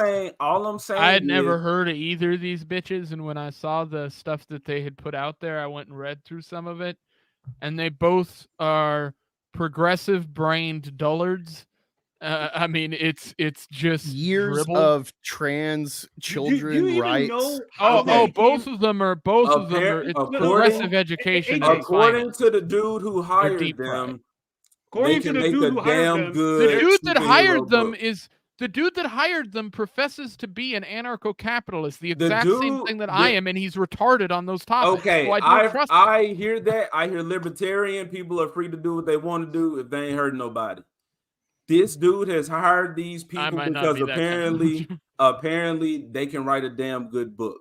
So he hired them based off of that, not their politics. No, he didn't. You know why he hired them? And you want to know why he hired them? Just like he said with every other company, they got kicked off of is Twitter, that their and then everyone politics on the right will not fucking enter cried about and will it. Said not they got taint censored. your book. Look at and the will not Saskas be got at the censored on Twitter. forefront of They the became book. fucking right-wing darlings overnight. They're leftists who got kicked off of Twitter for posting images from their movie, and Twitter said, hey, that's a little gory, and they fucking got suspended from Twitter, and then everyone on the right was like, that's censorship. We like the Saska sisters now without knowing anything about them. And then the Saskas totally pretended like they weren't leftists and took all this it's almost fucking validation. like the fan bases have become woke, just like the people they claim to hate. And so just like I was saying before, they absorb all that consistent, constant content saying the same rhetoric over and over again. You know what the and then when problem they is, see a Leighton? target No one to does support or fucking attack, they do it research. mindlessly. But no another one does thing is research around here.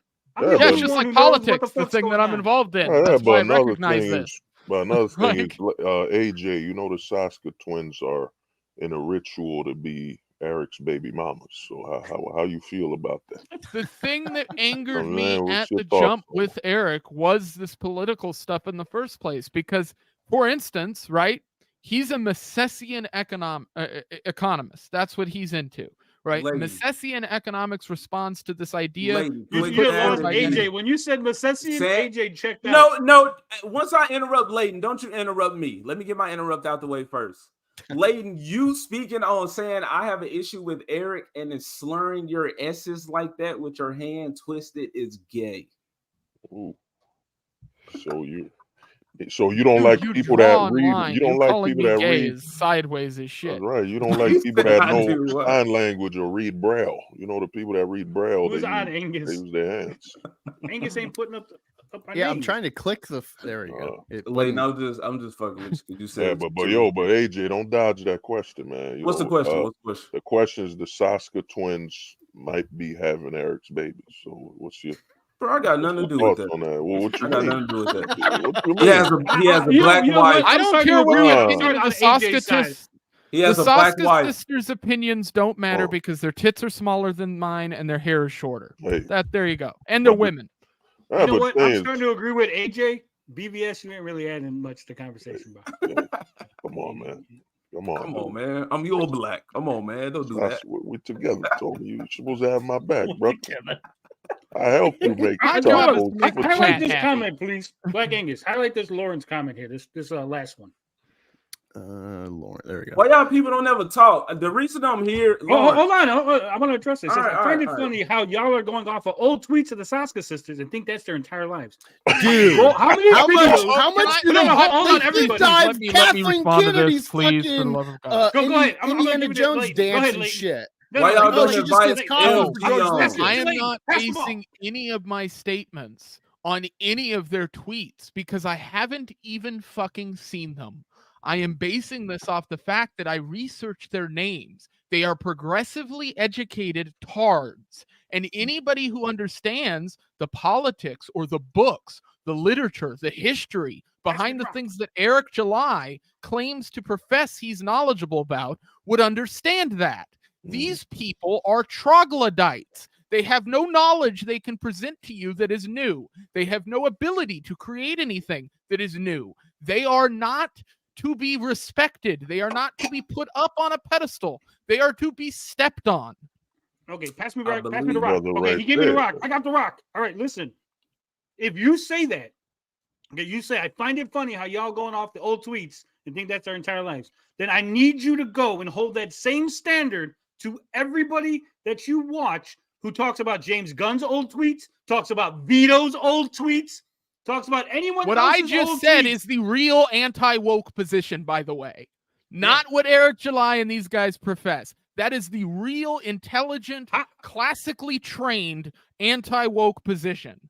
How many people have made videos about people on classical the left liberalism from old tweets? They go, political look at them ideology old tweets and from philosophy. Anita Sarkeesian. Look at them old tweets from Neil Druckmann. Look at them old tweets from James Gunn. Right? That's all you fucking people do is look at old tweets. And then when they do it to you, you fucking cry. You cannot have this double standard. That's what I'm sick of, right? If you want to play a game, you set the rules, and then you both play by the same fucking rules. And if you lose, you lose. Tony, give me an example of some old tweet that somebody has held against. I just said James Gunn. James Gunn made old tweets where he talked about, he made pedophilia jokes in old tweets. Sorry, Black Angus. James Gunn is gay too. No, you're fine. He made old tweets. He has since apologized for them. But people keep bringing it up and saying, see, James Gunn is a chomo. James Gunn is a chomo. Look at those old tweets that James Gunn did. I don't know who these people are that you speak of. You see, why are you here? If you don't know who anybody is, you asked me to be here, Tony. How the fuck you not know who James Gunn is? Yeah, he got fired for a little bit and then kind of rehired or whatever. They're like, oh, while he's in the public spotlight, let's have him be fired for a bit, and then they brought him back after stuff quieted down or something. Tony, I know who James Gunn. Well, he made it. He's basically saying if I don't know about it or if I don't care about it, doesn't count. Tony, I know who James Gunn is. I've said I don't know anyone who's bringing up old tweets. Oh, wow. He got fired for it. But I think he's saying he doesn't know who out of this, man. Bringing up old tweets and all that. That's all they do. It's like I don't know. I guess Tony just threw that out there. This whole, because we were talking about the Saskas, and then he just brought up some whole other shit, brought some demons out of his own head, where he's like, "Stop bringing up James Gunn." I answered something from the chat. They were talking about the Saskas' old tweets. I said they do the same thing to other people. He's holding us to a standard that he doesn't hold the other people to. They can point out old tweets from leftists and say this is who they are. They can point out Vito's old tweets and say this is who Vito is. But when we point out the Saska sisters shit, suddenly that was 6 years ago. That was 4 years ago. That was last week. That doesn't count, right? Fucking the Star Wars Acolyte chick, because she worked for Harvey Weinstein. They love invoking Harvey Weinstein's former personal assistant, Leslie Headland's show, Acolyte. They try to indict her based on Harvey Weinstein's actions as, well, this is going to be bad. It's a way to fucking cut her knees out from under her with their spin. Okay. I understand y'all's argument of not bringing up shit from the past, but to my knowledge, people don't bring up anything from the past to demonize someone or to make them a villain. It's been does this way of thinking affect their story, and will this be? No, they don't. They literally go, this person said a thing. All right, bro. I spoke for myself and for what I see, and now you about to tell me no? Yeah, because you always don't see shit. I'm giving you the perspective that I see, and you're telling me this perspective. You only see shit that makes your point good. You're like, I got blinders on, and I only look at things that agree with me. I don't see anything else in the world. I didn't say that's the only. You've been saying that for the last fucking 2 hours. I didn't say that's the only. The last 2 hours we've been on here, people have been constantly putting up examples and shit, and you've constantly going, I don't know about that. I'm not sure. I didn't see that. That's not true because I don't know about it. And you know what? Everyone fucking here has seen you do it repeatedly over and over again. This message said. This message said, "Why did you chicken cross the road?" I said, and you said, Eric July's black man said, and you couldn't even remember every chicken that crosses the road or anything that resembles a chicken in the slice. Next exciting peak levels of fucking. I'm saying you can't have a conversation if fucking people don't see. If you don't know anything that's going on, just say, "Look, I don't know shit about anything. I can't have an opinion. My opinion is invalid because I don't know nothing about anything. I'm like a newborn fucking baby who has no knowledge in the world." Based off of the factual knowledge that I have. You had one anecdote as soon as the conversation started. If Eric July didn't say it directly to you, you have no idea what the fuck's going on. Now let me talk. When we got on the stream, you said Eric said this directly in the message, word for word. And I said, I can't agree to that. I don't remember that. I said, where's the message? When the message was brought up, you were proven wrong. So I'm not going to speak on some shit that I don't know and be proved to be a dumbass like you did, speaking on shit you don't know, but forming very confident opinions. I was literally 100% correct about what. No, the fuck you weren't, bro. I didn't say this is verbatim. Did I say this is verbatim what he said? Yes, you did. This is what he said. You did. Yes, you did. No, I didn't. He paraphrased it when he brought it up. I said both of us were paraphrasing, and it seems we've been roll the tape back. Roll it back. Different ways. It's right there. Roll it back. I have a great memory. I'm very autistic with this kind of thing. I did not say this is what Eric July said verbatim. We need him and Tony in a steel cage, man. You know what I'm saying? he don't meet the height requirement. He's like 5'4". He's a little guy. Tony, you did. What does that mean? I'm gonna beat the fuck out your legs, break you down. He didn't deny it. He didn't deny it. Tony knows. I'm short as fuck, bro. I can hear his voice going up to the microphone when he's talking. I'm 5'11", but I'll roll with anybody here. You ain't a man if you don't hit 6 foot. That's the rules. I don't make. I'm a beast. I don't want to be a man. Oh, sir, February is coming. I don't approve that. Black man calling himself a beast. Do I even need to make a joke, bro? BVS is disappointed. Hey, man. Yo, February's BVS, I'm sorry. I had to make that joke. I'll apologize to you. No, it's all good, man. I'm gonna need you to donate something on February. You'll be good. I'll get a dollar with your name on it. I'll tape a 20 to your store. Where's your warehouse? Let me get Tony's link. Should be over there watching EBS, but I'm over here with y'all. Big Daddy EBS feelings were hurt from the message. No, right now he's talking about Eric July. Yeah, that's the funny thing. I got involved with all of this because of Dick. EBS's feelings are hurt, but then Chicken July running from a debate that he had home turf advantage.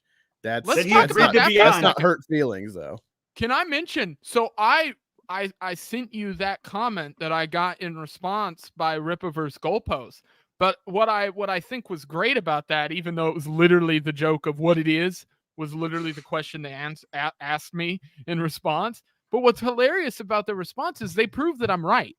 Because in the video I put out, I made the point to say, Eric July admitted in his video that he accepted to go on the stream. The producer in his video said that Eric said he would go on the stream. So he 100% is using the reasoning of, well, production. The production shut it down. Well, motherfucker, you work for the production. So you're telling me that we're all supposed to believe you, A, didn't say anything to production, or B, that anybody higher up in the Blaze doesn't realize what's going on and did it because they know it's you involved. Like, which no one believes that. No one in their right mind thinks that because EVS isn't involved with the Blaze, right? Alex Stein would never cancel this show himself because this show makes him money and views. He admitted that on his own stream. I play that in my video. Agreed to it.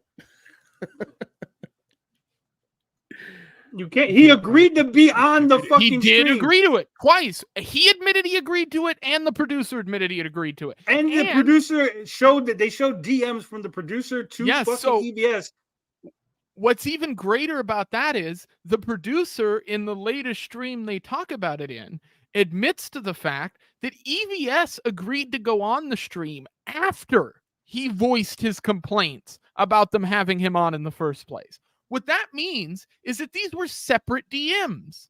Not that Eric said that thing about him not liking that they were having him on and then at the end of that DM agreed, which is how Eric portrays it.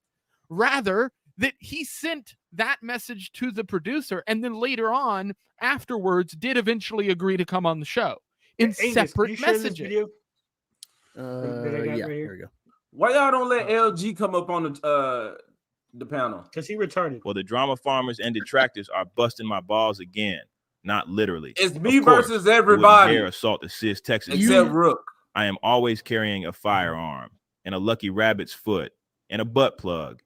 Anyway, I'll try and cover all their complaints. But quite frankly, it'd be schizo shit. First off, they think it'd be bullshit. My ISOM comics ain't even drawn. Eric, you got $7 million to make a comic. Why isn't this comic book even drawn? Y'all sound exactly like you don't have millions of dollars and business insight. 3D models are best. I fucks with sketch up 3D. Drawing is for white bitches. Me and Japanese know the people want CG shit, sweet chop shit, no refunds. Next up, I have a mentor in Glenn Beck. He taught me cutting corners is how to get shit made and get made it done do in a timely manner. Glenn is wise and I aspire to be more like him. People don't like that. I defended Yellow Flash guy. People don't got who smart peers like me. It's true. Yellow Flash ain't paying his artist. A lot of you are probably thinking you should pay the people who work for you.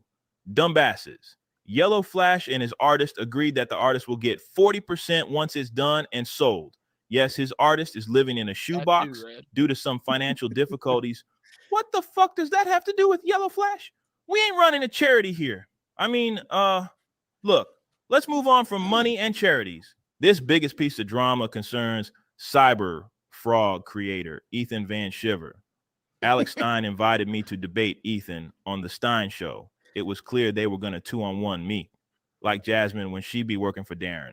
So I got my white friend Glenn Beck, to cancel the appearance and make Stein's sidekick grovel like a bitch. That is how a real man handles confrontation, crying to their boss. Take notes, Ethan. Cyberfrog would never move like me. He'd just jump up some guy's asshole. I move differently. I ventilate the whole club when someone tries to befuddle my business. You best believe that. Oh, and Disney is gay or something. That was great. What a great satire. Wow. Satire. That was really Eric July, wasn't it? It's funny because they'll be like, no, y'all playing the AI view and believing it. Y'all are dumb as hell. I'm out. I think LG is actually just autistic. Like, I was joking before, but that guy is actually autistic. But yo, I like LG, how y'all what ignored about them me. nails, man? What about them nails, LG? What Eric think? We was laughing at the video. Yeah, I know y'all wasn't trying to hear me.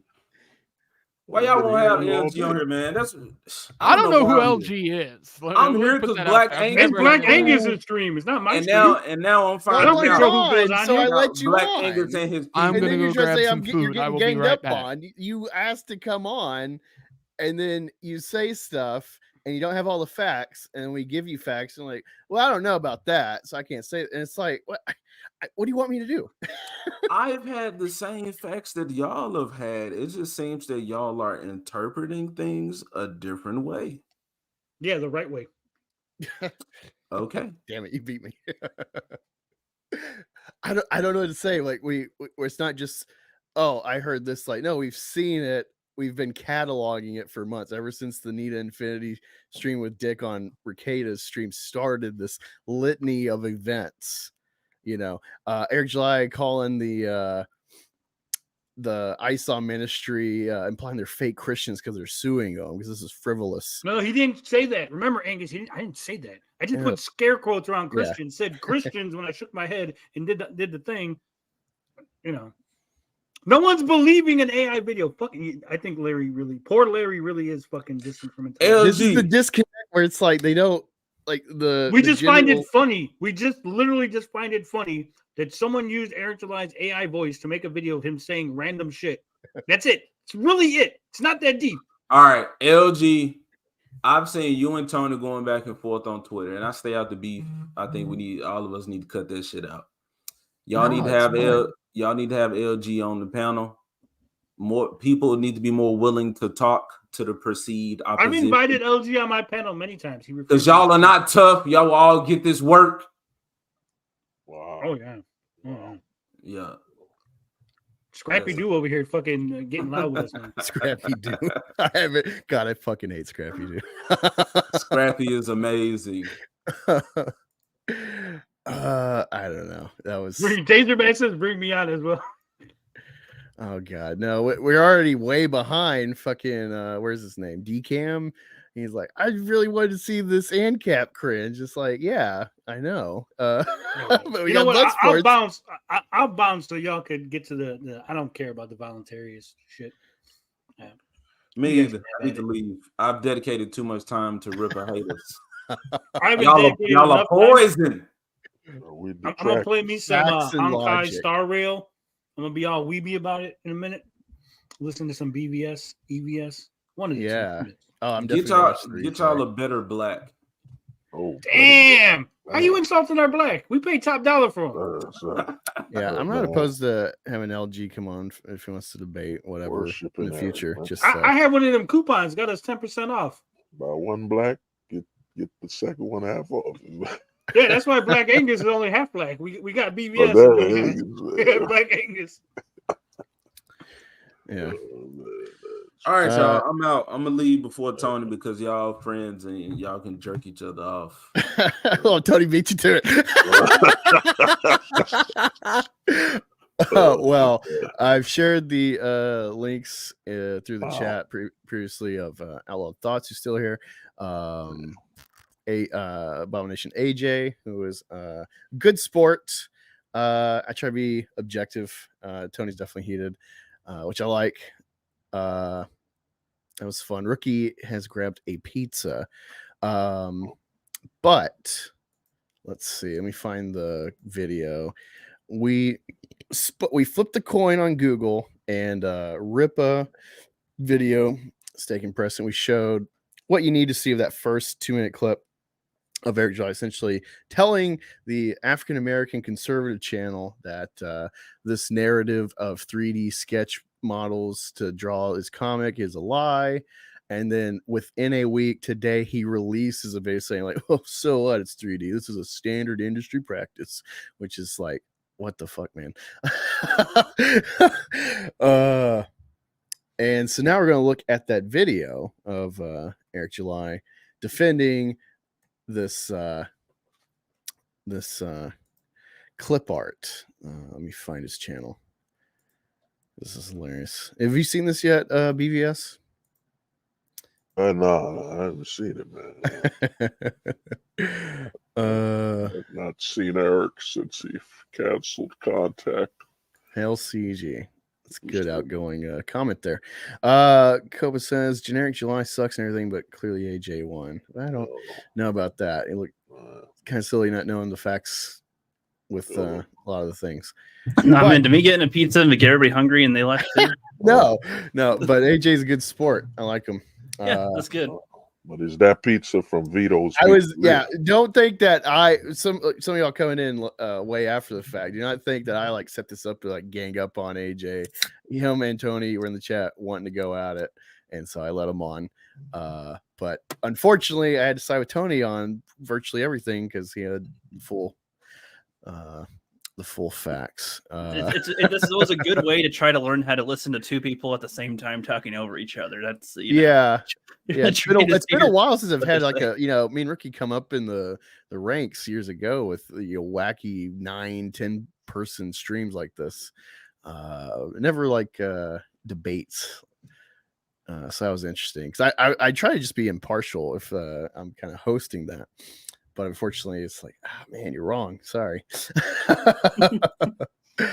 But yeah, don't forget to sub to Abomination AJ. He says get better, like Blacks. He's at like 750 subs, I think. Yeah, good. I get conversations on his channel, either by himself with the chat or with co-hosts or panelists.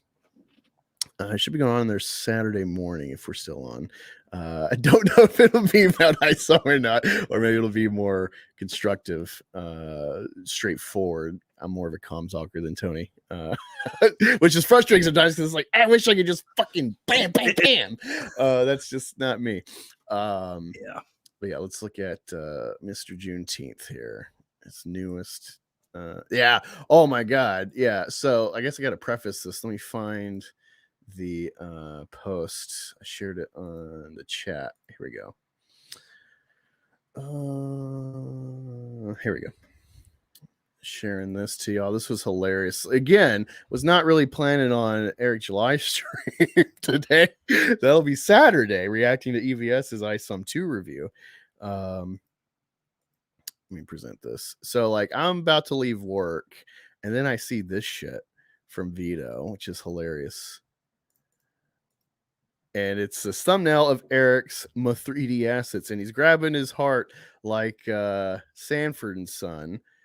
And yeah, I can't tell sometimes if that's like on purpose or a parody that he didn't make. Vito says, Eric July, why does everyone tell me I can't accept criticism? Also, Eric July, let me make 50 different videos responding to every single criticism anyone has of my terrible comic. And so we will look at this video. I've seen about 2 minutes of it. Yeah, that one. Okay. I got a lot of tabs open. All I gotta say, man, I'm telling people, EVS created Eric's, this monster, you know. And if EVS cleanse the path, oh, there it is. Yeah. All right. Here we go. That's it. What a wonderful time to talk about business. Now, most everybody knows that anything the Rippaverse does will be the most scrutinized. Is this another AI one, or? I think Cliff actually drew this. It's so detailed. I'm saying the voice. Well, yeah, I was thinking that this voiceover. I'm like, wait, I don't know. Actually. Wait, is external hater just a gay up this whole time? Oh yeah, that's the homie. External hater, man. That's the homie right there. The king now, of AI. If y'all are chatting to me, I'm not looking at it right now because I'm watching the video, so I'll be in between because I got to pause. You know, if we have commentary. Comics. There will be hate watchers, envious creators, and people that feel we are undeserving of this success. And they are going to go through everything with a fine-tooth comb. And it's not with the intention to help, it's to destroy. Some are more honest about that than others. This is something that we anticipate, we embrace. In fact, it's more of a badge of honor. The hype surrounding the Rippaverse is so real that people that don't even care about comics are spending countless hours trying to find something wrong. Well, I mean, don't make your... this is funny. He's playing the victim of like, oh, of course, with the Rippaverse, they're going to try to fine-tooth comb this, you know, find any little thing. They can't let it go. It's like, I mean, you're in the crowd that's like, ooh, Last of Us. And then, oh no, the gay episode. Don't let your kids watch this zombie murder show. Not because of those things, but because they had a couple gay guys having a like monogamous relationship, you know, and they were nuanced, non-woke characters, but they're gay. So that is woke.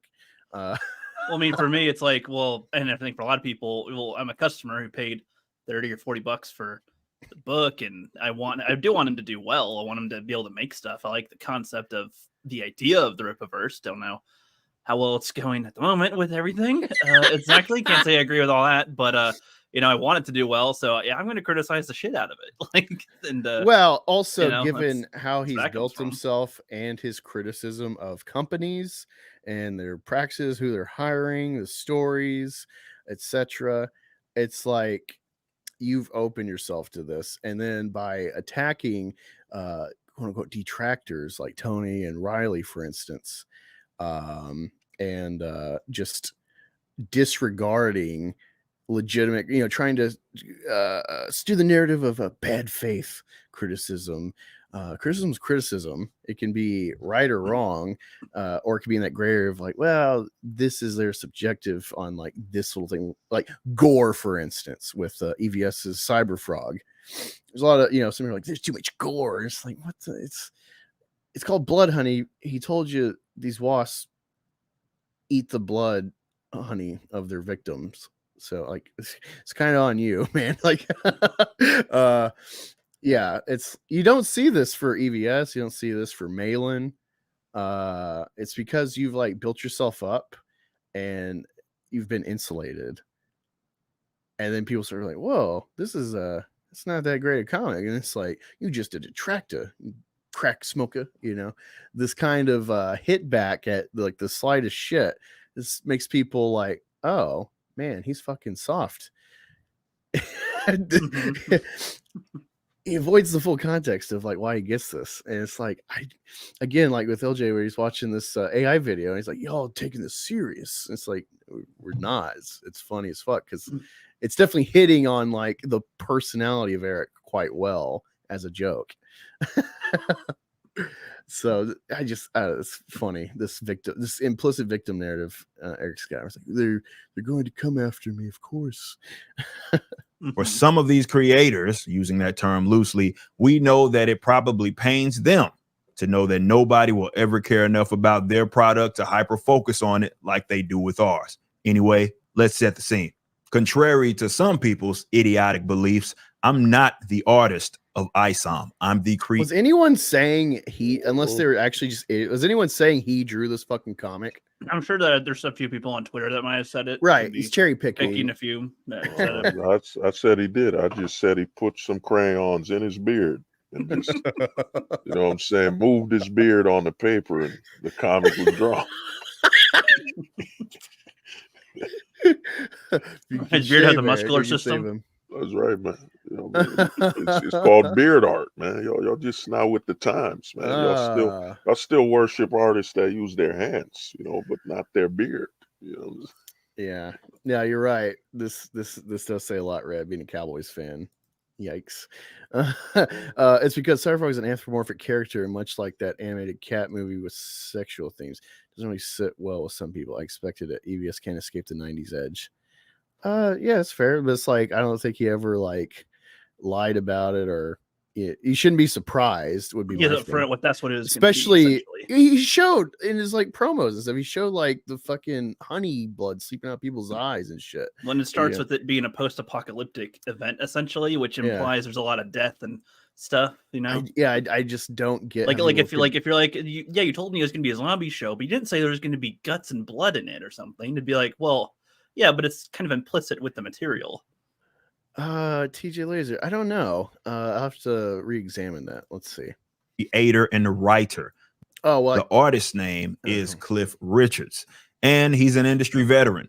The word that non-playable characters got in a recent update is 3D assets. This is in reference to certain background elements in ISOM. Yeah, you see, you may have heard of this actual like tool that people use to trace things, but like this is just I was picking up food and getting violently high. What did I miss? We're going through this 3D asset Rippa video. Oh, I saw Leighton. I saw the struggle, man. My brain was hurting. I saw your brain was hurting. Oh, we lost both the autistics. Hey, what happened? I said I wanted to get pizza, and then they got hungry too, and they left. They said their piece. But Rook, you guys say where you got the pizza? Vito's Pizzeria, man. Papa Murphy's, bro. Like, come on. Sir, Vito's. You don't need to lie. He has his own pizza. Vito has his own pizzeria, man. That guy in the middle kind of looks like that would be interesting, I think Vito would take it really serious. I mean, he's fat, so I feel like he'd probably have passion for it. I don't know. He'd want it to be good. I'd trust fat Vito pizza. Actually, I don't know because he's losing weight or he's in this weird flux of will I get fat again or will I? Is it just me? I'm sorry. We have this screenshot up on screen. The guy in the white shirt in the back, right? How does he look like he's the same age as Stan fucking Lee? Actually, that man looks a bit like more he's youthful. been sucked by a vampire. Or he is a vampire. Oh, they got vampire bats down there. I mean, he might have been bitten. Guy looks like he's dying of AIDS. Well, that's why. That's probably why he traced all this to get it out quick, because he's only got so much life left in him with the AIDS. I mean, I saw this video, and like this whole thing is just like opium, because he has to admit that people like me who made a video talking about this art stuff, or basically everybody on this side of things, is right. Interesting. Tony says, did Eric use AI for his own video? That's what I asked you. That's what I said at the beginning. I was like, I can't tell if this is an AI video or a Eric video, because it sounds so similar now. The guys who do impressions of him do pretty good, and the way that Eric talks is silly sometimes. They're becoming like, one and the same. I don't know. Dude, it's gonna be like, I gotta keep pushing out more AI trans Yaira to conflate when Yaira. So Richard if you comes guys want to month. see how good that can be, I have a video on my channel. It's called Alaska. It's about a like history video on Alaska. It's like 6 minutes long, and it's about a mail bomb thing that happened up here. And I wanted to do a video where I tweaked around with that AI. So I did a video where I cloned my own voice, and not a single person knew the fucking difference. No one caught it. No one on Twitter, no one on YouTube, no one on Facebook, no one caught it. Whoa. It was so goddamn close. So is this the real Leighton? Continue. I'm being referenced and or traced. Did I know anything about this? No, and neither did most of you, which is why for over a year, which is why I have killed Cliff Richards. Whatever disease he has is progressing quickly. He keeps Cliff Richards in the basement of the warehouse. That's where it literally looks like a before and after chemotherapy video. Regardless if people knew about like using 3D models specifically, I feel like a lot of people did think that a lot of the images looked kind of odd with some of their angles and stuff they were at. I thought it was like a mental note, but I didn't make a huge deal about it, but I didn't notice it. I'm like, that's a weird. Okay, but well, yeah, all of it. It's got so many like that, weird Dutch angles and stuff, and like the cover where it looks like he's like falling from the Alpha Core. That stuck out to me before I ever knew of 3D assets. I didn't know what it was, yeah, but I knew something stuck out. It's just funny that like, oh, that's why. It's like when you're like, oh, The Last Jedi, that felt weird, and then you like look on the internet, and it's like Entertainment Canadian channel, big like 2 million channel sub channel is like one of the guys is like being honest, like, I gotta see this again. I don't know how I feel, but I think a lot of people are gonna fucking hate this. And he was like the one honest, like kind of neutral take before everyone got to actually see it. You know, very similar. Well, to me, I think as I remember seeing that cover, you know, I just think a lot of people don't get it. I don't think Eric paid as much as people think. I think like I think Leighton and Tony were saying, and I've been saying, I think he just pays them, you know, you're going to get paid to use your name and such, whatever. But I guarantee, I don't think ISOM costs more than 20 grand, that whole book. So I don't think so. I think going back to something I was mentioning before, I mentioned when I first had a few comic related people on my show that I was talking before about maybe making a comic book. So when I started doing that, like I went through this process of looking into how I could go about doing it, because I have an idea in my head of what I want to do. I can talk about this, I guess. The story is going to be, the general gist of it is basically this place called Skagway, Alaska, where a guy named Soapy Smith was a real life person, historical figure, was a con man who moved up to Alaska and eventually got killed. So it's this whole like historical piece that I want to do. And most of it's, I think, probably going to be like a pulp black and white thing. But regardless, when I started looking into this, I had to look into the process of making that a reality, right? And so one of the things I could have done is I could have went to somebody on Fiverr or Upwork or Twitter or Reddit or DeviantArt, and I could have went to them and said, I want you to outline my story for me, right? I want to get in a call with you. I want to tell you what my ideas are, and I want you to turn it into an outline. And then I'm going to take that outline, and I'm going to take it to artists, and I'm going to take it to all the people to frame up the book. If you do things that way, the only involvement you have with the book is basically the combination of the story. I mean, that's it. That's the only real creative freedom you get. So to me, it's just bankrupt. Like, it's creatively bankrupt. Yeah. I think Eric wrote ISOM 1 and 2. It reads so much like himself, and scatterbrained. I think. Yeah, I think Alpha Core is more of possibly like an outlining thing of like, I want to do like a Trinity of the Justice League, because I hinted at him in the first 2 books, and he doesn't know what to do with them. I actually agree with that. Yeah, I think Eric is like the mastermind of this universe. Yeah, but I just think he probably did closer to what I'm saying. He just went to an outliner and told them what he wants it to be, and then they outlined it for him. I don't know that he did the outline, because I feel like we'd see even more, like even more errors. Dude, wait. Okay, really quick. I want to show y'all something. I showed it in that one chat. Let me pull it up. Pull up this thing, because I accidentally bought, because I just grab random shit at the comic store. If it looks cool, I'm like, oh, that's intriguing, or it's a cool title. What's that about? And let's grab issue 1. Check it out. There's a 3-issue miniseries from Dark Horse called Borealis, and unknowingly, it's Cliff Richards. And you're going to be flabbergasted at this art. I'm going to find it. Here it is. You got to share it.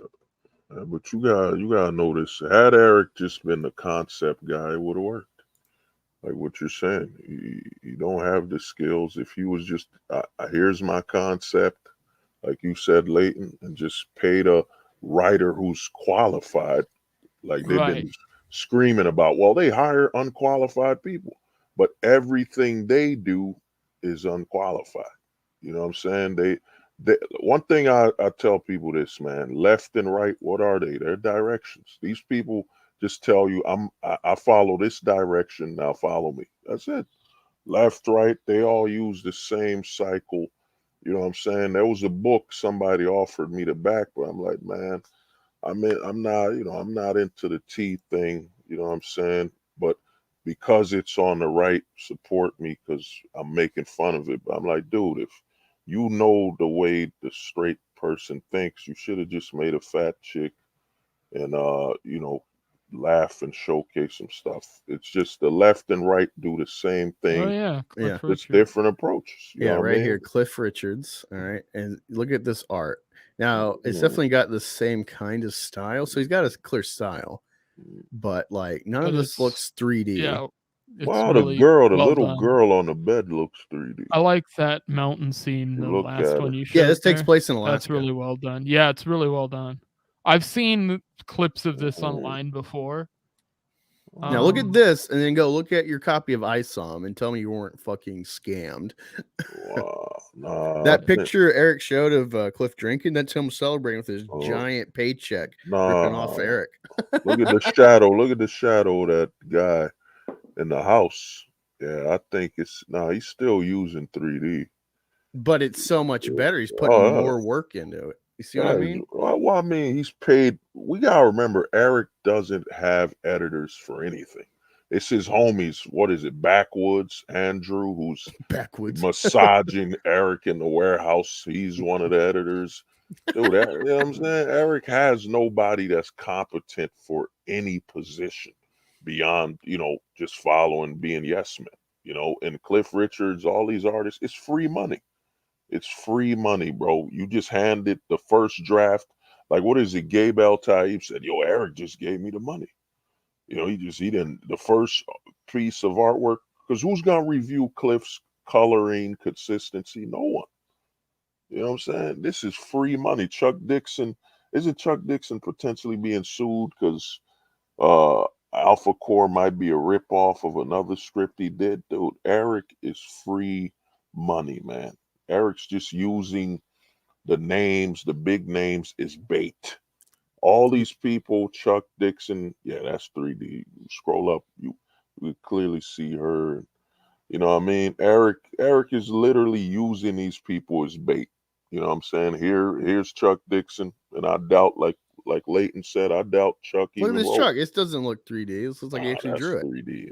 I mean, it probably is, but it's not. And I don't I don't mind the way he's portraying Alaska, like the way he puts this art and everything, the way it's framed. I don't mind this. Wait, scroll up, Leighton. You might have been in it, man. The bearded man. Well, he's portraying Alaska. I said, when they said this is Amish, I said, no, this is just Alaskan. We all look like this. It's okay. Leighton, man, you were better self-inserted than Eric. Yeah, we will shortly after this Eric video. I just had to show y'all Cliff Richard's art on a Dark Horse book that has an actual deadline that they got to hit. And he drew 3 issues for them, and it's like just instantly you can tell like way more efforts put into this floppy for the mainstream versus Eric's premium comic, which is like, this is another thing of like, this was a scam. Even if it's like this could be an accident, like Jeff Hicks with the World Class Bullshitters Stealing Solo book, where it's like you can say what you want about Jeff's art, but the book was shipped with like the wasn't boxes, like they just shipped it like a fucking it was just literally like pamphlet. It was literally just like pamphlet that was placed on my porch. Like people's addresses were just like slapped. No envelope wasn't in any saran wrap or anything. It was just like completely huge fiasco. To the environment. That's really undercut any faith in him in the future. Not for me. I'll if he has an interesting book, I'll back it. But Stealing Solo was one of those, like, he just first time he left a bad impression. So but yeah, it's like, even with that chagrin of the fans, it's like no one's complaining about the book itself. They're complaining about the delivery, know. And then you look at ISOM where it's like, oh, he shipped it great, fine, packed it well. 30 Days a Night is great. All right, let's continue this. No, not Boreas. There we go. Including the same artist that once said the art was fine. Nobody ever brought any of this up. It was never an issue. Now, because some people are having problems staying focused and getting their books out, they floated out this fake narrative that Cliff did this to meet some crazy deadlines, as if the quality had to be sacrificed to be on time. That's not. I don't know, man. Like, so much of it's just like stale and flat, and the 3D. That's the difference. It's like you look at that Borealis, like, it has a few shots here and there. It looks like a good flowing comic with real art. Yeah, but Black Angus, what quality are we talking about? You know? Shipping quality. I mean, if you brought up something, Eric spent more time showing people packaging the book than the quality, like behind the scenes of people drawing it. He's shown more time of what UPS workers do, which is crazy because like fucking Doug TenNapel, he's like, he feel like, hey, this is what you're gonna get. I was able to get like a yearbook company to make this, and it's like pristine hardbound with like gold foil trim on it and stuff. It was majestic. It's all $25 plus like the little extra stuff he threw in for stretch goals. But it was like a one stream thing, like, hey, this is a cool thing you're getting that's like way better than I expected to make, and that's it. Yeah. He just, I think, shipped it out of his home. Wow. Maybe he had some people help him, but I mean, it's so weird. The warehouse. I mean, one thing people gotta understand, dude, they're critics first, but here's the thing. Like, let's say the homie Rook, he's eating a pizza, right? He's eating a pizza. Okay. And if Rook told me, this pizza's garbage, I'd be like, all right, word. The final product is garbage. Can Rook make a pizza? Like, how hard is it to eat the final product and say it's garbage? So Eric's critiquing. It's nothing. You're critiquing, this comic looks bad. This comic is written. How hard is it to explain that? Now, when it comes to creating it, You know what I'm saying? There's a reason why people got jobs to go into restaurants and taste it and tell you the quality and all that crap. Like the way I look at the comic book industry critics right now, it's a bunch of people being served by the waiter critiquing the chef when they got no fucking experience cooking, man. You know what I'm saying? That's why you get all this garbage. Good one, TJ. Not only incorrect, but it's corny because this is only being said because others are under scrutiny themselves regarding the. We need to work better on our data collection, Ingrid Valdez. Like of all the things you can include for Easter eggs for leading into Alpha Core, it's like, well, this is another, aside from like the bad writing, this is you could poorly write an interesting plot. You know, you see it with Batman versus Superman versus Civil War, where it's like they're more or less. I think Honest Trailers did a great assessment where it's like these are pretty much the same movie. It's a very contrived plot of the villain to get our heroes to fight. So many lucky breaks, to say the least, for all the pieces to fall in place. But what is the fan adoration of one versus the other? It's astronomically different, because they made interesting characters despite lots of flaws and, you know, ham-fisted plotting. That's the difference. And it's like this ISOM 2 directly influences not just being an Eric product, but what the story was in the delivery, the intrigue. This, I think, also undercut Alpha Core on top of the price point for a lot of people. Inability to deliver products, and they already took the money for it. So they think referencing ISOM and the errors that it may have, which came out on time, justifies them taking an eternity to complete a project, a book, and then ship it. It's not going to work. Regardless, no artist that worked for the Rippaverse. It's crazy because look at this. This is a great shot. I mean, if you scroll down, you'll see this face on the bottom right, which is like, who? It's like, wait, is she saying like, huh? I think it's stupid when he says, you know, like, you know, he's taking 3 years to do the project. Well, yeah, but like he's actually making the comic book. Yeah, it's compared to talking about it. I don't know. I feel like there's a difference in how that's done. And Cliff doesn't need to do, or whoever's talking about Chuck Dixon and all that. They don't need to really do the YouTube part and promote it much either. They just have to draw it or do whatever. Like, yeah, he's delegating the work around. And EVS is like been shown too to like be trying to be proven testing grounds with other ways to enhance doing stuff in the future, like with the action figures and stuff. He figured out how to do that, and now you can implement that for future stuff along with the comic. Yeah, so like when people say it's late though, so like what if he said, okay, it might take me 3 years to make this, then what? Like, is that change it now towards okay, or like what's the? Well, I mean, content? This is where I say, man, with EVS, man, if with everything going on with this Eric thing, the lateness and stuff isn't fixed, what's gonna happen is it's gonna lead to where you know, he's gonna be known as, you know, that's the guy that helped make ISOM.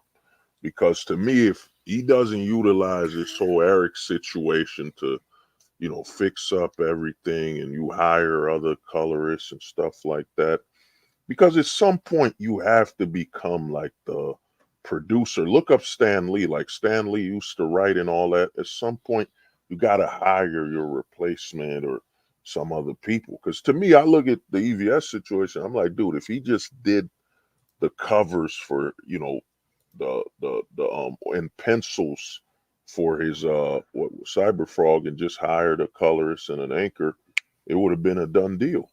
But he's following the route of Image Comics, where they're like, Todd McFarlane's drawing everything, but you're like, dude, you're needed to promote the company, arrange stuff, talk to people. You don't got time, you know what I'm saying? And then the books come out. Because I look at this, I think Eric's the final countdown. After Eric, who's next? Who's next? Like, you know, I'm asking everybody here, who's next after Eric? Even if the Friday Night Tights and all this stuff they implode, who's gonna be as interested and hit the mainstream as Eric? This is like the final fall guy. Once the Eric saga ends, I think the whole indie comic talking craziness is gone. Eric's the final show, man. He's like the Kraken of the indie comics. Release the Eric. And he just comes out the river with a beard coming out of the sea. Leighton's got the spear. I don't mean to dip out a little early here, but no, you're fine, man. We the blood sports totally derailed the flow. Oh, you're all good. I'm around tomorrow too, so if you do end up streaming, I can pop in and we'll chat some more. Maybe I'll defend the voluntarist a little bit. I think that was what I was gonna be doing on this show, but then it did not. It derailed pretty quickly. But yeah, I just because I know Jack and some of the stuff he does and why he's doing it. So I can comment on some of that stuff tomorrow or whatever too if you end up streaming. Well, thanks for coming on, man. It was fun. You had a lot of good commentary trying to educate AJ on the situation. And yeah, I think tonight was fun. I might go through and clip some stuff for Twitter. Hell yeah. Don't forget to link the origin of this. Absolutely. Mutually beneficial, my friend. Well, have a nice night, everybody. If anybody wants to check me out on YouTube, go let's get them to 5. Let's get them to the next phase. Give them 500. I guess I broke 400 tonight, so it'd be nice to get to 500 soon. Hell yeah. You're doing great. Yeah, once you get to 500, you should be close to your watch time by now, right? With all those good videos. I think I'm pretty close. I gotta double check. I gotta look, but it was. You know what? You need to get on Tony's stream and I need to be like, hey, help me push me. Yeah. Also, super chat the biggest problem tomorrow. I think I should do that. I think if Leighton does a video of him surrounded by wolves, threatening to, sick them all on Eric to bite off his beard, it will go viral. You know what I'm saying? Where Riley pulled up to Eric, you'll bring a whole fucking bring the pole back. Yeah. Bring a whole Leighton. Take it easy, everybody. We're gonna continue this. Is ever rushed. I asked them, what is this? See, hold on. No, see, it's just not an AI one. I'm confused because it speaks. He speaks like how we'd make fun of speech. I don't. Whose channel is that? Is that Eric's channel? It's Eric. Yeah, this is Eric's video. That's why I'm like, this isn't from him. Wait. Like, this is like the other one. He's like, it's a honky ass Cyberfrog trying to be a robot or something. Like a teenage. It's like that. I don't know if that's him or not because like he could probably say that. I don't know. He's beamed himself into hilarity. Says goofy things. I don't know what to say. Rook, I think the people have gotten so good at speaking Eric. It's its own language. Speaking Eric, but it's like, but the way Eric speaks makes it easy to be good at speaking Eric. Like, man, this is very convincing. Yo, if you could work, he said acts. Yo, not to interrupt you, but yo, if someone made one where he's talking about Glenn Beck and the Blaze and on Twitter on like a super alt account and just tag the Blaze and the Steam channel and make it seem like Eric's threatening, talking about him and everything. Because dude, he literally said that they would, I don't have to be here. He made it sound, he cursed after the whole Steam thing. I think the next is the Blaze, because he spoke about the Blaze like he spoke about the church. Oh, they're not, they don't deserve to have me here. I just do it. It's some bullshit. And I'm like, yo, if Glenn Beck denounces Eric, man, it's an easy check. You come on there to be a token bearded black guy to talk about politics. Politics, he doesn't vote. Yeah, you wear whatever you want. What a fucking joke. And one question though: anybody ever saw Eric openly promote he supported Trump or anything? No, he hates Trump.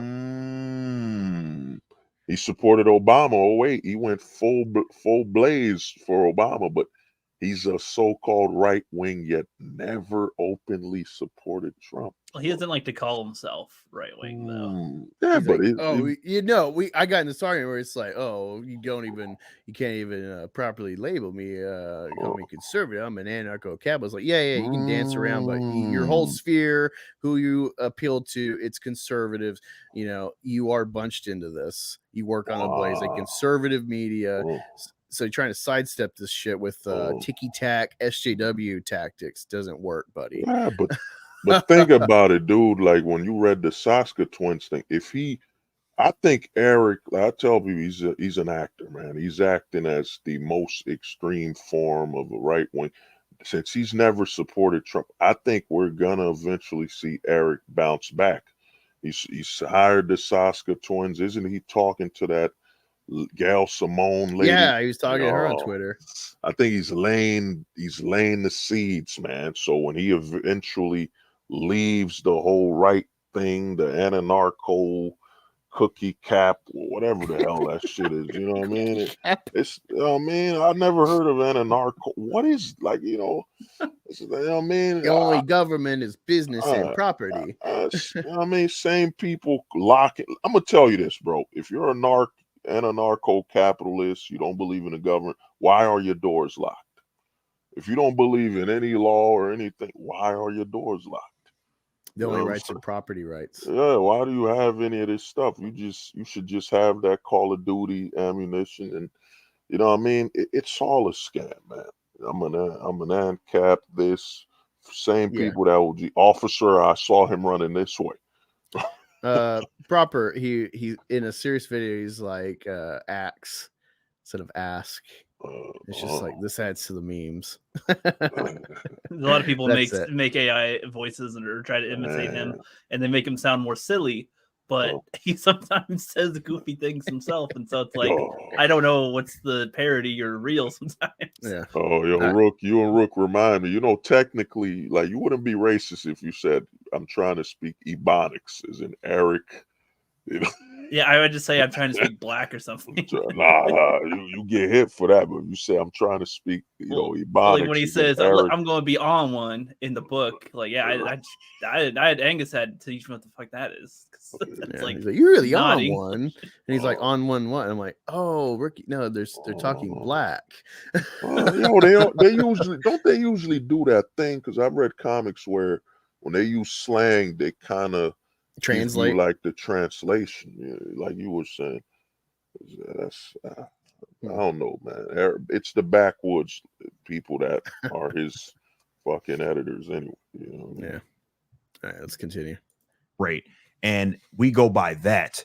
I want them to do the best work that they possibly can. I'm not mad at Cliff, nor am I going to throw him under the bus. You know why? Because he was doing that. And I was waiting for him, like, because I already look paid. At that hand. Look at that hand, man. There's only 4 hands, 4 fingers. Industry veterans have been doing this for decades. He's doing the same thing he was doing with DC Comics, only nobody said anything because nobody actually goes through and combs through comics like they are this one. Especially, well, you know what? It's also because real comic fans understand the time hacks they have to meet, and sometimes they're drawing multiple books on a deadline to get this out, monthly. So we understand comics generally are made with. This is my whole argument with Doug Ernst about like a Comics Explained thing and stuff about like this medium and the importance of a comic store or not versus the direct market and CG and stuff. It's like CG needs to focus on quality, stories, and art. You can't try to make another Marvel, DC, Image, Dark Horse, IDW. You can't be trying to make a company that's like rushing out subpar little chunks of chapters of stories on deadlines monthly. You got to make it. You got to make something completely opposite if you're trying to like counter them. You can't make the same thing. Well, and people are gonna they're gonna fine tooth comb over something that's released once a year, or like a product that comes out less often compared to one that comes out all the time. feel like there's a big difference in that. Asking people to what at a comic store would be at most like $15. You're asking them to pay more than twice that per issue, and you don't know how often you try and do quarterly or more a year for that price point. Like people are gonna like look through this repeatedly just because I put money into this, so I should maybe read if I spent $5 on a comic compared to putting $40 into it, I might be more likely to fine-tooth comb it. Well, I mean, here's the thing you bring up, man, with the direct market, because man, I got a book written. It's 900 pages, man. I'm just waiting for the cover to help the industry. The problem is the hypocrisy's too open. I remember your boy Comic Book Zach. I watch all these channels. I'm like, yo, man, comics are overpriced. They're giving me 22 pages, 24 pages for $5.99. Then you go to Indiegogo and all that, and you're like, dog, this is 32 pages, and you want and Razorfist $50. You want $50. You're unknown. You're unproven. You want $50. How are the comic book shops gonna be saved?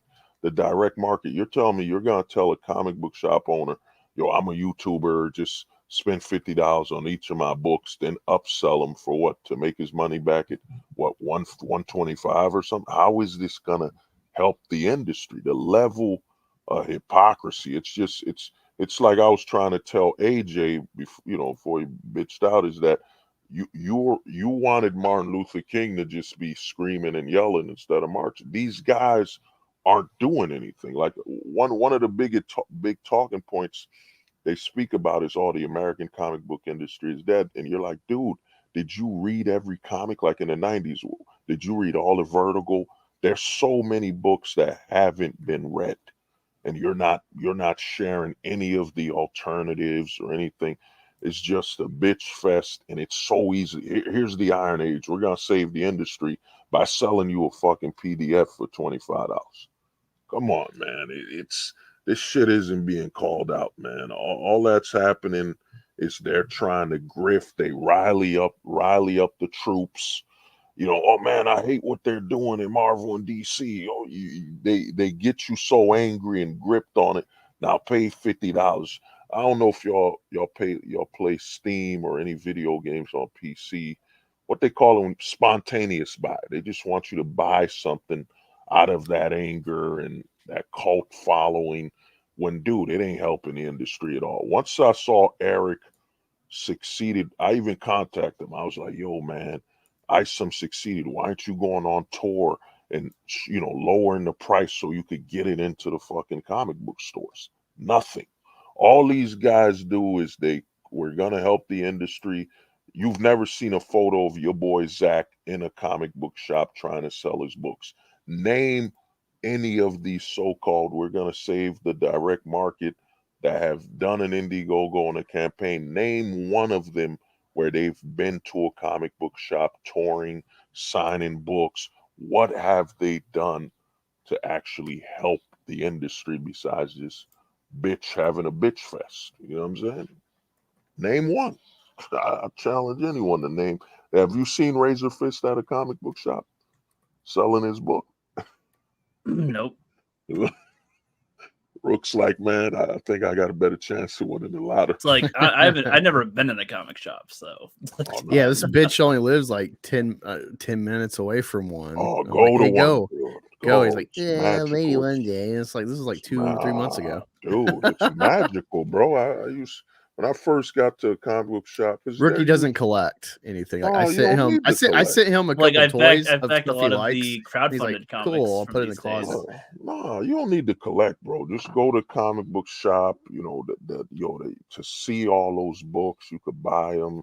The problem we got with the industry is we're trying to force people to all be collectors. Dude, the collectors are supposed to be what the smallest amount of buyers. The niche. You know what I mean? Me, Rook, guys like I said, I'll read a comic, open it, and I might just throw it on my bed or forget it under the couch. You know what I'm saying? That's the mass market. That's the mainstream. The collector's supposed to be what, less than 1%. You know what I'm saying? We see Black Angus at the shop. I need 3 issues, 1 to protect, one I'll read. You have the same one, book. One just in case the one I just in protected case. got lost. You know what I'm saying? And a fireproof briefcase. And they're like, God damn. One to open up, Keep one it in the box. one to look at, and one just in case. Yeah. Yeah. All right, let's continue this. Especially readers. With that being said, artists may care. Not all artists do this. Some do, others don't. For example, none of this is a problem with Alpha Core because it's not what Joe Bennett does. Would I prefer that Cliff have less of a heavy reference to other models? Yes, I'll speak about that in a bit. The premise I do reject is this dramatization, as if something nefarious is going on, or that this like is unique to the Rippaverse and isn't much of a standard. Deadlines are irrelevant to this. Anybody that says otherwise is lying. Cliff Richards has been doing work professionally since the early 2000s. Well, here's the thing. You kind of just put your foot in your mouth, because he's talking about like, oh, they're working on deadlines and stuff. But you just said, I will never sacrifice the quality for deadlines. And yet you show Joe Bennett's art that, yes, he had like 5 inkers on it, but Joe Bennett drew the whole book. And it's like, besides maybe like a EVS style, like, oh, let me trace this, let me light box this, and then, you know, flush it out by hand proper. No one's doing this with AlphaCore besides a couple, you know, panels. Just like, whoa, look at this fucking elephant trunk nose. What the fuck is that? Look at these 6 fingers. What the hell happened here? Besides those little things, no one's bitching about AlphaCore's art. So he's already, by invoking Joe Bennett and AlphaCore, he's already defeated his fucking argument about Cliff's and us fine tooth combing it. Well, I mean, the other things, he's exposing that dude. He does not have what they call an art director, anybody to look up the drafts, and you know what I'm saying, like they got to go back and forth. Eric is making fast food comics, man. You know, them frozen fucking nuggets out of the freezer, just throws it on the grease and acts like it's gourmet. Dude, he's just further exposing that, dude. I have no quality control. You know what I mean? It's like Rook just, you know what I'm saying, making a coffee, just throws it at me, and I'm like, yo, wow, he tried. He still got me the coffee. I'm burning, but Rook still got me the coffee. Yeah, dude, Eric just accepts the garbage because, dude, he's paying them, I guarantee. I think the biggest thing we're all missing, the biggest piece of the puzzle, is figuring out how much he paid. I think he paid less than potentially 30 grand for these books. I think less than that. I think he just probably, you know, I think he paid Chuck and them, but the Brazilian studio, I mean, I've worked with a couple overseas spots in there. Yo, it's nothing. We're talking about you could get a whole comic book done for $500. You know what I'm saying? It's nothing, bro. And I doubt Eric lost as much money. Even you know, shout out to the homie Chris Bacon. Even when people bring up the warehouse books, I doubt, because I've seen Print Ninja, I've ordered from him, dude. You could order over 50,000 comics for like what, $5,000 or something like that. You know what I mean? From China. You know? You know what I'm saying? It even comes with like a chopstick and some leftover dog meat. It comes with the chopsticks? Yeah. All right. He's worked for all of the major comic book publishers, and he's not cheap. He's worked on Batman to Justice League to Wonder Woman to Rogue to Shazam, Titans, and many, many more. Yet this was never a problem. He's been doing the same method, and the only thing that has changed is the technology is better, and it shifted more to digital options. Longtime vets were the ones that even taught him what he knows. But while we're here, let's talk about the element of tracing, because people that aren't artists may be misguided in terms of its usage. Let's first listen to Neil Adams, one of the most notable and prolific artists of all time. Ever heard a fellow student or fan say this? A real artist doesn't trace photographs. That is what is known as an uneducated opinion. Then we have facts. You don't have to write this down, but you should remember it. All the best artists of the last 100 years have traced photographs for their finished work. Sounds a lot different from what an undereducated opinion is, doesn't it? Drew illustrated the very best movie poster illustrations in the 60s, 70s, and 80s. Star Wars, Indiana Jones, Back to the Future, Goonies, Blade Runner, Harry Potter, Hellboy, all of them. That was Drew Struzan. All traced from photographs. And the reason that it's not so bad, and in all honesty, guys, is photographs. One photograph, another part of a photograph, another part of a photograph. This was a sword, now it's a trident. XY'd the trident, did things to it, altered it, did it, to give me a guide, and I could do this. So the level of referencing or tracing, it differs. Some use it for background objects. Some, like Alex Ross, even admitted to switching to tracing his own work instead of painting from his head. Oh, no. Oh, wow. Oh, no. The guy traced his own art that he drew before. Mm. Oh, damn. That's totally the same as moving a fucking truck in front of a tiny castle and then tracing it. And the thing is, EVS pointed out with what Cliff's done is like he's like traced shit, but then he's done like a few squiggles throughout to make it look like he drew it. So it's like this is like fraud shit, dude. Oh, this is what is it? Filtering and you know, what is that? Self-recycling. You know what I mean? And even that situation is that, dude, these are established artists, and there's ways. Like, I'm gonna be honest with you. We watch animated movies. We all watch Shrek. They use the same 3D model. They repositioned them.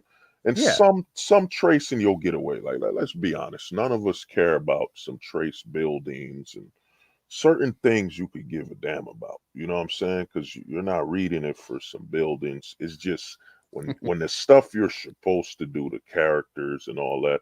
But he asked me to do Mark Brooks. Yeah, when I drew Blue Marvel. But the thing is, dude, Eric doesn't have quality control. They just threw any piece of garbage at him, and he just accepted it, man. And all his videos doing, Eric to me is in an infinite loop where he thinks, what is it? Any publicity is good publicity. You know what I'm saying? Any of his downfall, anything he does wrong, it doesn't matter. It's content. Eric's in a loop of all my failures, all my L's are content. But what Eric doesn't get is his support, his foundation of, you know, attacking Marvel and these big pop culture things. It's over. Like, who wakes up and even thinks about a Marvel or DC film? No, if I do, it's like, man, I love Infinity War. I love that past thing. That was great. And that story's done.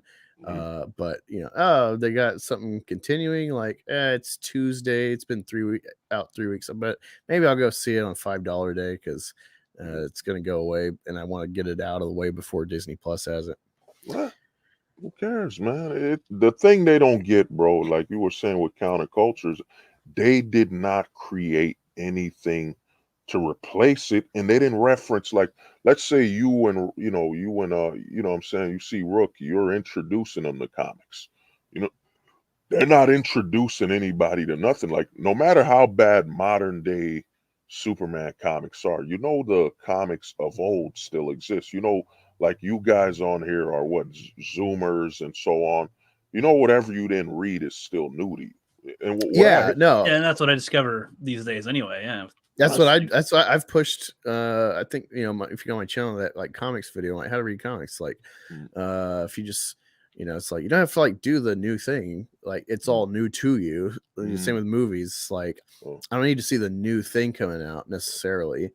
If I don't, especially there's been an argument I've had a lot, like no one talks about. It's like, you don't like today's shit, you don't like what they're doing with Superman. It's like there's the old stories. Like this is a SJW talking point that they're right about, even though it's a deflection on their part. But like for me, it's like, oh man, what they're doing new stars. But I'm an EU fan. It's like, well, just go reread the fucking EU. What? and dude, the other thing you bring up, and this is how stupid these guys are, is that, dude, we all went to school. Didn't they teach us about history class, Rome? And so you're telling me we can't understand anything if it didn't come out in the past 3 years. Like, so when me and you were reading about the Romans, what was his name? Alexander the Great, we could not understand none of this because the way our brains work, we can only fathom things that are about 3 to 5 years old. You know what I'm saying? It's got to have an Iron Man skin on it for me to understand it. Yeah, dude, these guys That's are where literally we've gotten, yeah. they're just insulting. A lot of the content they're doing is insulting. Dude, Lion King, the new garbage came out. Dude, the old good Lion King is still there. You know what I'm saying? Nothing has changed. And the thing about American comics is we got over 80, 90 years of comics. And that, I was in the 90s, bro. Would I be telling you the truth if I said, well, I read everything that came out in the 90s. I watched everything that came in the 90s. No way in hell. No way in hell. I even read 5% of what came out in the 90s. You know what I'm saying? You don't got that much time and, resources. Ain't got time for that. Yeah, it's bullshit. I ain't got time for that. You know what I mean?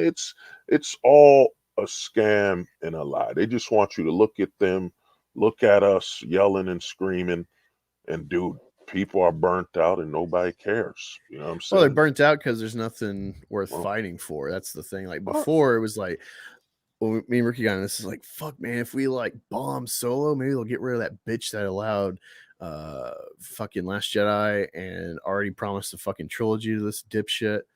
And I would say there's been some positives for the Star Wars fandom specifically.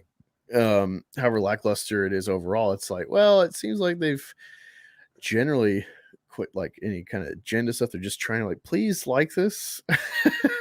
just trying to Jeb Bushing it. Please clap. Please clap. Please. Well, clap. It's like, everyone's like, oh, the fucking the doctor plot, man. It's like that was the best shit, and that's like real story going on. But you just want to see pew pew lasers.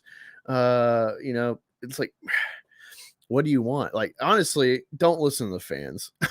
if you're Disney, sometimes the fans are stupid. Yeah, it's like, if they were just making art and didn't give a fuck, this is Vito talks about all the time the problem of intersection of art and capitalism, because we got to get butts and seats to sell tickets, and so this is priority number one over, hey, this guy's got a vision, but he needs the funding, so I think it sounds cool. Let's do it. That's not how this shit's made anymore. Like, watch the behind the scenes of Planet of the Apes, like how they like came to even make it. It's a book from like the 50s. And the executive that bought the rights, he was like some B or C level like producer for like stupid monster films. But he saw like, this could be cool, let's try it. And then like Dr. Dolittle tanked. And so they like put a fuck ton of effort to re-engineer what the Planet of the Apes story is, so they had to work around like, well, we can't like make a whole set of a ape society with technology. So they churched it down, they recontextualized the story, made it very tribal, and it's a work of art. Oh yeah. Well, I mean, I'll give what you're saying is that I personally think, man, a lot of the old guard, and of course this whole, tug of war of right versus left, they've infused it here and there. But the problem, and I've done a few streams on my own where I explain this, is that we're in a decade when Netflix happened, we've never in history could binge watch the past. Like when I was younger, somebody would tell me in the 90s, yo, this movie was fire from the 70s. You would have to search for it, hunt for it, look for it. Now, dude, the old content is fighting the new content. What Hollywood doesn't get is there's so much content you could watch. Like right now, bro, Friends from the 90s still popular. Is one of the top. People are binge watching the past. The content from the past is colliding against the content from the present. It's competing for our time. Yeah. And then, dude, you add in the fact that, and I told people this, that radio has always been what we're doing right now with this podcast. Radio's always been the ultimate form of entertainment because you don't need to see it. You could still play ball. You could drive. Somebody's listening to this Red Angus thing while driving on the freeway. Like I remember a trucker told me, I'm listening to your stuff. It doesn't get in the way. How many podcasts? There's so much content out right now. There are people that literally like following you Black Angus channel where I just wait for Angus to watch something and review it to tell me how it was. You know, I laugh at how he's explaining it to me, and I never watch it. You know what I mean? That's too much, bro. We've never been in the history. And what happened to us is, I think entertainment peaked. The 90s and 2000s was the peak. And now all the Zoomers, the Gen Zs that are looking at guys like me, like a millennial, like, oh, you guys are just older and don't know nothing. And then they're like, dude, I just rewatched X-Files. It is fucking awesome. And that dude is like 18 or something, you know, and he's watching X-Files for the first time, binge watching the whole thing. Like, you could never do that in the 90s, 80s, even early 2000s, where the internet was super slow, bro. I remember watching Lord of the Rings online, and it was loading for like fucking 30 minutes, man.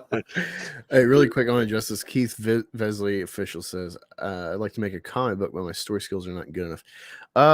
Just write it down. Just write whatever's in your head down, and then read out loud what you write. That helps a lot. I've done that with all like the essay videos. I was in a interesting class in college. It was a psychology / writing class, so it counted for both credits. And the challenge was, of course, you had to cite references, whatever, for whatever you're writing about to validate it. But you had to write short.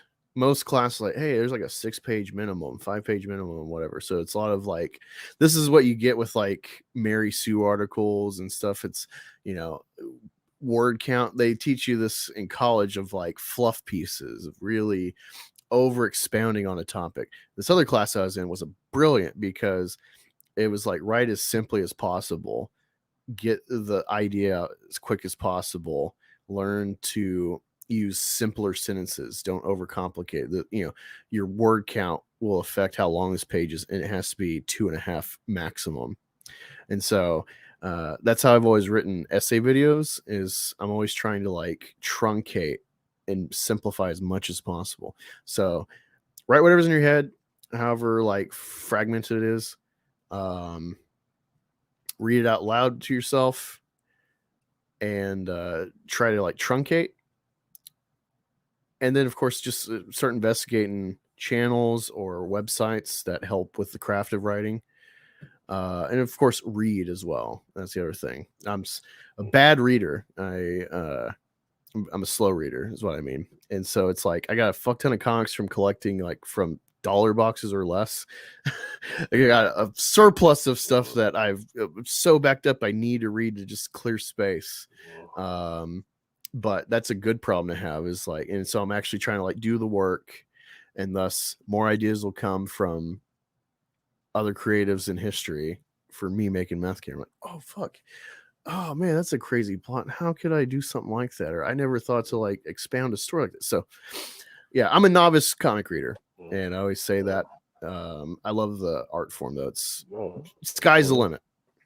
Man, you know, I wrote and done a lot of them. Is the thing with comics is, you know, it's a very different skill, because you have to, not only are you writing, but you technically have to be a camera. You know, the panels, the angles you need to write up, man. It's something else. You know, the writing, and me personally, I think comics, it's the ultimate visual form of storytelling. You don't need actors. You don't need no, you know what I'm saying? Effects, sound music. Yeah, bro. You don't need a settings, nothing, bro. All you need is the artist's skills, and it's the ultimate form to tell a story. But a comic book is a lot of steps. I would say to up and coming writers is, yo, write some, you know what I'm saying, some short stories, you know, novels, you know, short stories, like a 3-page, 4-page, work your way on writing short stories and build yourself up, because we're in the culture of, yo, man, you know, I wrote a full comic my first time. No, bro, work your way. Nothing wrong with starting with a 1-page story. build your craft and slowly understand that, dude, you want to get comfortable and good enough. And here's the ultimate answer. No one really tells you online, because where, you know, everyone patents in fucking what they call it when you get the award for trying or something. Participation. Yeah, everyone gets a participation. Dude, here's the thing, man. You're not entitled to anyone's time. You could have written the best comic, drawn the best comic ever. You're not entitled to anyone's time. And what you got to understand is, first, you got to just want to do it, man. That's it. And if people show up and support you, all right, cool. But you got to understand, man, this whole narrative of, yo, man, you know, the homie Black Angus, you know, he wrote the Bible. It was a biblical comic, you know what I'm saying? But you're not entitled. And there's so much competition for people's time. Like, think about it, dude. You got over, I can't see the numbers, but you got over 20 people or watching this stream that aren't watching something else. Like, the competition for people's time it's insane right now, man. It's a war. You know what I mean? It's a war right now, bro. You know? No, I agree with that. Yeah, and I appreciate all y'all hanging out with me instead of watching EVS. I'm surprised we got up to 50 viewers. That's fucking crazy for a you know, classic Thursday stream. Yeah, you head out, TJ. Didn't expect to go this long. Well, I expected maybe like a 4-hour block, but the blood sports, you know, definitely pushed this out further.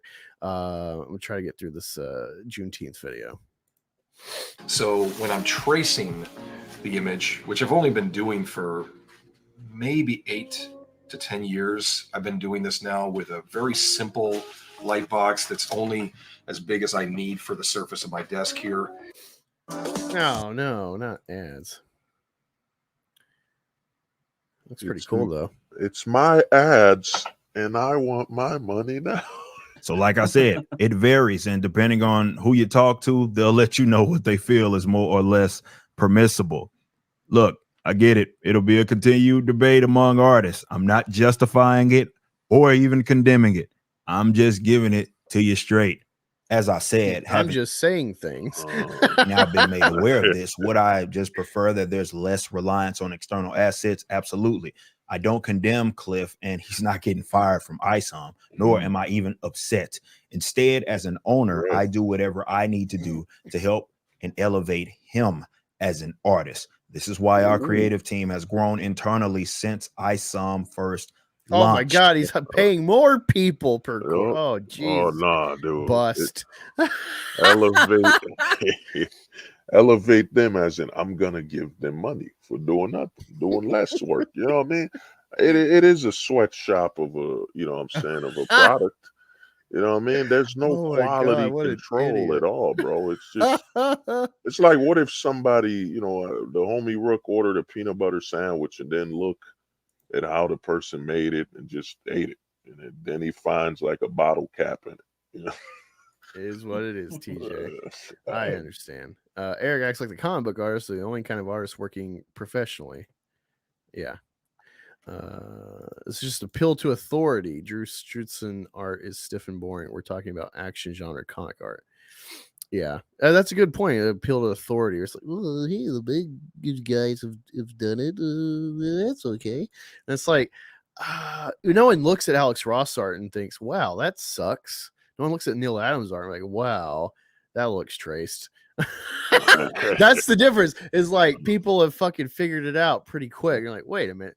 When do you ever hear people like, oh my God, look at this awful Neil Adams art? No, he's like an iconic Batman artist, and he made his own little company. I don't know how long it lasts, but Continuity Comics had some cool looking shit there that he did himself. Alex Ross is iconic, of course, especially with like Kingdom Come. I haven't read Kingdom Come, but I know the art. I know when I see an Alex Ross cover, it's like he is a god of cover artists. Dude, I used to think, bro, Alex Ross, I thought they were like people. He took photos, or it looked so realistic. It was insane. You know what I'm saying? So trying to equate Cliff to fucking Alex Ross. What a gaslight. Notice that we're trying to improve these artists, be it our interior guys or our cover artists. It doesn't matter. We want you to be great, and we want you to be great. Having that great. We're monetized now, Eric. Oh, the great value brand. He wants it to be the great value brand. Yeah. Well, like honestly, this I don't know if I told you BVS, but I have a Kane and White cover because like I snagged a commission when he was like advertising. I'm like, fuck, Kane and White. And I'm like, hey, what's your price? And I'm like, well, that's a good deal for his fucking art. Oh my god, what a bargain. And but I'm like, fuck, I already got covers for issue 1 if I can do variants. This will be for issue 2. I can't wait to reveal my detractor book issue 2 as rippaverse editor, Kane and White cover, a famous Yaira coverist. Wow. Working for detractors. A detractor book. Well, I mean, you at least have you know what I'm saying, quality control. You didn't just say, here's a check, just send me whatever. You know what I'm saying? No, you're not Eric. It's kind of weird because I'm pretty hands off with artists. I'm like, maybe it's because I'm pretty detailed about the references and like dimensions. Where I'm like, for instance, when I didn't know what to like direct, so the first guy I did art for me was Vic King, and I'm like, yeah, I want to do this, and he gave me a couple like head sketches or whatever, and I'm like, oh, that one's definitely better for what I'm looking for. He's beefy, he's mean looking, and the fucking snout short, which is great. So then like that came into mind. I'm like, all right, Godzilla and like baby alligators, those are kind of like dimensions when I pitch anything to artists. Those are like my standard references. It's like, all right, here's the thing, it needs to be plausible in the comic world that he could pull a TMNT and put on a hoodie or a hat or something and walk in a crowd and no one really notices, because he's clothed and he doesn't have a giant snout hitting people. So it's like plausible that you could just pass them by. Little things like that, but I'm pretty hands off. It's like, I hit you up because like I feel confident in your body of work. Now the posters, besides like the swamp piece, the posters were kind of experimental. I just, got a range of, quality of, not quality of like, I got different styles and interpretations based on the references. And so it's like, I'm totally open to like free reign a bit. But it's been fun. But yeah, I'm not an artist, so it's like I know what I like, and so when I see your shit, I'm like, okay, you're definitely on track. I think you can definitely convey my character. Well, yeah, you were smart saying. That's usually what I do, man. I load the artists up with so much references that it ain't really hard to mess up. You know what I'm saying? You give them all your references because, like you said, I'm a writer. I'm not an artist, but we've watched. One thing I hate, these people talk like we don't have eyes and we're blind. The AJ guy making excuses. Well, Eric, whatever. Dude, we have eyes, and dude, you could tell. We can see and tell what's garbage, man. Anybody with eyes could tell you that ISOM book looked like PlayStation 3 games. I haven't seen that one. Man, it's just, to me, they make up excuses. But usually with me, with an artist, man, I got what I want, and I supply the references. We handle it different. Some of us are, like you said, free range. Some of us are, I need these hair follicles to look like this, man. I'm not that. I need the shoulder hair. I need each strand on the shoulder hair to be 2 micromillimeters apart. Yeah. But no, I definitely need to figure out who this colorist is for the Ira piece. That's fucking amazing. If I can snag them too, get two rippatards under my belt. They really captured the Saska twins. No, not that shit. I meant the Yaira cover. This is different. This is Marco's shit. He draws shit weird, like proportions off. Look at the necks. Why they look like? No, it's not even that. It's just something about where it's like, okay, yeah, he's conveyed to women. It's competent art, but there's something about it. Just maybe it's coloring over his art, because that happens too. Where it's like you see black and whites or just the pencils, like fuck, that looks great, and then people start adding the layers, and it's like, oh man, they ruined it. Off. Yeah, something's off. Kane looks all right, but yeah, it's just this style that this guy does, and the fact that Rippa keeps running with this guy for all this promo shit. You've seen some of these angles too, like the Mike Barron picture on the fucking some of the thumbnails for like the Gooding and Rippa clips of interviewing him. Is this like weird side eye? Why would you draw? Yeah, it's a pose. It looks the proportion. Something looks off to me. Yeah. All right. Let's try to finish this up and get eyes. It helps. That's why we added our art director, like Kanan White, who he's around to help Cliff make him better as an artist. That's how we operate here at the Rippaverse. Kanan's presence. Wait, you're gonna hire Kanan to whip up the Batman, Titans, Justice League, etc. artist. That's like top shit, but he needs to get whipped in shape by Kanan. Which is like Kanan's a great artist, but I don't know. Like, there's kind of different styles. I don't know how much he's a cover artist, isn't he? Mainly, yeah. I don't know if Kanan's done interiors, but he's definitely a great cover artist. He's a cover artist. I mean, you only got to worry about like one big image. You know what I'm saying? And to me, it's kind of like what you said to Alex Ross. They got to tear down. I'm telling the same leftist approach. Tear down someone at the top, bring them to the bottom of the person you're working with, the inexperienced person. Yeah, it's the same play. Like Harvey Dent. It's like I took him and I brought him to our level. But yeah, I think we got the gist of this fucking video. Let's go look at the voluntarist guy, Jack Lloyd. He's got some SJW videos that I didn't realize this is like an ongoing bit on his channel. He's a huge Rippa shill. This guy is one of the 3 campaigns after Immortal Rising rejected Eric's pity donation to shut him up. Threw it in Eric's face.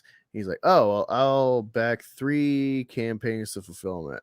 And I don't know the other 2, but this one, whatever the current campaign is, he backed Jack's Voluntarist. Which is funny if you look up the Voluntarist, he's done bunch of like Rippa Voluntarist crossover art, and his channel's full of Rippa shill content, which I haven't watched, so I don't know what valuable commentary he gets, but given the art he's made too, it's like, okay, I don't think he's going to be objective. It's like, say what you want, like, oh yeah, I'm making detractor content. It's like, you've seen this stream with AJ where it's like, all right, it's not just that I'm on the side, it's like there is an intensive amount of reasons I'm on this side. It's very educated. I'm saying, what's the detractors for life, man? It's a tattoo. Yeah.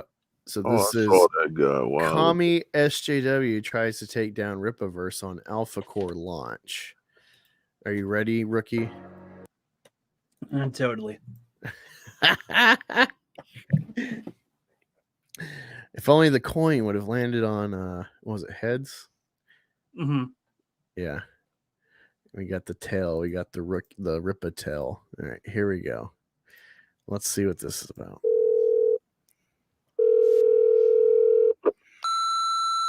I see you've been ignoring my calls, Eric July. You're too busy for a race? Is the Alpha Core launch just taking up too much energy to make time for your greatest rival? Well, fine. I have a way to get your attention.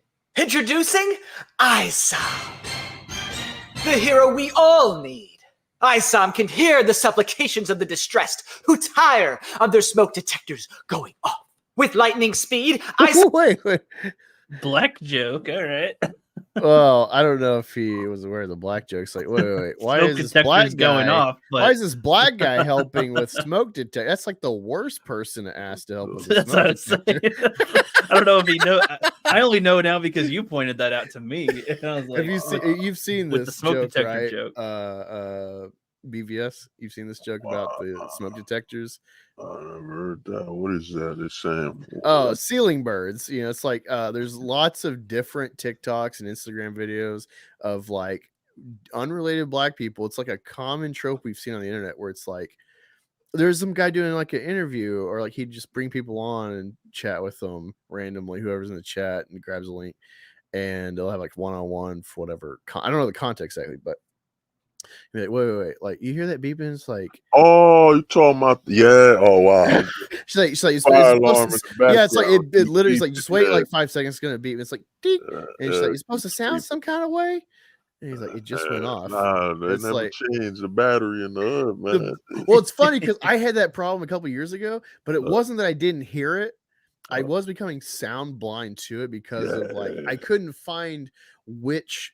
There's like 4 in my house, and I checked all of them, and every time it beeped, I could never locate which one of the 4 it was. No matter even if I stood under them, I'm like, where's the sound coming? Because like the way it's bouncing my house does not correlate at all. So that was annoying as fuck when someone pointed out like, oh, hey, your fire alarm, you know, you change it. I know, I don't know which one. I've changed them all. I had that with a homie, man. We were recording a song and the fire alarm just kept beeping. And it's I mean, I don't see matched the beat of the beeping, man. Just facts right there, man. There's a great meme someone made, like a 4chan post of Neil deGrasse Tyson on Joe Rogan, where he's like, I can measure the beep. I can quantify. I can study it. You know, but it's like, you know, changing the battery. Like that's a whole. I don't know about that. Like, you brought Neil. Neil deGrasse Tyson. What's happened to him, man? Like, he's now talking about love, relationships. You're like, dude, you know about space and stars. You know that old Bruce Lee. What was it? Would no hit back, dude. Stars don't talk back when you talk about them, bro. You know, he's talking like he's Dr. Phil now. I see him all over YouTube just looking crazy. Oh, here it is. All right. So he says, no, I can't tell you why the hallway chirps, but I can measure it. I can predict the next and following chirp. I have a very good understanding of it, and that's good enough for me. I'm not distracted by the philosophical side of why the hallway chirps. Oh, yo, hold on. You gotta put that on. I think D-Cam, he put it's funny because in some rap songs the beep is there. Oh my god. Wait, AJ says build blacks better. I don't know if you're talking about the ceiling bird problem or BVS.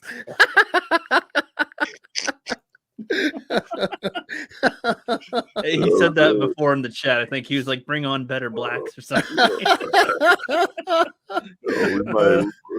might have to. Oh, that's AJ, man, dude. That dude. I think if Eric sent him a fucking Ziploc bag of his shoulder hair that fell off.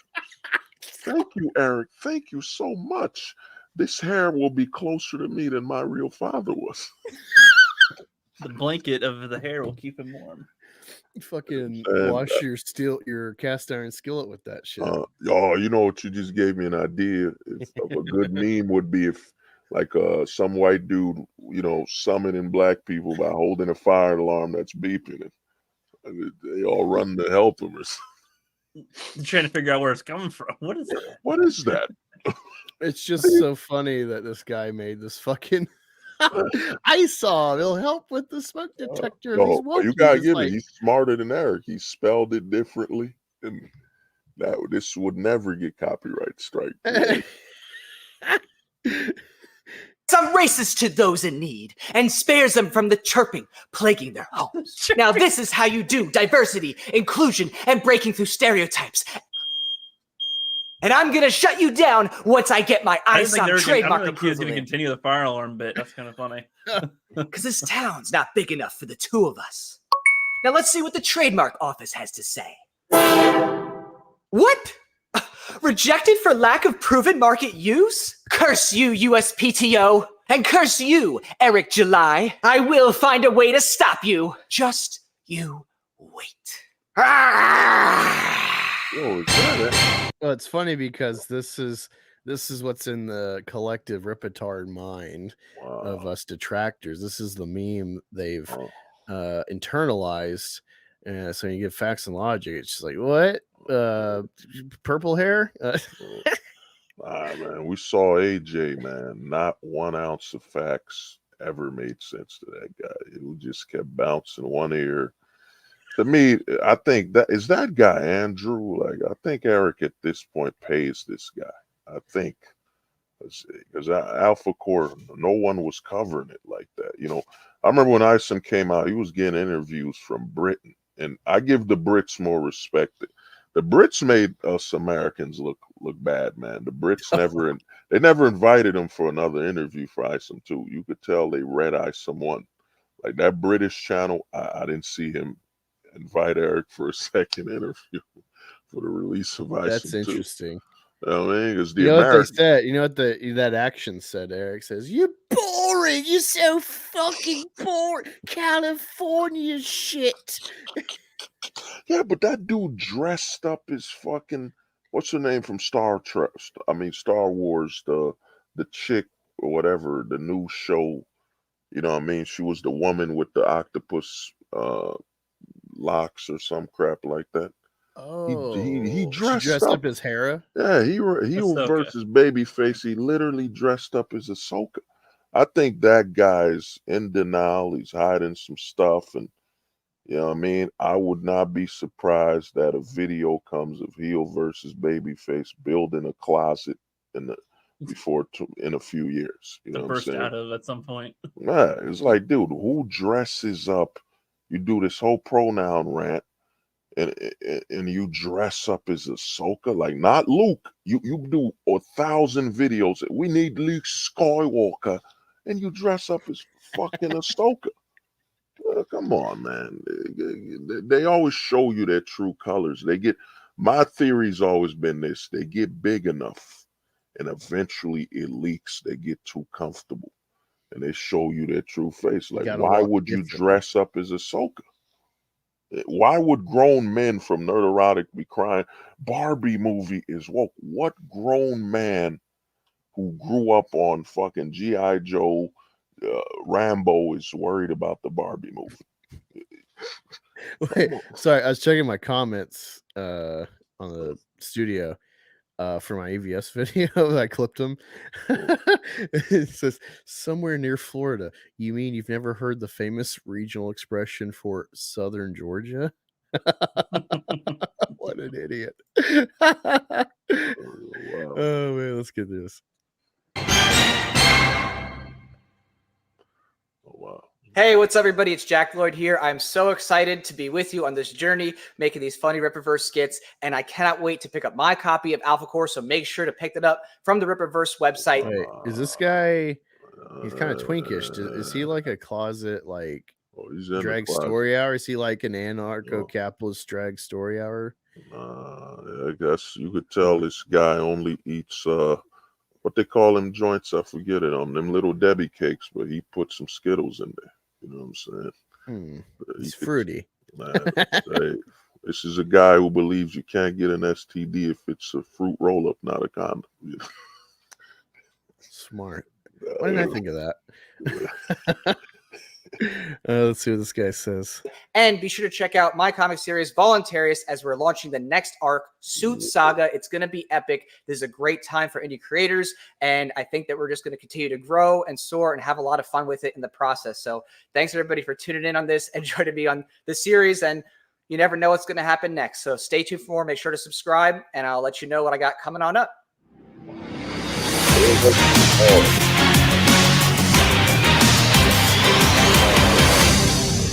Oh man, he should have led. He should have switched up the transition. Ironically, transition. He should have switched the transition from his parody to this to hey, thanks for watching. Because it's like you kept like, oh, let's watch like the Rippaverse parody of SJW. So then, bam! Oh, this guy's got a comic too. Woo! Okay. Well, one thing's for sure, he'll definitely let you know what's coming up. You meet him in his house. All right, so that was Alpha Core launch. SJW react to ice. Wait, I want to say he did a. Let me see. I was looking at these. He did one where it blew up and he just kept going. Okay, this one is 3.7 million. But my brothers, what is that? Watch Super Bowl 58 Sunday, February 11th, live. Oh my God! Rippaverse raised over 3.7 million? That does it! It's time to take things to the next level! You think you can make comic books, Eric July? Well, so can they. I hereby bring you... That was good. That was good.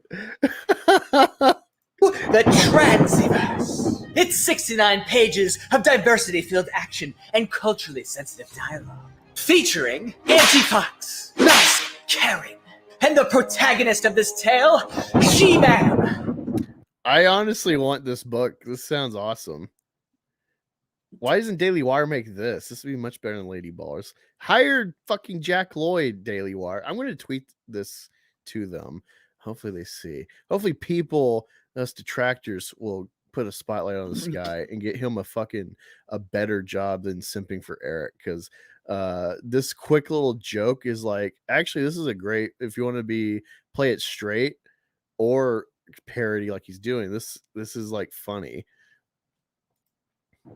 It's perfect for children of all ages, genders, sexual orientations, colors, and drag styles. And it's got none of that misogynistic female form in it that's only meant to help bigots get their tiny members off. Ha! Now take that, rippaverse. Now let's see how sales are going. No one's buying it. You know, I just have to break the ice, that's all. I just gotta pick up the first copy here. Insufficient funds. I can't even afford my own comic. This is your fault, Eric July. It's your fault, and the patriarchy as to why Transverse is not ranking in millions. You owe me, Eric. You owe me. This isn't the last you've heard from. Well, it's funny because it's like, is he parodying Hill versus Babyface? The pronouns. It was before the pronouns. Man, but brothers, man, I'll let y'all, man. Yeah. You know what I mean? Thank you for having me on. And, you know, by God, I think I got to get some Tylenol. You know, that AJ thing, man. Fucking hurt my brain. Part of history. Man. Watch AJ. So Lane's going to clip this. Fucking maybe Tony will. Maybe AJ himself will. And watch him fucking shoo 1,000. Hurt my brain. But, you know, I'll let y'all, man. And Rook, remember, man. Show respect to Vito's Pizzeria, man. You know what I'm saying? Okay. Oh, yeah. Peace out, man. To try hard. Yeah, the bit is a bit overdone. I feel like it'd be better if it was shorter. Yeah. Yeah, it's like, you got a funny thing. Haha, you fucking tranny comic. Woke. Okay. Yeah. What is this kind of a skit? These work better for the shorter ones, even though I'm more for longer stuff. There's some that work better shorter. Yeah, this is one of those, like, you need to watch yourself a couple times. Especially when you get the bit already so quick into it. It's like, yeah, no, we get it already. So, well, dude, remember my Jeremy video, St. Germanus? Like, that was great because it's short. Yeah. And I also had a lot of self-doubt. I'm like, I don't know, man. Like, I want to. Right when I wrote the script, I was like, fuck, like, I want to do this, but I'm scared I'll get canceled by like all these Christian conservative wackies in the same sphere that'll be like, this is blasphemous. You know, I was scared. I was scared because I had something good. That's why. You got to go with your gut. Like, oh man, this, I'm creating something. This is like, I know I got something here. And then you get scared. It's like that doubt is just like, it's because you actually put like effort in your craft. Indeed. Let's see how this joke ends. From me, Eric July, it's not.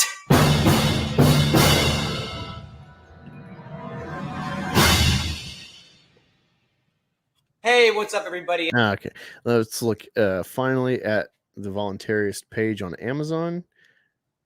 Yeah, here we go. Let's get rid of that.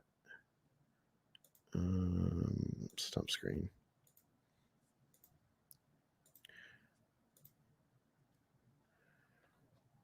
Here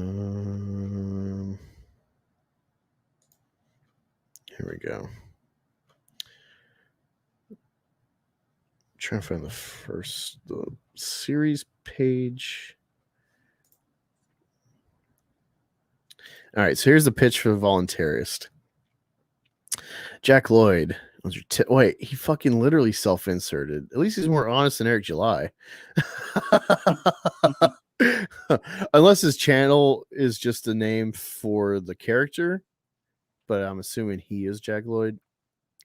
Regardless, Jack Lloyd was your typical college graduate ready to take on the world until his world was turned upside down. See, a little redundancy here. Take on the world until his world. It's like it's clunky. Just say ready to take on the world until it was turned upside down, because like world's already on the mind. You don't got to reinforce it. A strange cosmic event. Again, read out loud helps so much. A strange cosmic event leaves him questioning reality, and his parents in the crosshairs of a government operation. Join him in his quest to unravel the truth with this first voluntarist comic book issue. Together, we'll explore the question: what does it mean to be truly free? And it's just like, man, like, is this really what you want to make? Just like another comic book. Well, right, but then like when you look into like voluntarist, that's such a weird fucking name, and then you look up voluntarist, and it's like, well, this is a term for the voluntary branch of anarcho-capitalism or anarcho-libertarianism. So it's like we're getting into the quantum mechanics of libertarianism with this subgroup. It's like, if you're like an Eric July fan, that's what inspires you. You're making a comic book yourself. This is where it gets like Two-Face. I'm not saying this is intentional, but like there's like lack of self-awareness where it's like, oh, we're tired of enforcing your politics into this. Just make a good story. You know, maybe there'd be like subtext. It's like, this is just blatant political propaganda of anarcho-capitalism. This brand's literally called AnCap Comix. Like, the lack of self-awareness. If he like was more subtle, this is one of those things that like, it's one of those things like, oh, I really want to like my art is my politics. Like, I think it's bad either way, especially if it looks worse on the right because it's always reactionary. Unfortunately, the implicit nature of it is reactionary. That's why I'm like, fuck this fucking volunteers. Like, it's so unfortunate. Like, I can't back this shit. If someone like send it to me, like I'll read it, I guess, if you want me to review it, but could not back something like this. It's unfortunate. But on the other hand, you know, he's pushing his agenda into his art. There's something admirable, I guess, as well as I'm conflicted clearly about how much, if any, politics your world should you explicitly put in your art. Because like on the other hand, when I look at ISOM, I'm like, I wish Eric actually made an AnCap hero. You know, politics would help ISOM if he actually had like that would help inform his motivation or worldview. So it's frustrating. Let's see what the chat thinks of this. He's married to some Asian girl. He's like Shane Davis, weird and cringe. Shane draws great, so that's all that really matters. But yeah, his wife's fucking annoying from what I've seen on Twitter. Libertarian guys and Asian wives. That's a good rhyme. As also did the crazy SJW wig thing from Batwoman. Oh man, he can fly. Well, that's the thing. I bet we won't be questioning what's this guy's power like at all. What is it? Right. His stuff is just $3 a pop. Not bad. Well, that's fine. Let me get rid of this. Finishing up, catching up on his chat. Not bad for what it is. Yeah.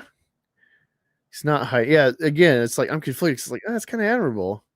You're actually putting it out there. You're not like hiding. You're explicit. So I'm not confused. I don't know.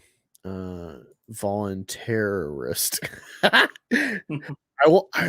wait. Let me see. Let me look up voluntarist real quick. Voluntarist comic. I want to say I've seen some like he's got like a commie enemy. He's got one that looks like he's fighting the devil. I guess it's the new campaign. Of course, there's the cover image. Oh, okay. All right, here's one. Voluntaryist takes on Volarchist, AnCap versus ANCOM. So the Voluntaryist says property is existence, and then the Anarcho Communist says property is theft. And so this is the exciting battle of our hero and his arch nemesis. I don't see. I feel like that's for a very niche audience or something, because I don't know what the fuck that means. I feel like you're wasting your potential, because I'm seeing some of this art. If it's like fan art on like DeviantArt, it's like some of this looks pretty cool. You know, you got like a very tiny little niche that's like seeing this and like cool. And I'm just like, man, like some of this art looks pretty good. It looks way better than ISOM. Honestly, this is disappointing. I think you could put effort into just like a character that, you know, in his world has a political view, but it's not about the politics. You know, it's not the focus. I don't know. It's conflicting. It's like, I think this is cringe inherently, but it is admirable as well. And looks like he's got like a universe of, I guess, the AnCap team. Yeah, I'm just like, hey, you could be doing so much more. Oh man, it's unfortunate. You want to try to appeal to a general honest. Yeah, I would like to see what he'd do. I think I like to. Man, it's hard to put the words. Sounds like a comic that is unintentionally funny. Libertarians take it serious. Everyone else laughs. Yeah, that's unfortunate, because like my whole thing is like this. I've seen this before, but now I'm digging into it, watch his videos. And it's like, oh man, he's got some humor. He's kind of funny. He's got some good art on this, and it's like he's wasting it on like political propaganda character. It's actually more cringe than like Bible Man. Oh, that's conflicting. But anyway, any last thoughts, Ricky? How'd you like Bloodsport on the channel? That was interesting. I could say more, I guess, but like I'm not one to, like, everybody's already shouting, so adding another voice to shout just doesn't really. I don't think that would help, because we're all trying to talk Jack over Lloyd each other. skits were cringe as fuck. I don't know. I thought they were fine. They just ran too long. They're just too long. If they're like 40 seconds, I think that hit harder for the jokes. He's got a good idea. It's just like he needs a little more self-reflection on the final product before he uploaded, because he's got something. Just run on too long. You think I modded well? Given well enough. I mean, there's probably a few spots. It's definitely a good like done more, but it's kind of hard because we didn't plan on it, so we weren't really in the mindset for it. So we're just kind of letting it happen. Ad-libbing, I think we did good. I try to keep it fair for AJ as much as I could, but again, it's like, well, like you asked to be here, so it's like this is like, unfortunately, someone like LJ, I can give him the benefit of the doubt, even though he's a rippatard. It's like, no, if you just walk into this, looks like we're ganging up on, I wouldn't call AJ rippatard, but he's definitely like, it feels some kind of loyalty to Eric for sure. Rippaverse sympathizer. Sure. Okay, we'll put him in like a more subcategory. Sympathizer. I like that. Yeah, it's one of those like, I want to just mod this fair, but then like you're just talking out of turn about stuff you don't know, and you're only seeing it as like, you're attacking my guy, and it's like, right, because he deserves it. Sympathize. Oh wow, Tony. Wow, the synergy of the detractorverse, man. It's just we make memes. That's the thing too. Whatever side, when there's like especially bifurcation in fandom, or politics, whatever the case, religion, whoever the memers are, that's kind of a good tell who like the winning side is eventually. We will win. The detractors will win. I'm rewatching some Biggest Problem, and I need to clip some of it because it's like it's so funny.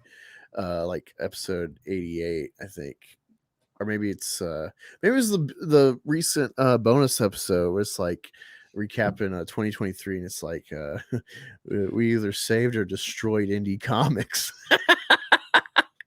And it's like, wow, they're so right. Like, again, the biggest problem is like the Bill Clinton of this little internet niche that we're in.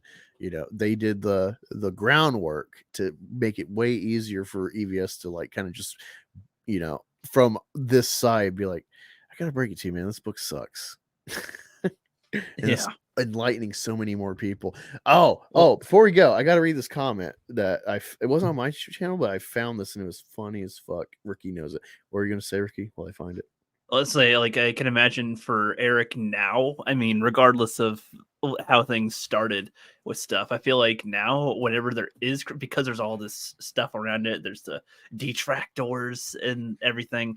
Now, when he does take criticism from other people, I don't think he'll really accept it much. So that means, to me, that his online friends, like Geeks and Gamers and them, that they should be more, like, you know, honest about what they think about the book. If they don't like some parts or think that some parts could be better, it'd be better to say it, because that would mean more to him anyway if it came from them, right? Like, well, no, we see this as like we would like, realize critiquing our friend, like, hey, faith. That this part isn't that great, because I think he would only see it as good faith because he's on their shows all the time and does the show with Az. So like, if he was like, your book's great, man, I love it, it's so great, but there's at least these few parts that I think. No, we already went through this. But I don't think that they'll do it. I'm just saying that it would mean more to, like, he would take their criticism at this point, I think, over like any of us. Well, sure, I think, but I don't think that they're ever going to criticize them. Is the thing. The problem, like, you've dealt with this in that day that led to my video about the ill-advised tweets. You got in that thread, and you dealt with some of these repertoires just like, dude, why are you replying to me? Quit adding me. It's like, you're in this fucking thread, dude. Like, this just happens. It's like this is how Twitter works. We're just like talking. Well, we don't want to hear that from you. It's like, I don't. Okay, then just don't respond to me then if you don't want to talk to me. I don't know what you're doing. Saying this just makes a weird. Right. It's like, how do you not see the notification and see that you are applying to someone else in this thread that he was part of? It's so weird. But you got in, and I can't remember what you said. You had a direct engagement with Eric, which is funny because like you're like, well, because the one guy was saying, we don't want to hear any of that from you or something, and then because I said that, well, we critique Marvel and all that stuff, why not critique one of these? And he's saying something else, and then he's saying that one of his fans was saying that he doesn't want you or me or something talking, and then I point that out, and then he's like, that is not what this is about. And I was like, circular logic. But this literally is, though. What do you mean? What I'm responding to is, they'd rather us shut up. And so I was just like, I think I should hear more stuff from opposing points. He's like, that's not what this is about. This is about bad faith or something. I'm just like, bad faith. Like, whatever. I hate when people say bad faith. When we went into the Marvels, we were expecting to hate all of it, but we ended up liking more of it than we planned. It's still shit, but we, went in with the bad faith and was like, okay, there's a couple positives we can pull out. Yeah. Here. Okay. Yeah. That's how we approach most shit anyway. We have a low bar for most things. And then are happily surprised when something is good. Like that's how that works. Yeah. The biggest problem with the Marvels, just watch the Barbie movie. And like, I think, same with Barbie, yeah. I think Ryan Gosling good at all. I think Ryan Gosling got the Emmy, or the song got the Emmy recently, like the day or two ago, for I'm Just Ken. Like the big accolade for this film is like man stuff. So when you're like blindly eating up this Ryan Cannell or whatever content of woke Barbie feminist, blah blah blah, it's like yeah. Like Hollywood's full of retards that like have grand, or they're just paying lip service to the narrative they have to keep their job. I don't think it's the case for Greta and the Noah guy that helped co-write it, but again, if you just like fall for buzzwords, you're part of the problem of media. Actually investigate the media. If you're like a autistic retard like all of us are, that are so invested in entertainment, then give stuff a chance, because it's not going to make or break. It all depends on the the actual interest of the general audience. What's up, Tony? What's up? I just woke up. Oh, man, anything happened today? I love your 2-hour nap. Pfizer meme. That's great. Oh man. But yeah, it's great that you're here because I can't remember where I found this. But this is a reply. Oh, this was hilarious. I'm gonna try to do my best EVS voice, like he used to do all the SJW comments. He'd read in like the lispy, like sad voice, concern troll voice. All right, so this person, James Brigham, says it can be bad, but ISOM 1 has made more money than all EVS comics combined. His review can't do anything to change it. His reviews can't do anything to stop Eric and his comic book company. There's nothing envious and jealous people can do to stop it, because their opinion is only valued by their clique. Opinions of story/art quality are always subjective. Read it slower, Angus. I'm almost there. His review is more personal than critical, but I like that the supporters of indie comics enjoy the destruction of other indie comic creators. Does my heart good to watch Crabs in a Bucket. Also puts them in the category of the cancel pigs, because they are literally doing the same thing. Make comics for your customers. Everyone has different tastes, so there is plenty of space for everyone. This is Eric Defender. Sounds like a fucking SJW defending Ryan. Well, that last sentence, make comics for your customers because everyone has different taste. Isn't the whole problem that Marvel made comics for certain customers that they didn't like? Yeah, the ones that weren't buying their books. Yeah, this logic gets a bit circular. No, it wasn't that they weren't buying it. See, that's a false narrative. Okay. The problem is, if you make a book if I make a book for Black Angus and Black Angus buys it and no one else, I've satisfied my customer base. I didn't make any money. I might have lost money, and I might have lost all the other customers who don't want a Black Angus focused book. But it did sell to my customer base. Right? Well, so if they make books, you're racist if you don't like this, and then you make more. No, but I'm saying if they make books that are like gay focused, right? Unless people buy them, but the gay people are buying them, there's just less gay people. That doesn't mean that they failed at what they were trying to do. It just means that people who are not gay didn't buy it, right? That's it. They made less money. I feel like even gay people don't buy it. People that try to act like they're on their side do, or something. They're like, "Yeah, I'm an ally, and I will buy it for you," because they're not going to buy it themselves. There are people buying it. The comics aren't. If you were to like show me some like fucking, you're like, "Oh man, we're at the local comic shop and we're gonna go in the back room and the inventory," and he's just like stacks and stacks of fucking Marvel comics. Can't get rid of any of these gay books. Looks fucking overwhelming. He's like fucking back rooms like. He opens the door, like fucking gay Superboy comics come like flooding out like a cartoon. Then I'd be like, yeah, maybe you got a point, right? But I don't think it's that bad. I think they're selling less, yes, but that always happens when you make a transition. Like, hey, we're targeting a different audience, right? Yeah. So, no, I got some random account. Looks like they're a Mike S. Miller Renowned Zero shill. It's not Smiller. It's a account called Lorana at Raging Dreamer. I retweeted Renowned Zero. I can't remember what this was. Your first mistake. Oh, Chris Bacon was mocking. He says, "I don't recognize your bad faith criticism." And then Renowned's like, "According to your weirdos, there isn't such a thing as bad faith criticism. What happened to take all criticism? Weird how you losers want to play by different rules." It's just like, dude, like, yeah. It's how I say, repertoires have no self-awareness or sense of humor. And then this person replies, "LOL, poor girl, someone call a chiropractor, or shit, an exorcist. Grotesque." And it's like a picture of Heather Swain from EVS. I don't know if this is from book 3 or if it's the Heather Swain journal.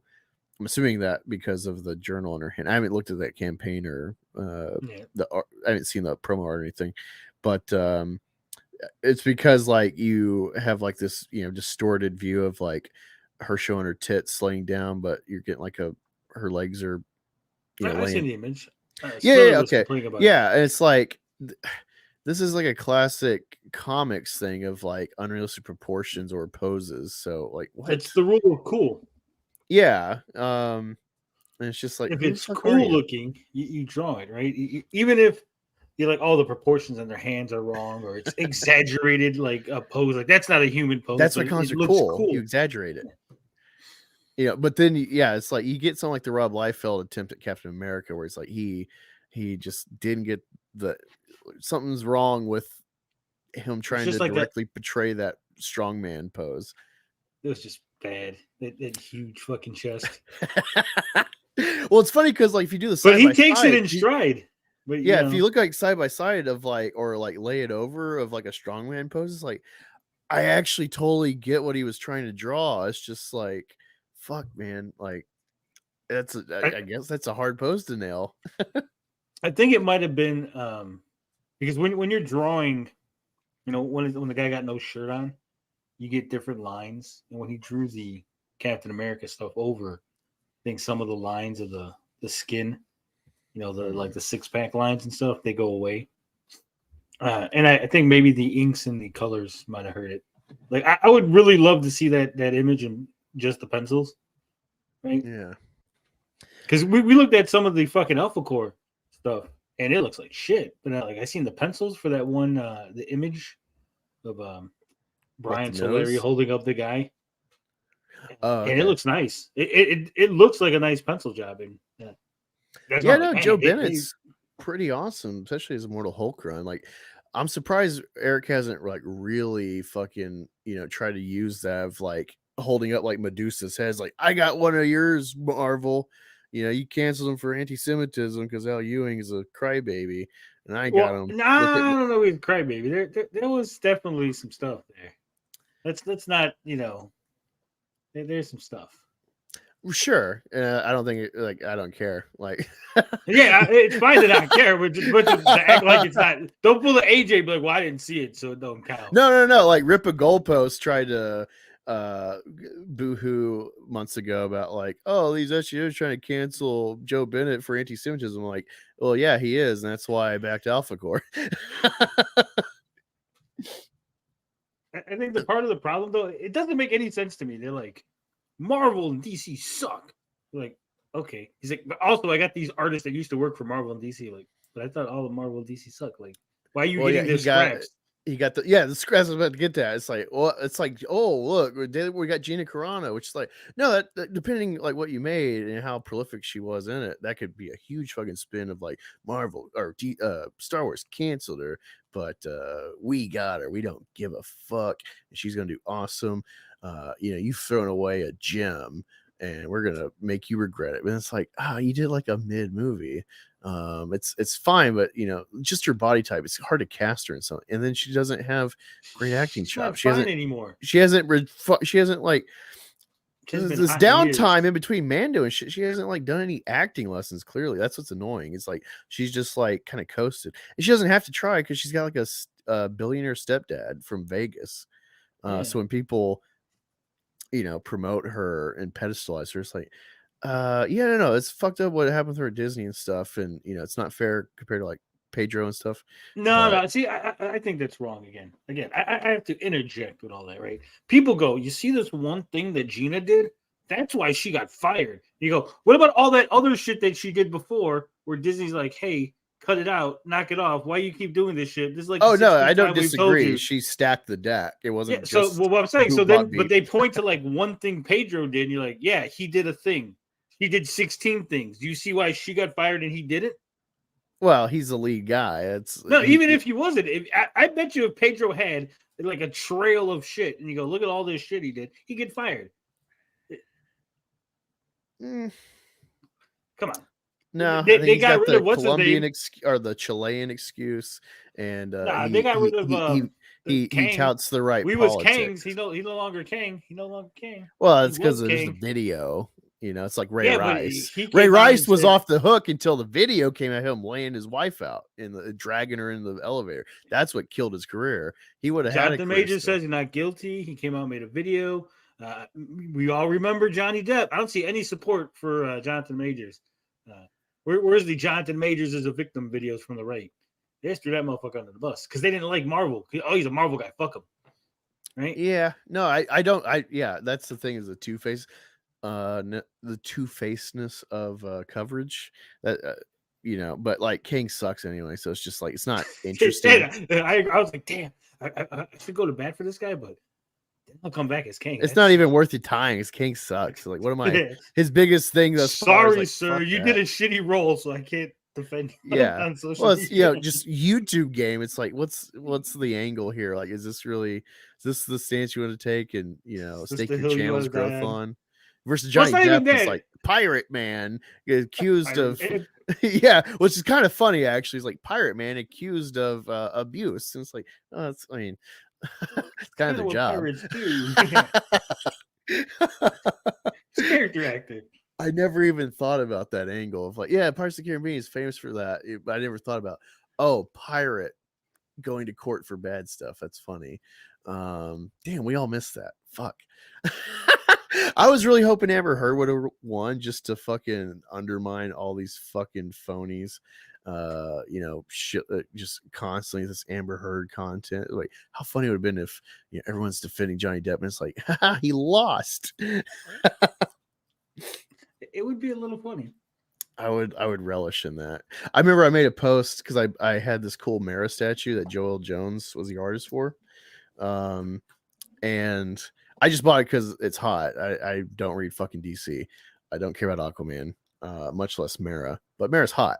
And it's a great statue, great artist. And so I made a post where it's like, I have this Mara statue, so when people come to my house, they know I support women like Amber Heard. And people were like jumping my fucking post because they bought it. I love trolls like that where you play SJW and you see how quick SJW's on your side. How many there are? Dude, the other day, I was fucking around with Melanie Mac. I was like, oh, Melanie Mac, and why don't you come on the show and we can talk the Bible and I support you, Melanie Mac. And I was like, fucking with Saggy. Like, yeah, you leave Melanie Mac alone. Stop messing with my bae. Right? And I'm fucking like playing this up. And I did a stream like where I basically shit on Melanie Mac. And I'm like, yeah, look what I did. Like, like pretending I was sucking up to her. There were people on Twitter like, last week you were sucking up to Melanie Mac. Why are you trying to take her down now? I'm like, apparently you don't understand the bit. Yeah, I hate that shit with Melanie Mac. She's a total fraud. You can find stuff a year ago of how woke I was, but I found Jesus. I'm good now. It's like, I don't know. You're like what, 35? I don't really think people change at that point, with like such intrinsic value stuff. Yeah, you're too far gone. You're fucking Christian. I got a Bible channel.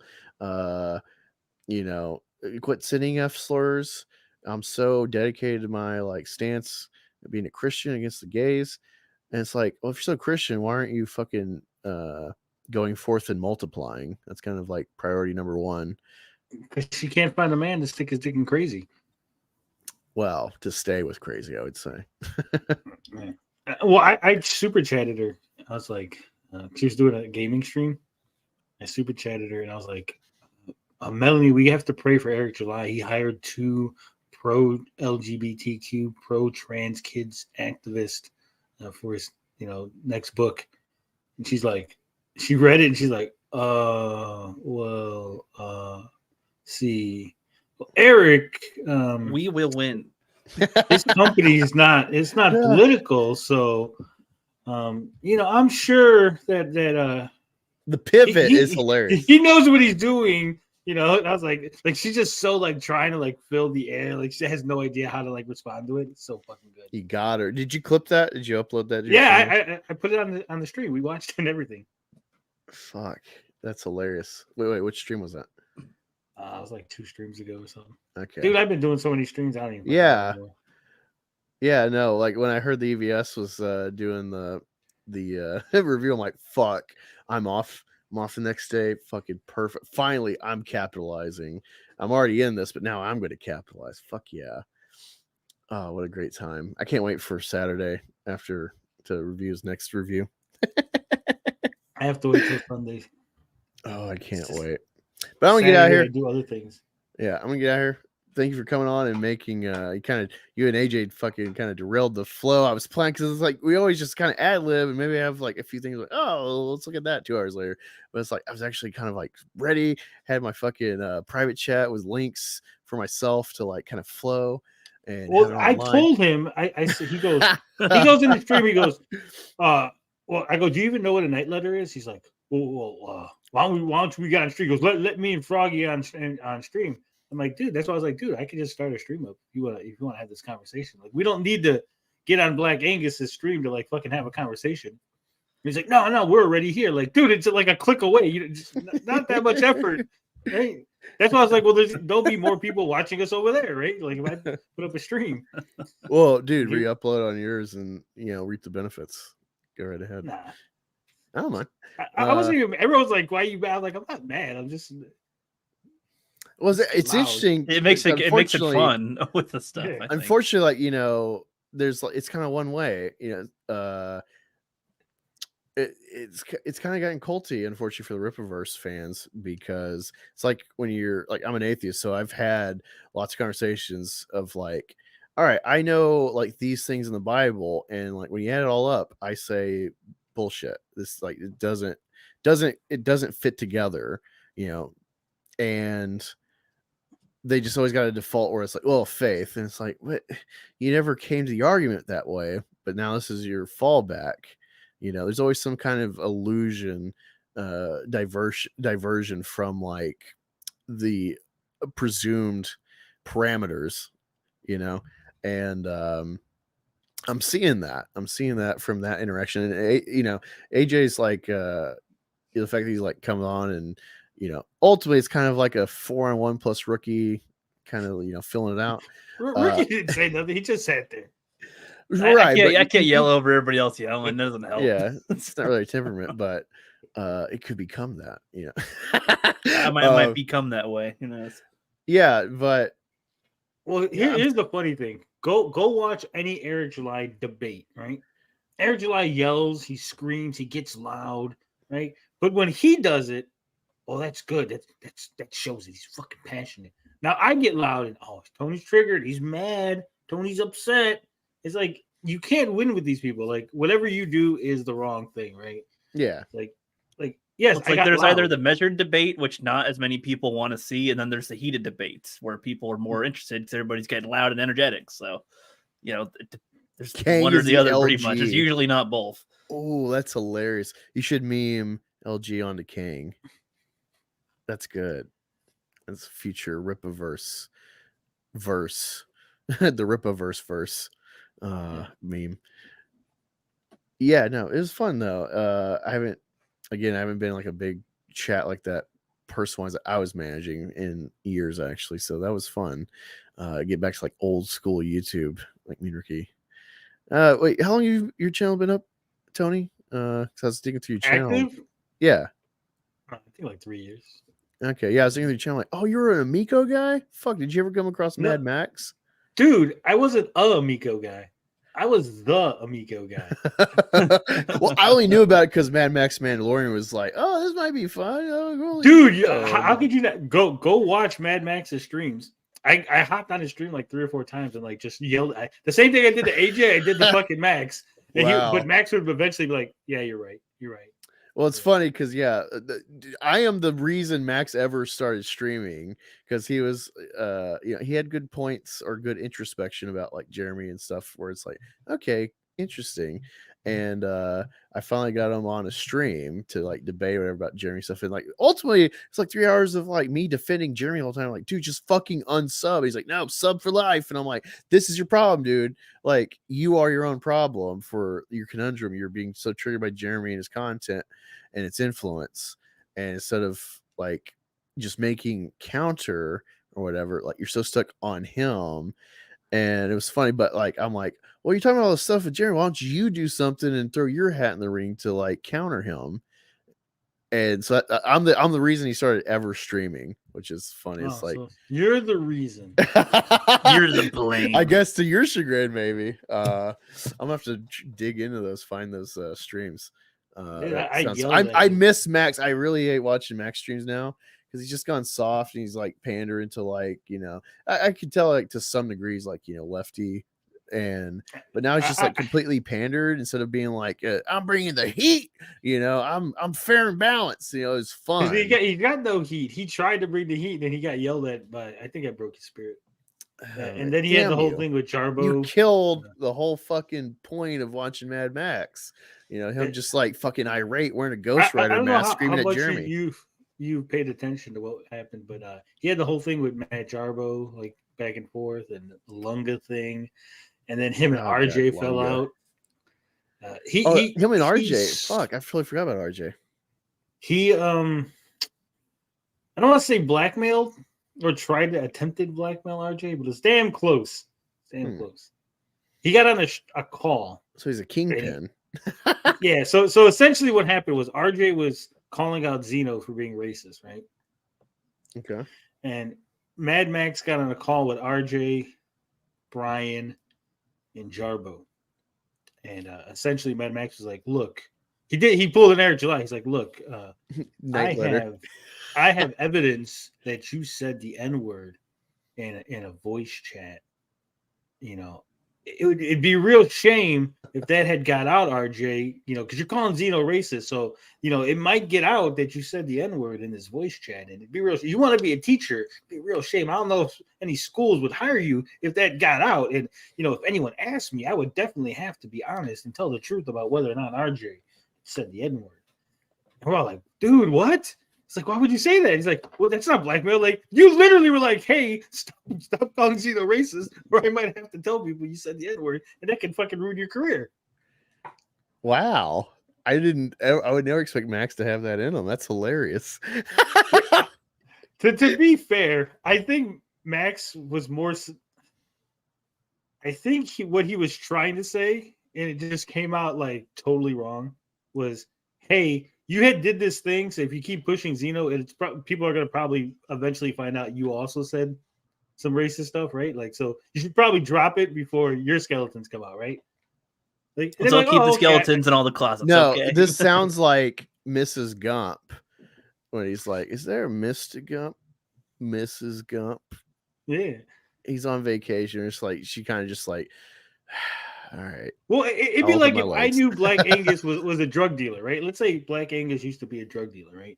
And he's going real hard at someone else for being drug dealer. I'm like, they're on my fucking turf. You damn right. Yeah, you should probably stop because people might find out that you used to sell drugs. Like that's the way he was trying to. Dude, say if people knew that, I would have almost a 1 million subs like Nerdrotic. People would be like, "Whoa, he's a drug dealer, cool." But the way he said it came off like, I'm going to, like, if you don't stop, I'm going to ruin your. I'm the danger. I'm the one who knocks. That's hilarious. I just would never expect that from Matt in any realm that he could like carry that out. That's hilarious. But then he took the mask off, and I think like he lost. Oh, he ruined it. He ruined the whole shtick. Yeah. The mystery. He should have did it. Now we know the answer. Mad Max should have put a green mask on, like one of those like he just looks like the green mask. No, and then put his mask over it. And he's like, I'm gonna unmask, and because he got the green screen, pull off like his Dr. Doom mask, and like then green screen nothing, so it looks like he doesn't have a head. And that should have been like the joke. Yeah, or have a different mask and be like, all right, now when I get to 1 million subs, then I'll unmask this mask. Or he should have bought like a Jeremy Griggs mask, like printed it on to like a skin tint. So he pulled off his Mad Max. It's like Jeremy Griggs. Time for a video. Or have a Doomcock one ready behind it or something. Yeah. That's wow, the layers. That's funny. Yeah, I miss. Yeah, I like I'm subbed him still, but like yeah, I never knew of you and him interacting because I just had like a time where I just like was fucking off YouTube, had other fish to fry, and so I'm totally out of the loop. I've been everywhere. That's hilarious that we've actually crossed same paths. Lunga, you have a history of Lunga aside from this fucking Eric July thing. I'm trying to. I don't know what his fucking goal is with him going after Vito and shit. It's like, why don't you try to be friends with Vito if you're trying to like make your comics and maybe resell them? Like, I bought his comic. I bought the 2-issue version. It's like, is it any good? No. Well, like I try to be reasonable in the sense of like, all right, what was his funding is he working within that to make this? But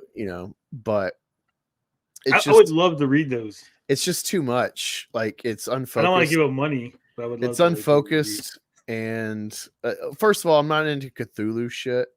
H.P. Lovecraft, never read his shit. It sounds interesting, but then it's like I gotta read it. I'm just like, I'm a horrible reader. I'm a slow reader, so I got other shit I need to read. So I'm not the target audience. I told him that. I sent him a message. I'm like, hey, so like first, I'm not your target audience. I'm aware of that, but like I read your book and it's like, I think you got something here, but I don't know how to fix it. But like it definitely not fully baked. Yeah, it's like it didn't. Yeah, because it's like about like this girl that's from like ancient Rome, and she's like gifted or some shit. But then I've seen his trailers and stuff. But then also the surprise is like there's like this like hereditary chosen girl from a special tribe of like the women in this tribe in Africa where it had like some sort of like gift of the gods or some shit. Africa. Woke. And it's like they throw her in, but then also you're learning about this like order that's like maybe like frenemies. It's unclear. That are also tied to like serving the gods, and then they're fighting. It sounds like too much stuff in the first issue. Yeah, they're fighting like these like warlock D&D people that are trying to like use that girl for a sacrifice or some shit for their god or something, or their demon, I guess. I don't know. Sounds like it's just like it was like way too much, and it's like unfulfilled. Like it ends with like a guy like drinking whiskey, and then like it starts back up from that. It's just like the flow of it, like I want these books now. You gotta like scan. Yeah, I'm thinking about. Yeah, I need to figure out how to scan, I guess, or get the right kind of picture taking for it. Because I want to review it. Because like, given how Lunga acts, he kind of deserves a brutally honest review. he sent his comics to EBS. It's so funny because he keeps and he didn't read them. He's just like, fuck that. He's like, did you get those comics I sent you? And Ethan's like, what comics you didn't send me? She's like, yeah, you sent them. He's like, here's the DM saying that you got them. He's like, oh yeah, I haven't read them yet. He's such a mad little man because EBS didn't platform him. Or I think maybe he did, but it didn't do anything for him. I think he might have been on one stream. I don't know. I think he was on one or something like that. I think EBS went on a Lunga stream. I don't think Lunga went on EBS stream. But I seen his campaign, right? So because he started talking all that shit on Twitter to me. Because let me check out his campaign, right? And the first thing I noticed is like this is a brand new property, right? And I seen some other small creators do the same thing, right? It's a brand new property. Nobody knows about it. You're a small fucking nothing on YouTube, right? He's like, we got hats, we got t-shirts, we got chains, we got keychains, we got fucking, this little statue you could buy, like all these extras, right? I'm like, that shit costs money. Like, no one's buying that shit, right? They haven't even bought the comic yet. They're not even invested in the universe. Like, you're not Eric July, right? He's talking about like stretch goals. You're not going to get people to buy the fucking Isadora hat, right?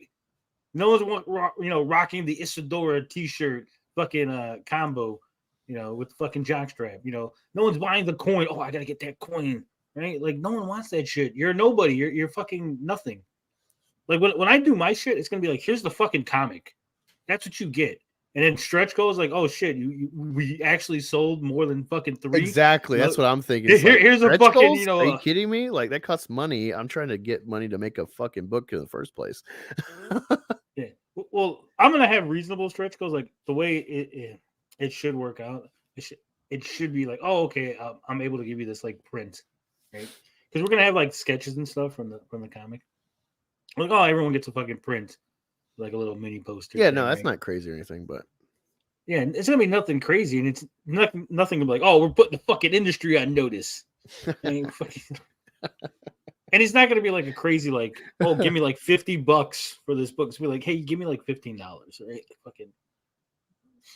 Yeah. But, well, thanks, man. It was fun, unexpected. Maybe next week we'll have LJ. And you can interact that way. This is. I would suggest you clip it out and be like, "Fucking Rippaverse gets destroyed." You always got to put like a clickbaity title. You can't just put, "Oh, 2 guys have a conversation." You got like, "Fucking Rippaverse destroyed." I would if I didn't, like AJ. if it was like someone just like, totally. Ripatard destroyed? ? No, I don't want to associate. I don't want to demean him with that title. Tony goes ape shit. Ripatard is for like LJ unhinged Rippa detractor. Okay, I might do like the Tony angle, like get away, fucking hammers, Rippa sympathizer. Something, I guess. Okay, something like that. We'll throw out a few, maybe. Yeah. Well, I appreciate you, man. Thank you. Thank you for that $2, man. Yeah, it's going in the meth gator coffer. Appreciate it. Thank you all for being in the chat. And look out for a stream Saturday here on my channel. Should possible. I think Leighton will definitely be able to come on. Tony's busy, he's saying. Ricky will be here because he doesn't have to work that early, and possibly other guests. Sarah, thinking we're going to do like last week 2 p.m. and however long it goes is what it is. I just do a stream at night doing game on Saturday. I do game news and stuff because we're not like a fucking Rippaverse channel. Like we're not. We actually had other shit going things on. do go on in our lives. I have a Justice League video I need to finish editing because I'm reading the Justice League Godzilla Kong, and the first 3 issues are fucking awesome, and it inspired this kind of comics explained attempt at like, oh man, you got to read this. Here's like the gist, and this is why I've heard good things about that comic. Then like Sunday, I always take off. Right, usually I take off on Sunday, but I think I'm gonna do a stream this Sunday to catch up on the Ethan stuff. Yeah. Because I took off today to be here with you guys. I was surprised because like I saw you like I just wanted to take a break. Well, yeah, because I was like, here's the thing. I know like if I would have put up a stream, like I would have had like 100 people, and then as soon as Ethan went live, it would be like phew, down to like 20. I was like, I really want. That's what's crazy. Like we hit 50 and we're still like 10 meandering fucking 5.5 hours in. I'm like, Jesus Christ, people love this stuff, which is great. Dude, the other day I had ended because I was like, fuck, it was like almost 1 o'clock. And we had fucking 289 people watching. Oh, when EVS came on? Yeah, but he already left at that point. Like we were still like, we're like, oh, I'm like, dude, we're just ending it. Like it's over. It was like there was 280. We could have kept going. Because everyone was hungry for that drama. Like if I didn't have no work to go to, I would just kept that shit going. I think we probably could have hit like 300 or 400 people. Nice. Because EVS had ended, so that like 3,000 people needed somewhere to go, and they probably like, oh, this guy's talking about the same thing, right? Like, right. People wonder, well, why would you like bounce around and find hunt out more and more? It's like I was a fucking diehard Phantom Menace guy. World-class bullshitters, and so once like they started building the High Council, I'm like, oh, Geeks and Gamers, wow. And then Ethan Van Sciver, and eventually make your channel, start networking, find other people, but like just the fervor of like, yeah, this guy did a video about Han Solo, but oh fuck, the other channel did a video about the Han Solo, oh fuck yeah, when there's actually like droughts of content, like that was awful. So I totally get the fervor as a fan of a topic you're interested in on repeat. Yeah, I want to hear it again. Well, it's not even hearing it again because it's like I say something about it, right? Like I got my angle. Like, oh, what's Black Angus gonna say? He's gonna have a slightly different angle, right? There's always different approaches to it that people can. Yeah, like then what's Leighton gonna say? Leighton's gonna come from that like libertarian angle. So like, oh, what's he gonna say about it? His tax auditing angle, yeah. So there's always like a little difference between everybody, and that's why I think people search out. So like they heard Ethan directly, like, and they're probably like, oh, what's this guy gonna say about what Ethan just said? Right? That's interesting. Like, yeah, I feel like that's why the last week's stream did so well too, because it was like just doing his review of ISOM, essentially talking about that review. Plus, we know the books. And so if he said anything out of line, we'd be like, no, Ethan, you idiot. No. So that's what's fun too. Because I hope he does Alpha Core. I want to see what he says when he gets to Alpha Core and I got fucking 6 fingers on some of those drawings. And he sees like there's like fucking like 5 inkers and like fucking 3 colorists. He's gonna go fucking nuts. What? Oh my god! I love that clip that I snagged where he's like, "Sorry, Ava, Daddy's got to review dog shit." Yeah. Still reviewing dog shit here, baby. I feel like Eric would have a lot more support from even, I guess, like if he could take the jokes and run with them a bit, like, like if he played that before one of his streams, that would be funny. Or whatever. Well, EBS he tries. that would be kind of funny. No, he tried. Like, yeah. Wait, let me show you this. Let me go to his channel. Like I feel like there'd be a better merger of the detractors and the sympathizers or something with him. Like if they could take some jokes, like, and run with jokes and make more memes, jokes. Like that'd be more fun all the way around. It'd be like a huge fan base of some kind where we'll shit on it, sure, but man. Like there'd be a good balance. This is his fans can't take any jokes aimed at Eric July. His fans go ape shit. Eric, he tries, but it's like really cringy, like over the top. He looks like he's legitimately pissed at everything, and then even when he laughs or something, I'm like, "What's I don't think you're really ISOM?" well, here's the thing, like the joke is like, so instead of saying, going with the joke, he's trying to go against the joke to make a joke about the joke, right? Like the whole shoulder thing, like shaving your shoulders. Like EBS said it. Could you imagine if he came out, like he was like outside, he waited till it was dark, and he came out with like fucking shaving cream on his shoulders, like, "Where you at, Riley? Where you at? Here's my shoulders." Like we would all laugh, like, "Oh, look at Eric July acting foolish." He's blacking skin. It'd be funny too. It'd be funny too if like Eric was like, "Oh shit!" like reacting to. Oh shit! There he is. If you like reacting to clip of going up a driveway a few times, oh shit, he's getting in shape. I got to get my ass moving again. And he goes up a driveway, like just something fun, roll off of it and make it play fun. with it. Like that would be like, wow, there'd be a lot more respect there as he wants. Yeah, but anyway, he can't. What's that called? He can't be the butt of a joke. That's the problem. Like EVS, like you're fat and gay. He's like, yeah, I am fat. I am kind of gay, right? He can go with it and it doesn't bother him. But Eric July legitimately thinks you're not allowed to make fun of him, right? I can laugh at you and make fun of you, but the second that you make fun of me, that's a no-no. I know lots of people like that, right? Yeah, you kind of made that clear when he made the president of you've got to lose weight. I can't talk to fatties anymore with it or something. It was like, well, why? Because they make fun of you too or something? Like, what do you mean? That's an odd standard. Yeah. Watch this clip. Well, if they want to pull up, they can't be fat. This is a funny roll clip here to epitomize Eric and his lack of humor, and then trying to make up for it. Fucking like the fuckers, like he's conspiring with Yellow Flash. What? I don't. And then me and Yellow Flash are like, what? Like, cause I ain't talked to Yellow Flash about nothing. Tell you, man, I'm fucking Thanos to these guys. Dark side, cosmic being. Let these guys tell it. I'm doing all sorts of shit that I don't even know that I'm doing. When you start getting like a name, it's just gonna be you waking up on the internet and finding a story about you that is like completely fabricated. And you're like, how in the hell did that conspiracy become a thing? I got this information from a YouTuber who also got this information from this YouTuber who then repeated this person. Like, god damn. See, none of that was funny to me. I didn't find any. He's so miserable. He's totally trying to fake the smile. Yeah. If he wanted to like really like be funny, like Eric, if you're listening, I know you're probably still awake. When he says he's Thanos, yes, I am. No, just you see, you have to play into the joke without drawing attention to it. So dress up like Darkseid and just do your whole stream straight. Don't bring any attention to it. Don't be like, look at me dressed like Darkseid. Just dress like Darkseid. Do your stream and then play it straight. And then people will be like, oh my god, this guy's he's fucking joking. He's one of us. He can make fun of himself, right?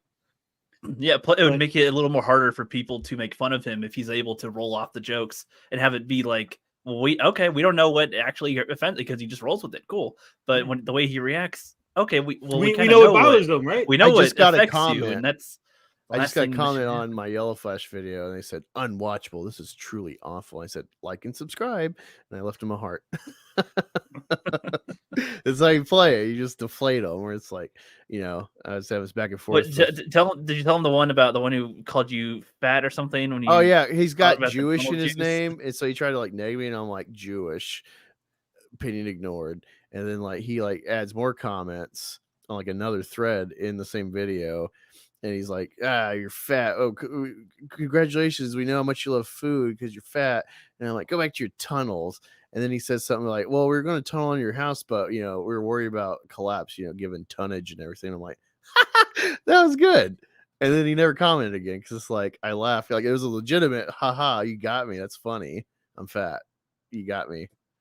And I concede you won this humor round. And then they never come back. And it's not even an intentional deflection or something. It's like, that was funny, and I will admit it. It was funny. Give me more. And then they're like, no. Like, no, I don't want to play anymore. They only got one in them. That's it. Yeah, they don't have the energy that we would to continue it a little bit more and come up with some more stuff. Yeah.